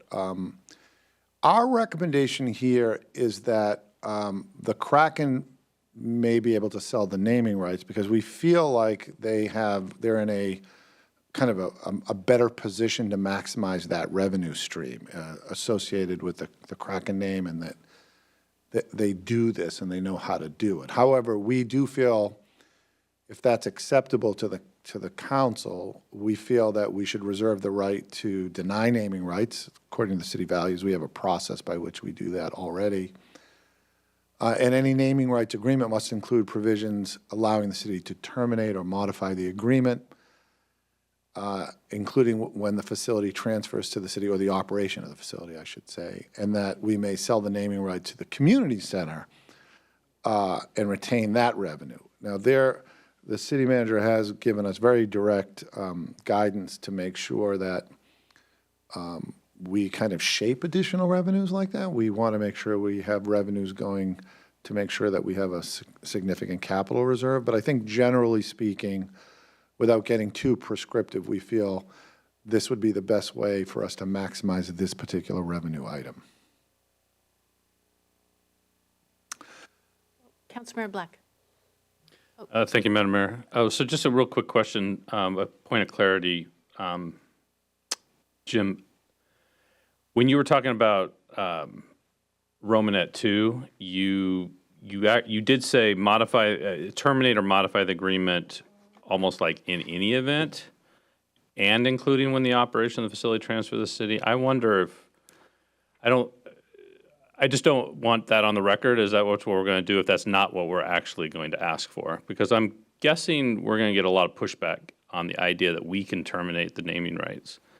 Yeah, I think I misspoke, Councilman. We mean when the facility returns, we need to make sure that the naming rights agreement allows us to then terminate it, so that we're not adopting a relationship with a company for that, right? Yes, All and right. I think Just wanna that make- would, yes, I thank didn't you. want that to be unclear to my colleagues or anyone in the community, because I'm guessing that's what we mean by that. Yes, it's when the operation reverts back to the city, we would then assert that responsibility, that power. Okay, to do that. thank you. Yes.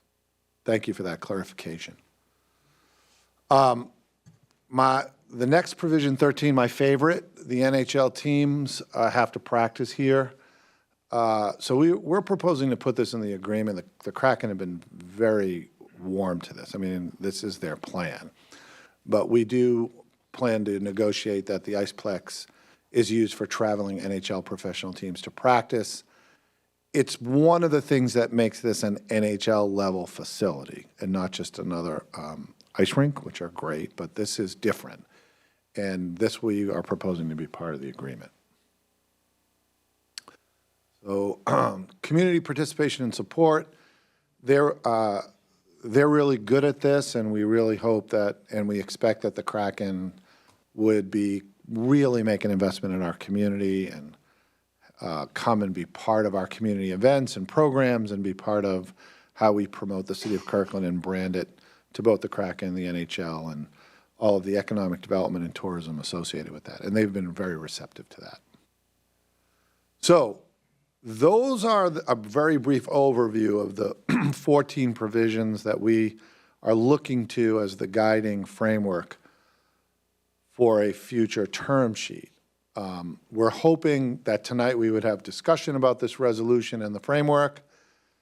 Following review and approval, we'll get our negotiation team in the field, led by our city manager, and at the appropriate time, begin community outreach and engagement in partnership with the Kraken.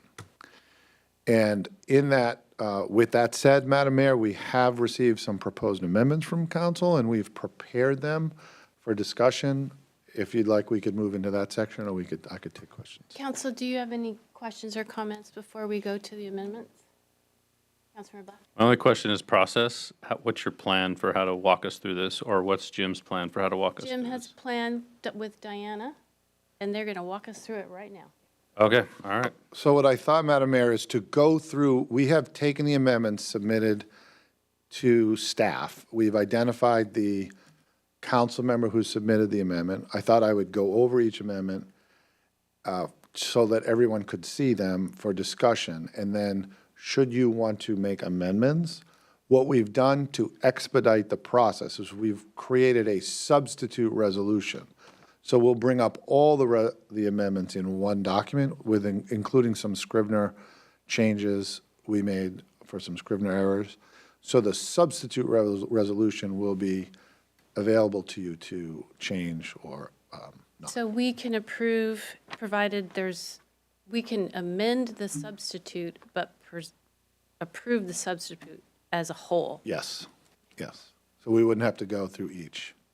We've put it all in one document. So the next slide is Councilmember Black.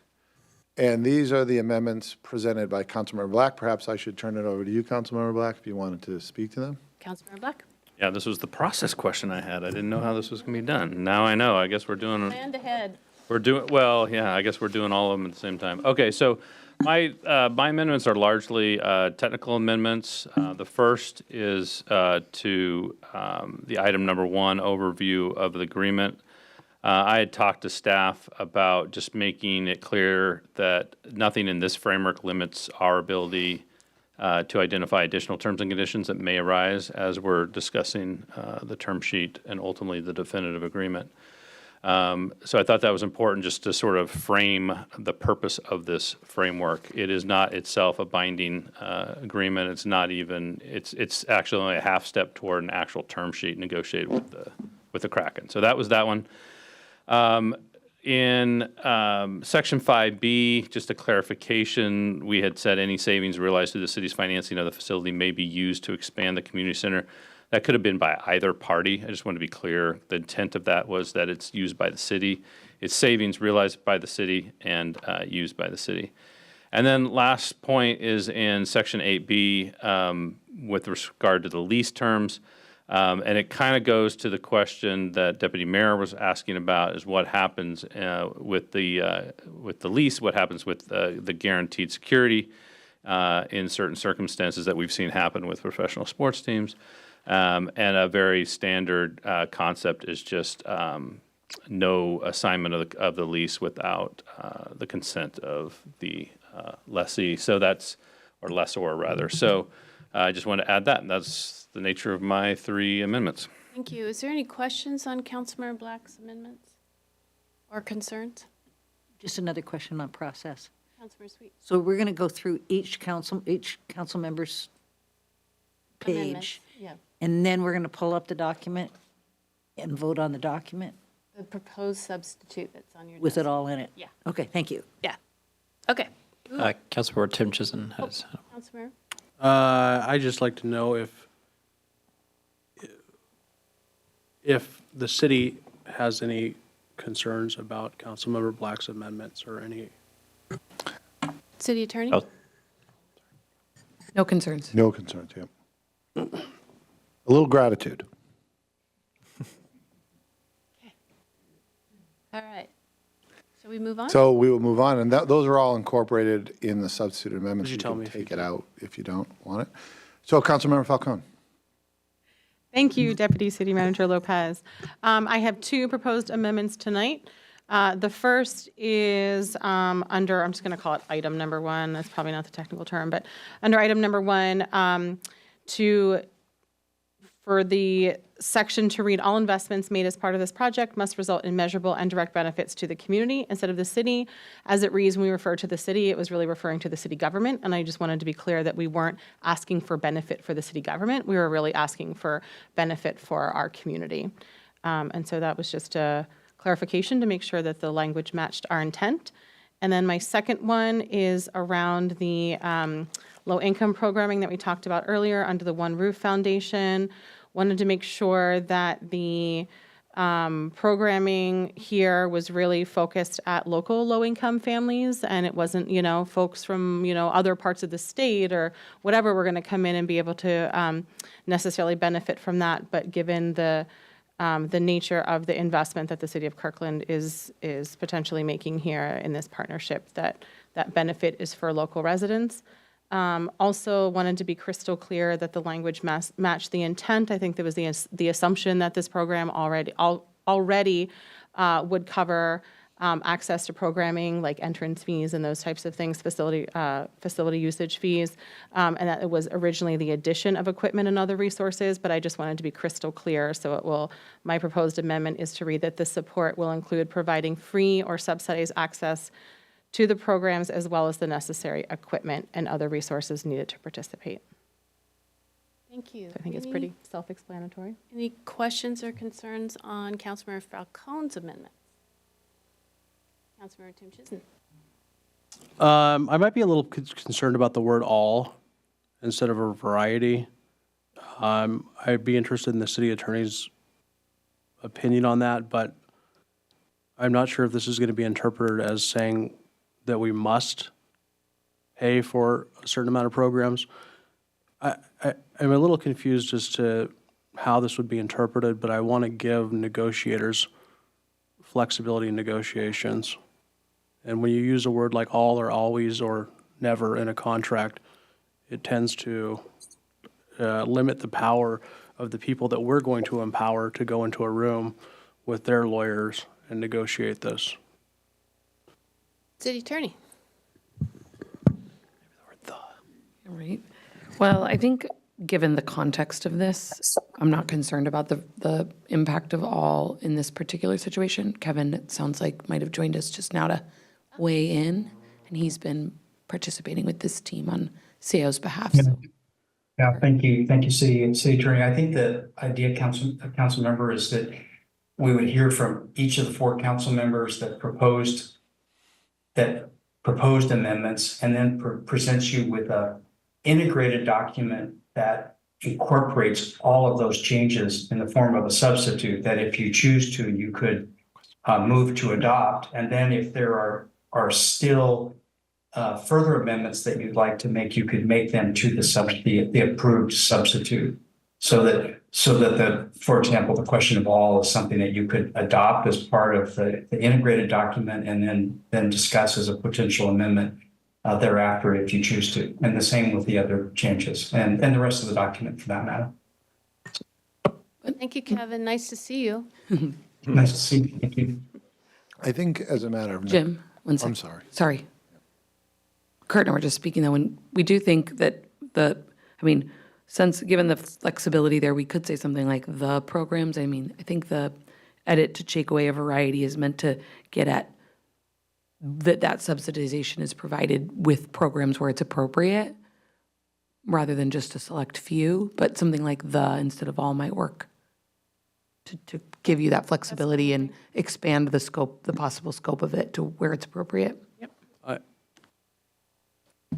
I appreciate Councilmember Falcone's emphasis on this subject. I just want to make sure that our negotiating team has flexibility, because there's going to be so many moving parts to this, and I don't want to.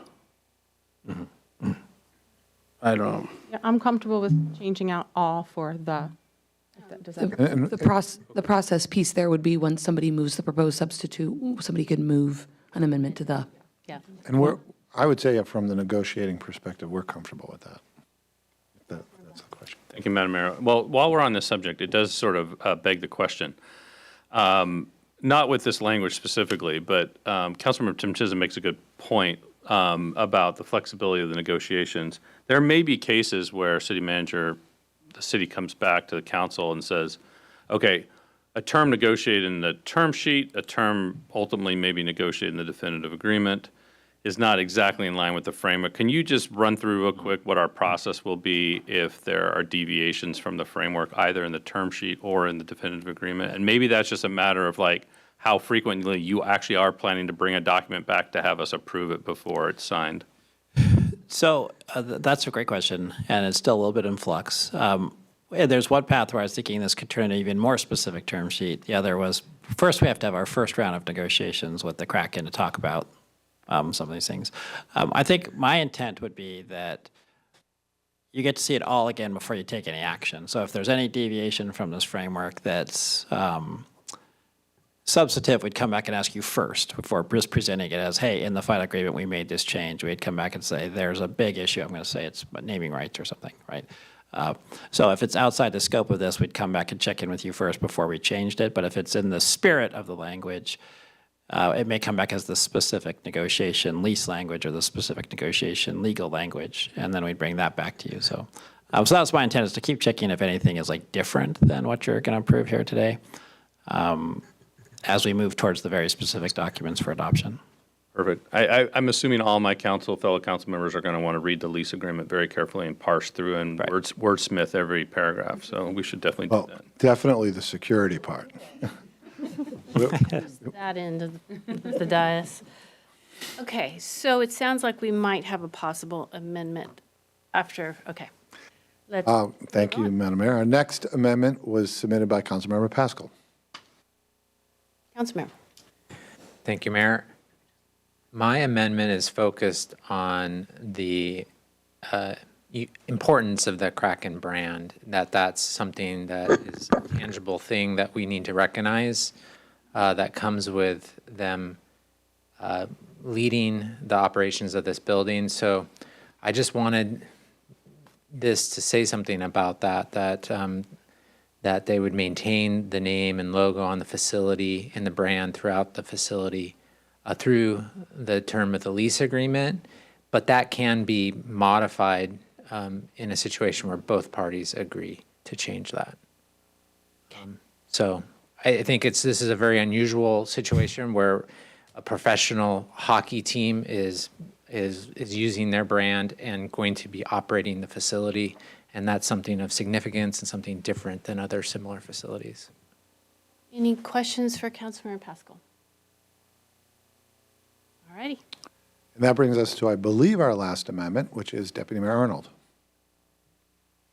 Thank you. When we had the opportunity to tour the Kraken's Northgate facility, there happened to be a community open skate time there. And while Section 10 talks about some of the work for disadvantaged communities that Councilmember Falcone talked about, I just want to make sure this is also something that we've got some time for city and community use of the facility that's unprogrammed or programmed by the city. Any questions for Deputy Mayor?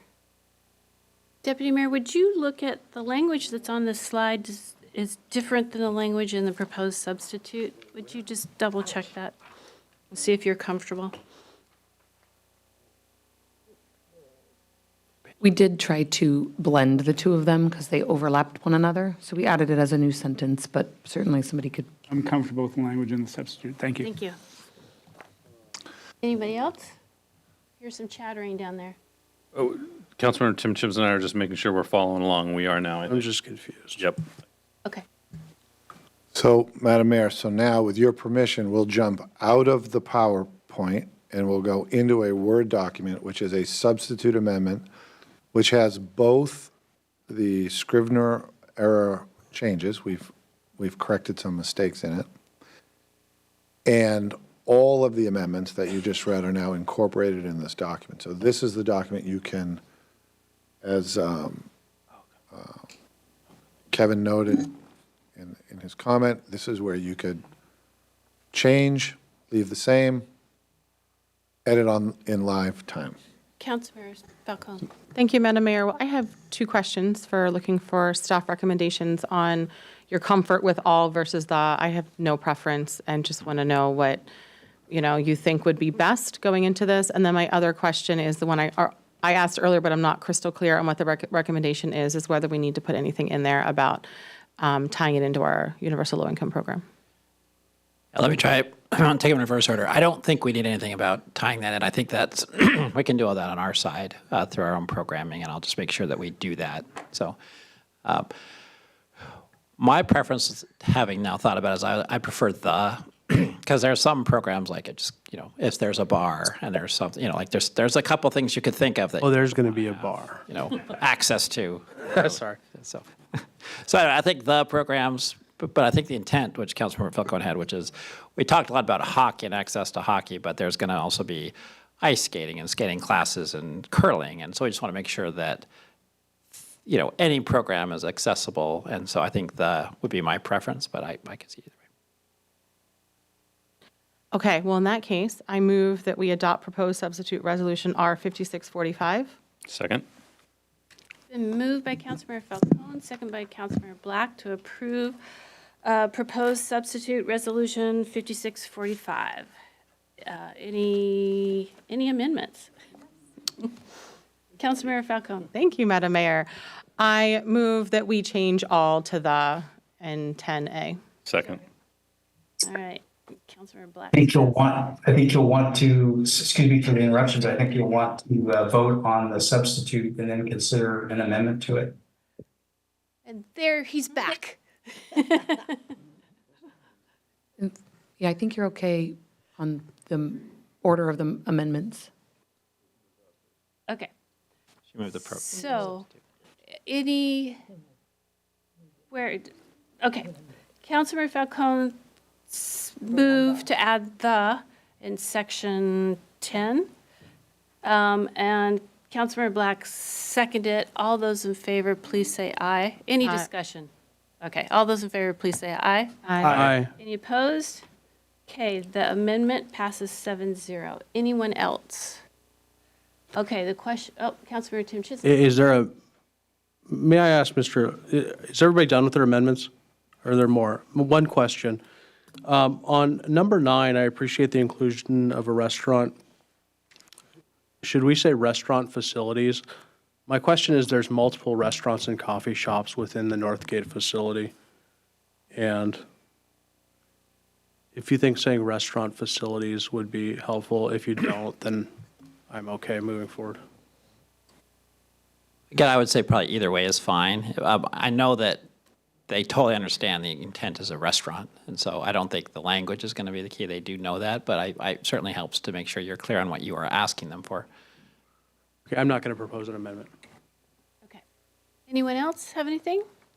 Okay, the questions on the original motion to approve proposed substitute resolution 5645. Oh, Councilmember Falcone. I'm so sorry. I just want to open up what Councilmember Tim Chisholm just mentioned, because I think his intent, I don't think we really got to, I agreed with you, and I don't think we got to where I was hoping you would go, in that the Northgate facility has, as he said, the main restaurant, but then there's I think a Starbucks and other stuff, and I think he wants to leave open the negotiation that we're looking for similar quality, so might want more than just a restaurant. You might want a coffee shop or something in there too. Is that what I'm hearing? I love it when Yeah. you say coffee. Coffee shop, bar, similar facilities to Northgate. Yeah, yeah. So I would be interested in a Okay. proposed amendment. I'd like to make an amendment. Chaos. It's 11, one person at a time. Are you making an amendment? I am just showing support because I'm too tired to wordsmith an amendment at this moment. And so since he raised it, I would like for him to make an He amendment. declined to make the amendment. I'll make the amendment. I've reconsidered my position on the amendment. All right. Thank you, Councilmember Falcone. To include restaurant facilities that meet or exceeds the standards set at the Seattle Kraken's Northgate facility. Second. I was going to give that second to you. All right. So we need to take the S off of meats, I think, right? And exceed. Yeah. I guess off the exceeds as well, maybe. Meet or exceed, yeah. I should have proposed this earlier, but I missed it. Thanks. Okay. Thank you. So, question is on the amendment to rewrite section 9 to include a restaurant facilities that meets or exceeds the standards set by the Kraken's Northgate facility. It's been moved by Councilmember Tim Chisholm, second by Councilmember Falcone. Councilmember Black has discussion. I don't think you quite stated the amendment quite right, because there's no Article A. It's include restaurant facilities Oh, that meet you're or right. exceed. It's getting late. I just want to make sure. We heard it correctly, though. Okay. Okay, very good. Thank you. All right. Sort of as shown on the screen is what you could vote on if you wanted. All right. All those in favor, please say aye. Aye. Any Aye. opposed? Amendment carries 7-0. Anyone else? I'm going to give you a couple seconds. Okay. All right. The question is on back to the amended proposed substitute resolution 5645, moved by Councilmember Falcone, second by Councilmember Black. All those in favor, please say aye. Aye. Any opposed? Resolution carries 7-0. Thank you, Jim. We'll go to work. All right. All righty. We are now on to, we are now on to our last business item, which is interview selection committee recommendations, item 9C. City Manager. Okay, so this is traditionally where we ask the members of the committee if they want to say anything about it, but we would move the recommendations of the committee, and then the council members have the opportunity to change any of those recommendations through amendment. I don't think anyone on the committee wants to say anything. So, can I get a motion to approve the? Thank you. Do I have a second? Second. All right. It has been moved by Councilmember Sweet, second by Councilmember Falcone, to move forward the interview selection committee recommendations. All those in favor, please say aye. Aye. Any opposed? Motion carries 7-0. We are now to council reports. Councilmember Tim Chisholm. I have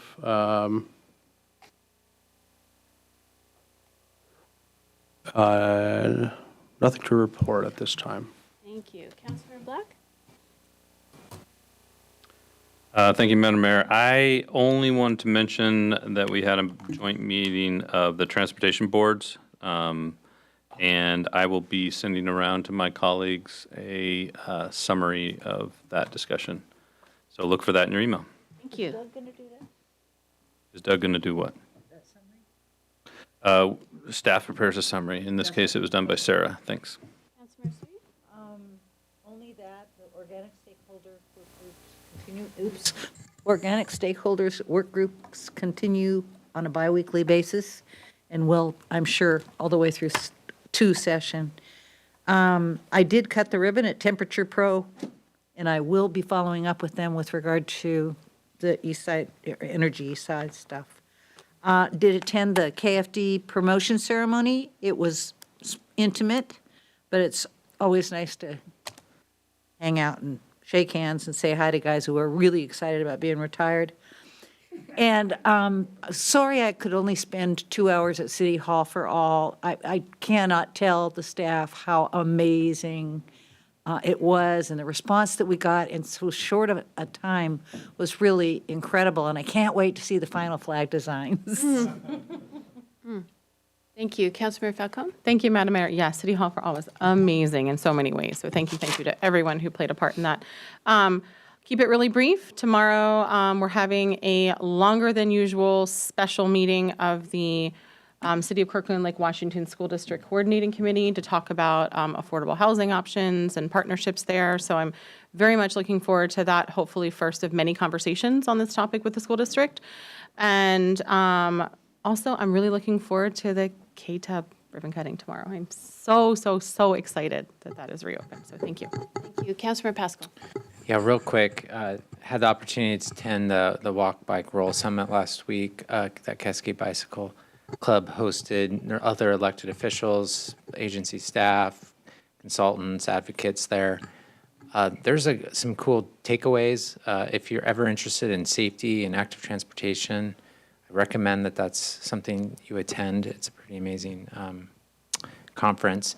The one takeaway that I just wanted to share real quick, and I'll send a email about it, but we had the director of essentially public works from Jersey City attend the conference and give a speech. And Jersey City, I didn't know where that was. I knew it was in New Jersey, but I mean, it's right across the river from Manhattan. So big city, one of the first cities to achieve Vision Zero. And one of the ways they did that, 2 things that she stressed in her talk for other communities to really focus on. One, try things, pilot things, and see how they work. And do it low cost, do it with internal crews. You know, try things though. If you don't try, you will never succeed.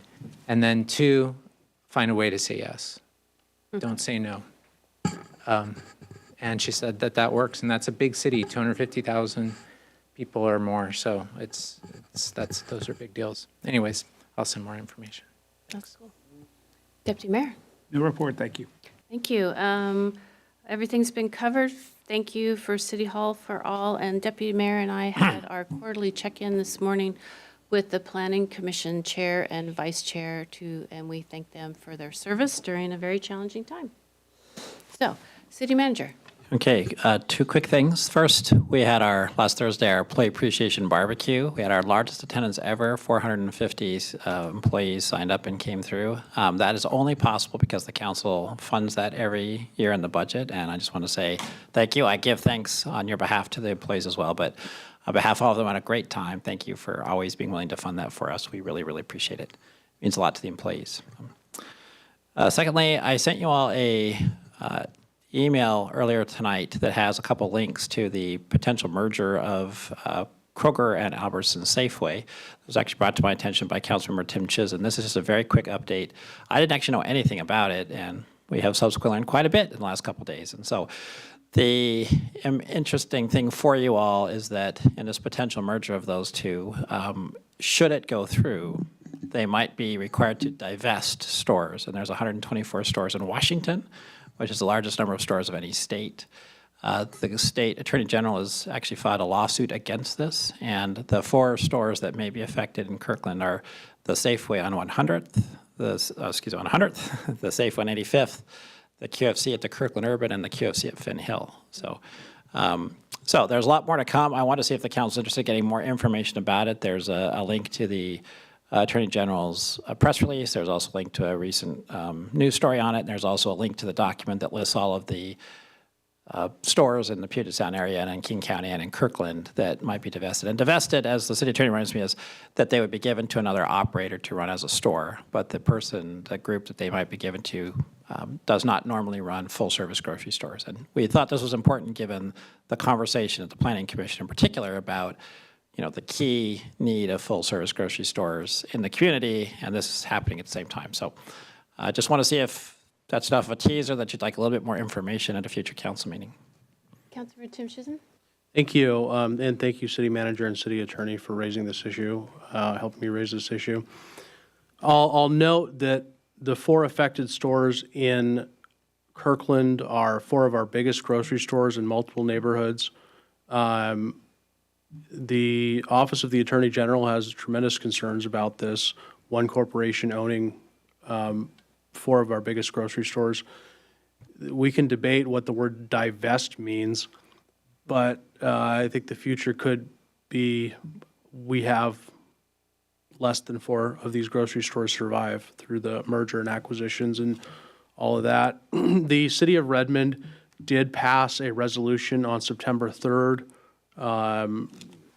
speaking against this merger, and I think the City of Kirkland should do the same or consider the same, and have the city attorney see if there's anything else that we can do in support of this, and possibly have the city attorney have communications with the Office of the Attorney General to see if they have any suggestions about what we can possibly do. Thank you. Thank you. Anyone? Councilor Sweet? This is a national issue, right? Really Pacific Northwest, I think Oregon, Colorado, and Washington State. Thank you. Primarily. It is a national issue, though. The merger would be across the country. There's been the federal agency that sort of challenges mergers is also in active trial against the merger. So there are other state lawsuits in addition to Washington State's, though. Colorado and Oregon are the 2, as Councilmember Tim Chisholm identified. So this would be in support of terrible. So this would be in support of our own Attorney General's action. Correct. I think. I think we could assess whether it's opposing the merger or supporting the lawsuit. We can assess what the best way for the council to express its interest in. If that's, I'm seeing head nods. I was going to say, it looks like everybody's nodding their heads, so yes, let's move forward. Thank you for bringing this. All right, and then finally, just on the calendar update before we adjourn to our collective bargaining closed session, I do have that we'll bring back a low-income discount update. Is there anything else council has for the calendar before we finish? Doesn't look like it. Okay, that's all I have, Madam Mayor. Awesome. We are now going to move into closed session to discuss collective bargaining. We expect to reconvene our regular meeting at approximately 11:25 for only the purposes of adjournment. Thank you.